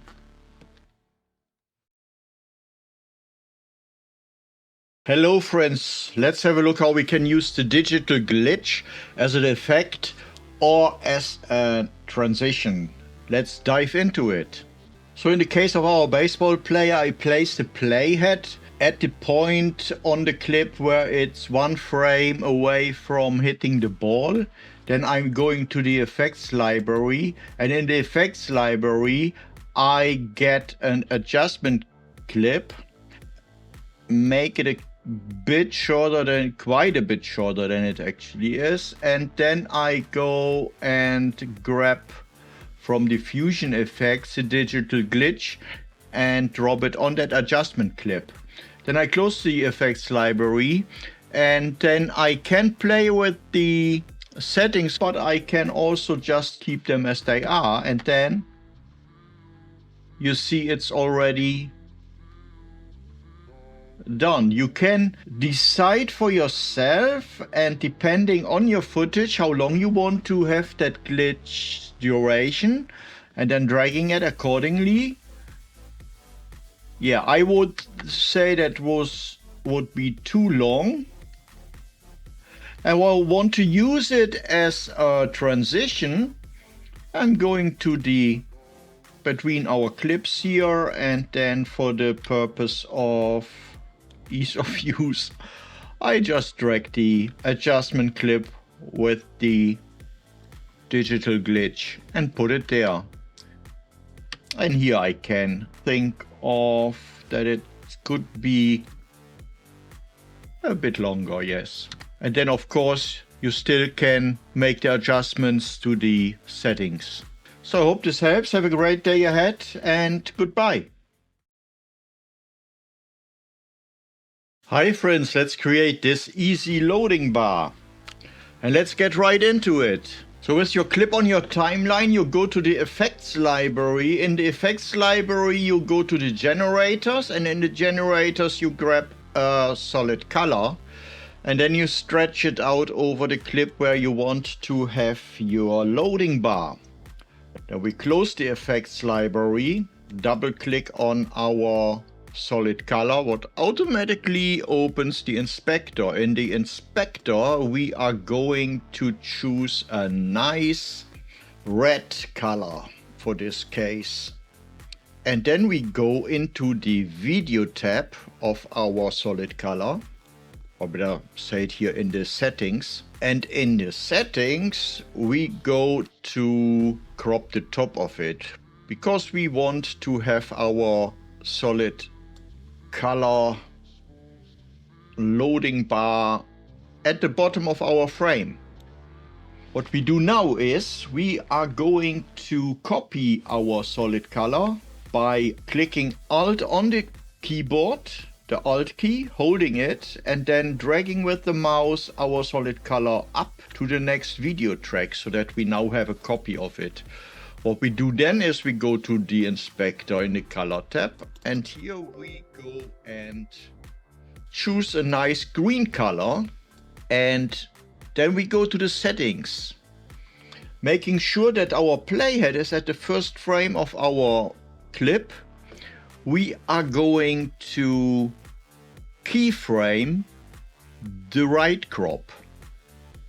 So first we make sure that it's totally blank, set a keyframe, then we go to the end of our clip, and here we go and put it all up. You see that automatically a new keyframe is created. Now we go to the beginning of our clip, and then we watch the whole thing in full screen, and that's it. I hope you have fun with this and have a great day ahead. Goodbye. Thank you very much for watching. Enjoy the rest of the playlist.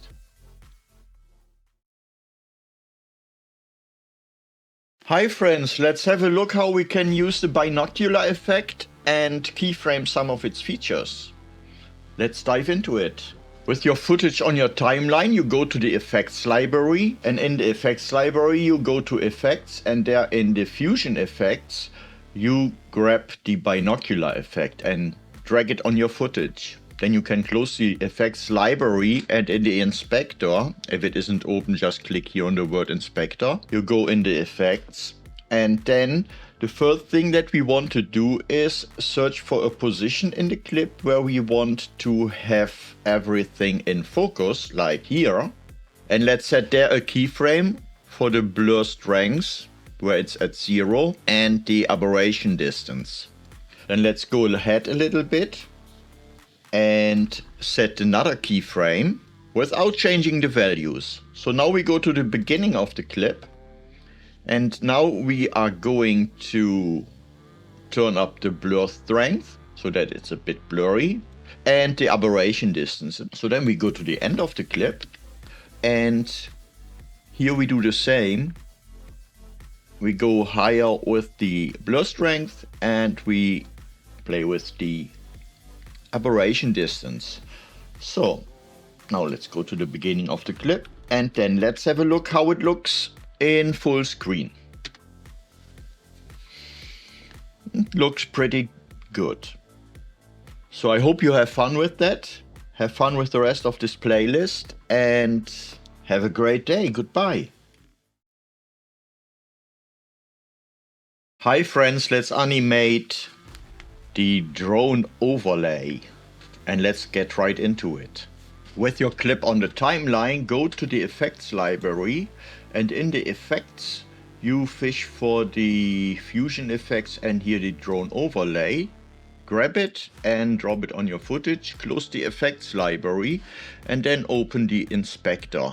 And in the Inspector you see the properties for your drone overlay. So let's go to the beginning of the clip, and let's keyframe the target center. Let's put it somewhere here in the upper left region. And yeah, let's also set a keyframe for the target size. Let's keep the glow and brightness for later, and also the glow size, of course. Let's go ahead some frames and then move the center somewhere here to the right.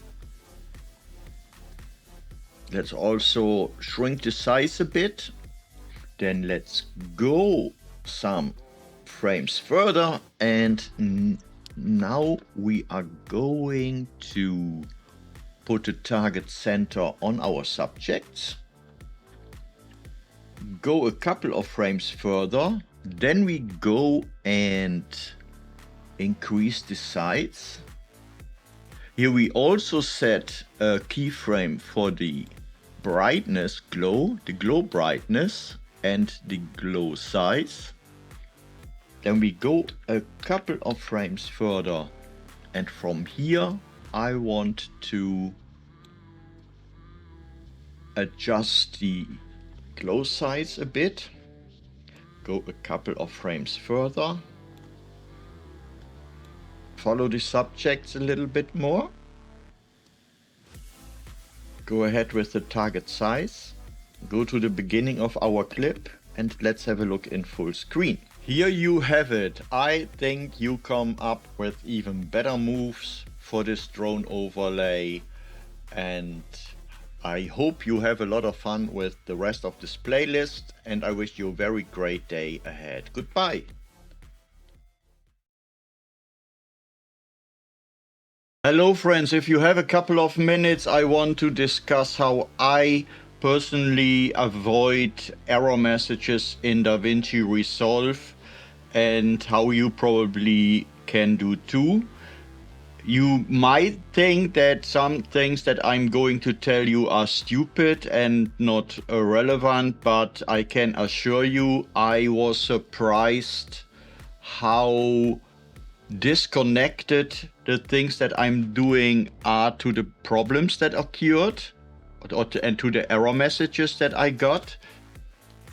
So yeah, let's get right into it. I want to start by saying that I firmly believe that 80% of all the error messages that I get, where DaVinci says it can't write any data or things like that, they are all connected to the render cache, and that's quite weird sometimes. You see, last week I had that situation where I couldn't save a thumbnail to my hard drive, so I went to the color page and then I wanted to export an image. Now it would work because I solved the problem, but you see, the thing was I also couldn't export the video. It would always take the first 10 seconds and it would show that it rendered the clip completely, but after the 10 seconds it would just stop playing in another player. So I first was thinking that there was something wrong with my video player in Windows, because I always test my videos before I upload them in a different player outside of DaVinci Resolve, just to make sure that it works, that I don't have some garbage posting on my channel. Okay, some of you might think you are posting garbage anyway, but okay, all jokes aside, the next thing what I was experiencing was that OBS, the software that I make my screen recordings with, that you can see here in the lower left, what I'm doing right now actually, the thing was that at a certain point it also didn't record. And then I went to my hard drive and saw that the drive that I was trying to save my footage on was completely full. And the error message that I got didn't really seem related. I honestly don't know exactly what it was anymore. I forgot. But it went to extent error writing file. That's all. And I really was puzzled, and because I have some beefy hard drives, I would never have thought that something like that could happen. What I always do is I'm going to the settings, and in the master settings I always choose a drive where I put the proxies, the cache files and the gallery stills, so that I exactly know where they are. And then the thing is, when I rely on deleting the cache, when I go to playback and delete render cache and then say all, then it says okay, I say delete everything, and that should take care of everything. I think we can agree on that. It should delete the gallery, stills, everything. I go even further and go to delete the gallery stills manually. So I didn't export them, I didn't do anything to them. And then I go again to the delete render cache just to make sure. I really want to delete everything. But here's the catch: when I'm going to my hard drive, you see that the DaVinci cache on D still has data in it, and it shouldn't. It also has in the gallery data, what it shouldn't actually. So what I'm personally doing, and you probably think that's crazy, I go to the cache directory and then I select everything what's in there, and then I hit Shift Delete in Windows itself. I do that for the DaVinci cache, and I do that for the gallery. And since I don't use the proxies, I don't need to, but that's the way to get rid of it. And when I did just that, all the problems vanished like snow before the sun. That's just a little tip. Do with it what you want. For now, I'm out. Thank you very much for watching. Maybe this helps. Have a great day. Hi friends, if you're in the color page and you are in the Windows section here and you are trying to work with the pen tool and you make a mistake whilst masking stuff out, you can easily click the middle mouse button or scroll wheel on that extra thingy and then remove it. It's just a little demonstration. I wasn't actually going to rotoscope a boot here. So thanks for watching, have fun with the rest of the playlist, and goodbye. Hello friends, let's have a look how we can lighten up a face in DaVinci Resolve. So for this, make sure you have your clip on your timeline, then you go to the color page, and in the color page you choose here this window section, and in the window section you click here on the circle, you bring the circle into position. Just let's have a look. Bring the circle into position, make it a little bit soft to your liking, and next what we do is going to the tracker, and then I always use the track forward and reverse no matter where I am with my playhead, and then let it do his magic. And now I turn off the overlay here in the lower left corner of the viewer, and now I'm going to the gain slider, and then I can very subtle play with the brightness of the face. Let's have a look. Can of course overdo it, but you can go how far you want. So I hope this helps. Have a great day ahead. Enjoy the rest of the playlist. Goodbye. Hi friends, let's create a draw effect. Shall we? Put your clip on the timeline, click on it, and then Alt drag to duplicate it. And this is optional. You can bring it in and make a little fade in here at the beginning, so that it fades from the normal footage into the drawing. Then select the duplicated clip, go to the effects library, and in the effects library go to open effects, and in the search bar search for pencil sketch.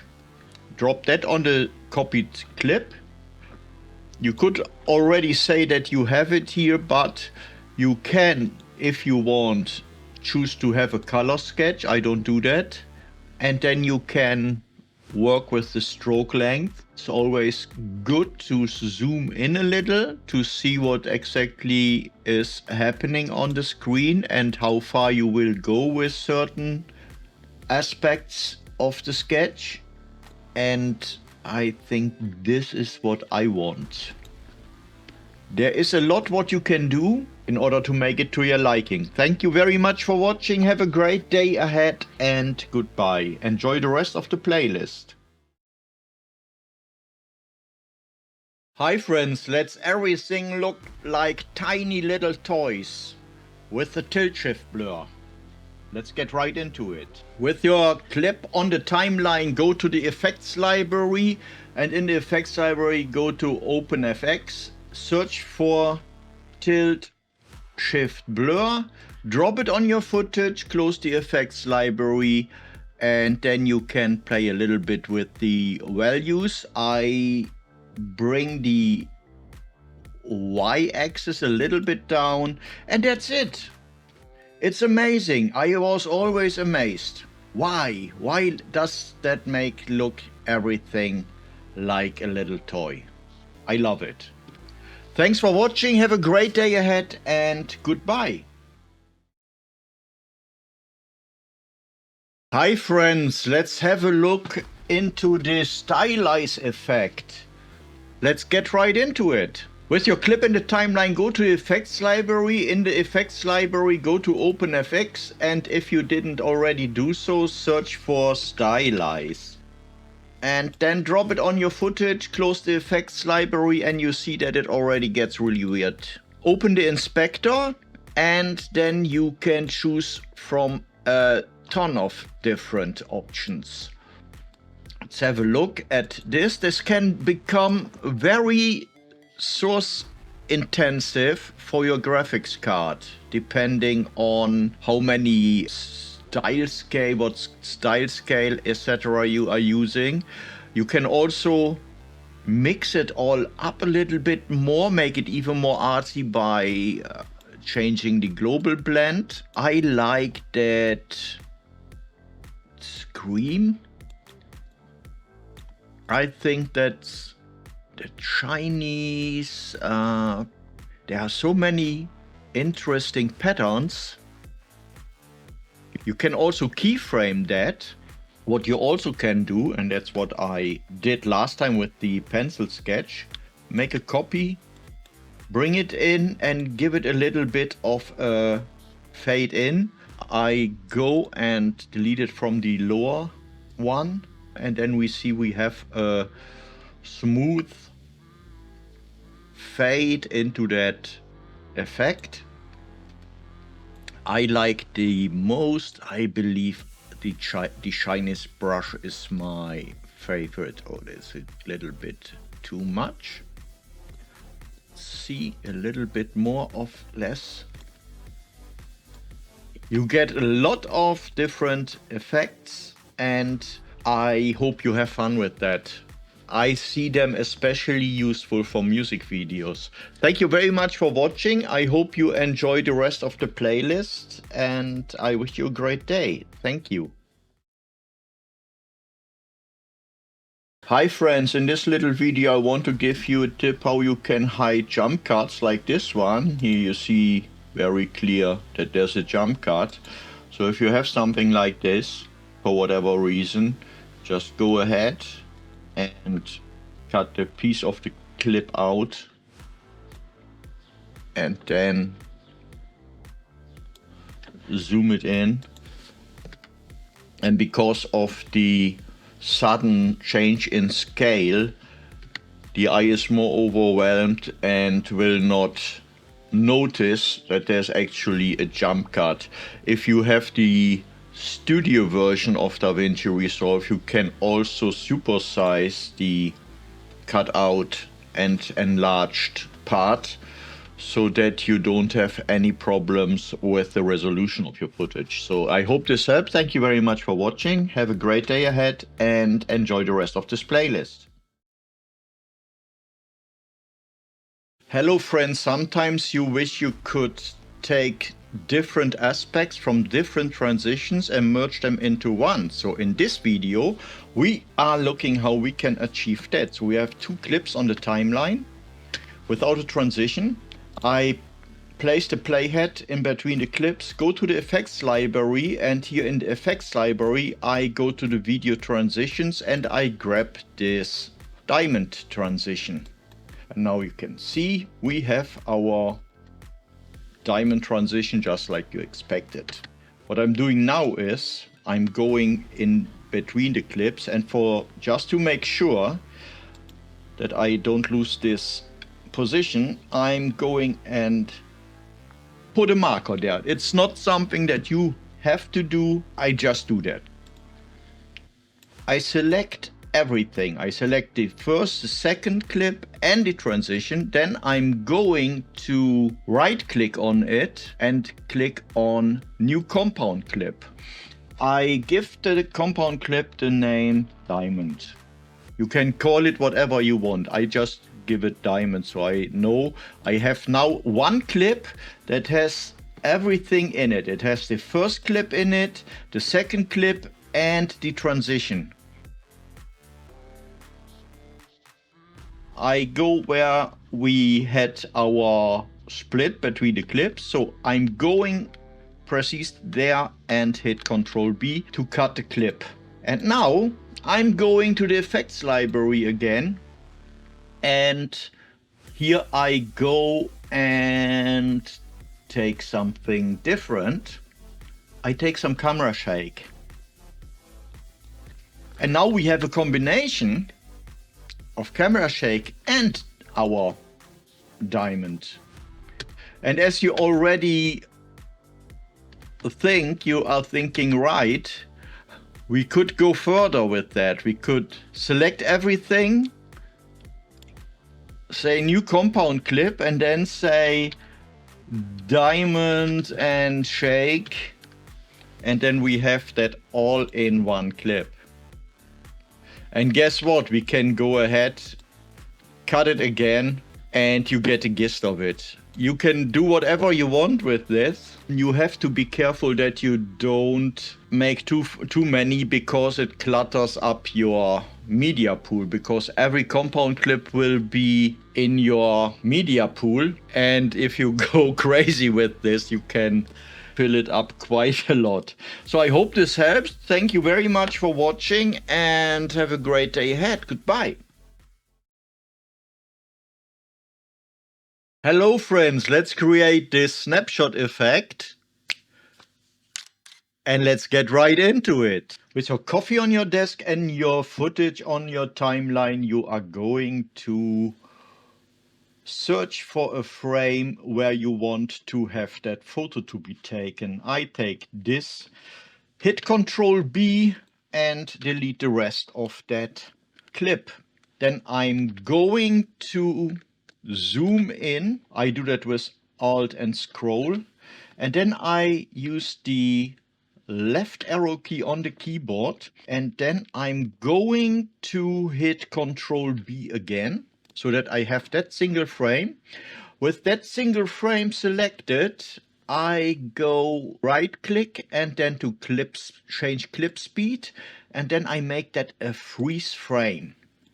And now I can drag it how long I want. I'm going to close the inspector here for the purpose of closing it. So, and now I'm zooming out again. I make this a little bit longer.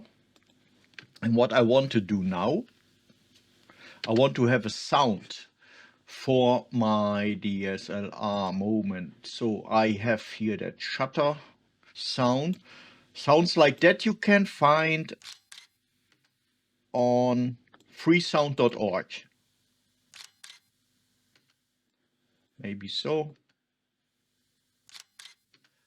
Yeah, okay. I'm going to the effects library, and here I go, and in the effects I grab an adjustment clip and put it on the first clip.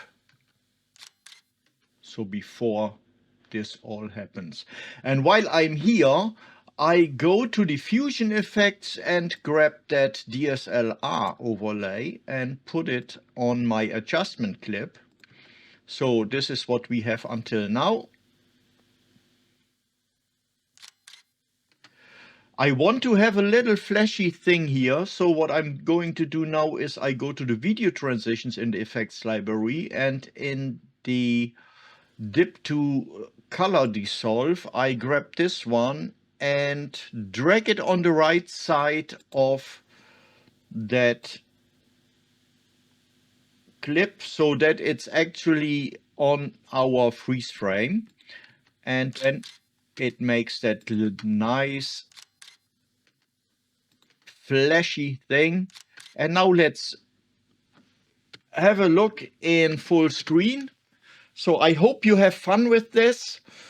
Thank you very much for watching. Enjoy the rest of the playlist. Goodbye.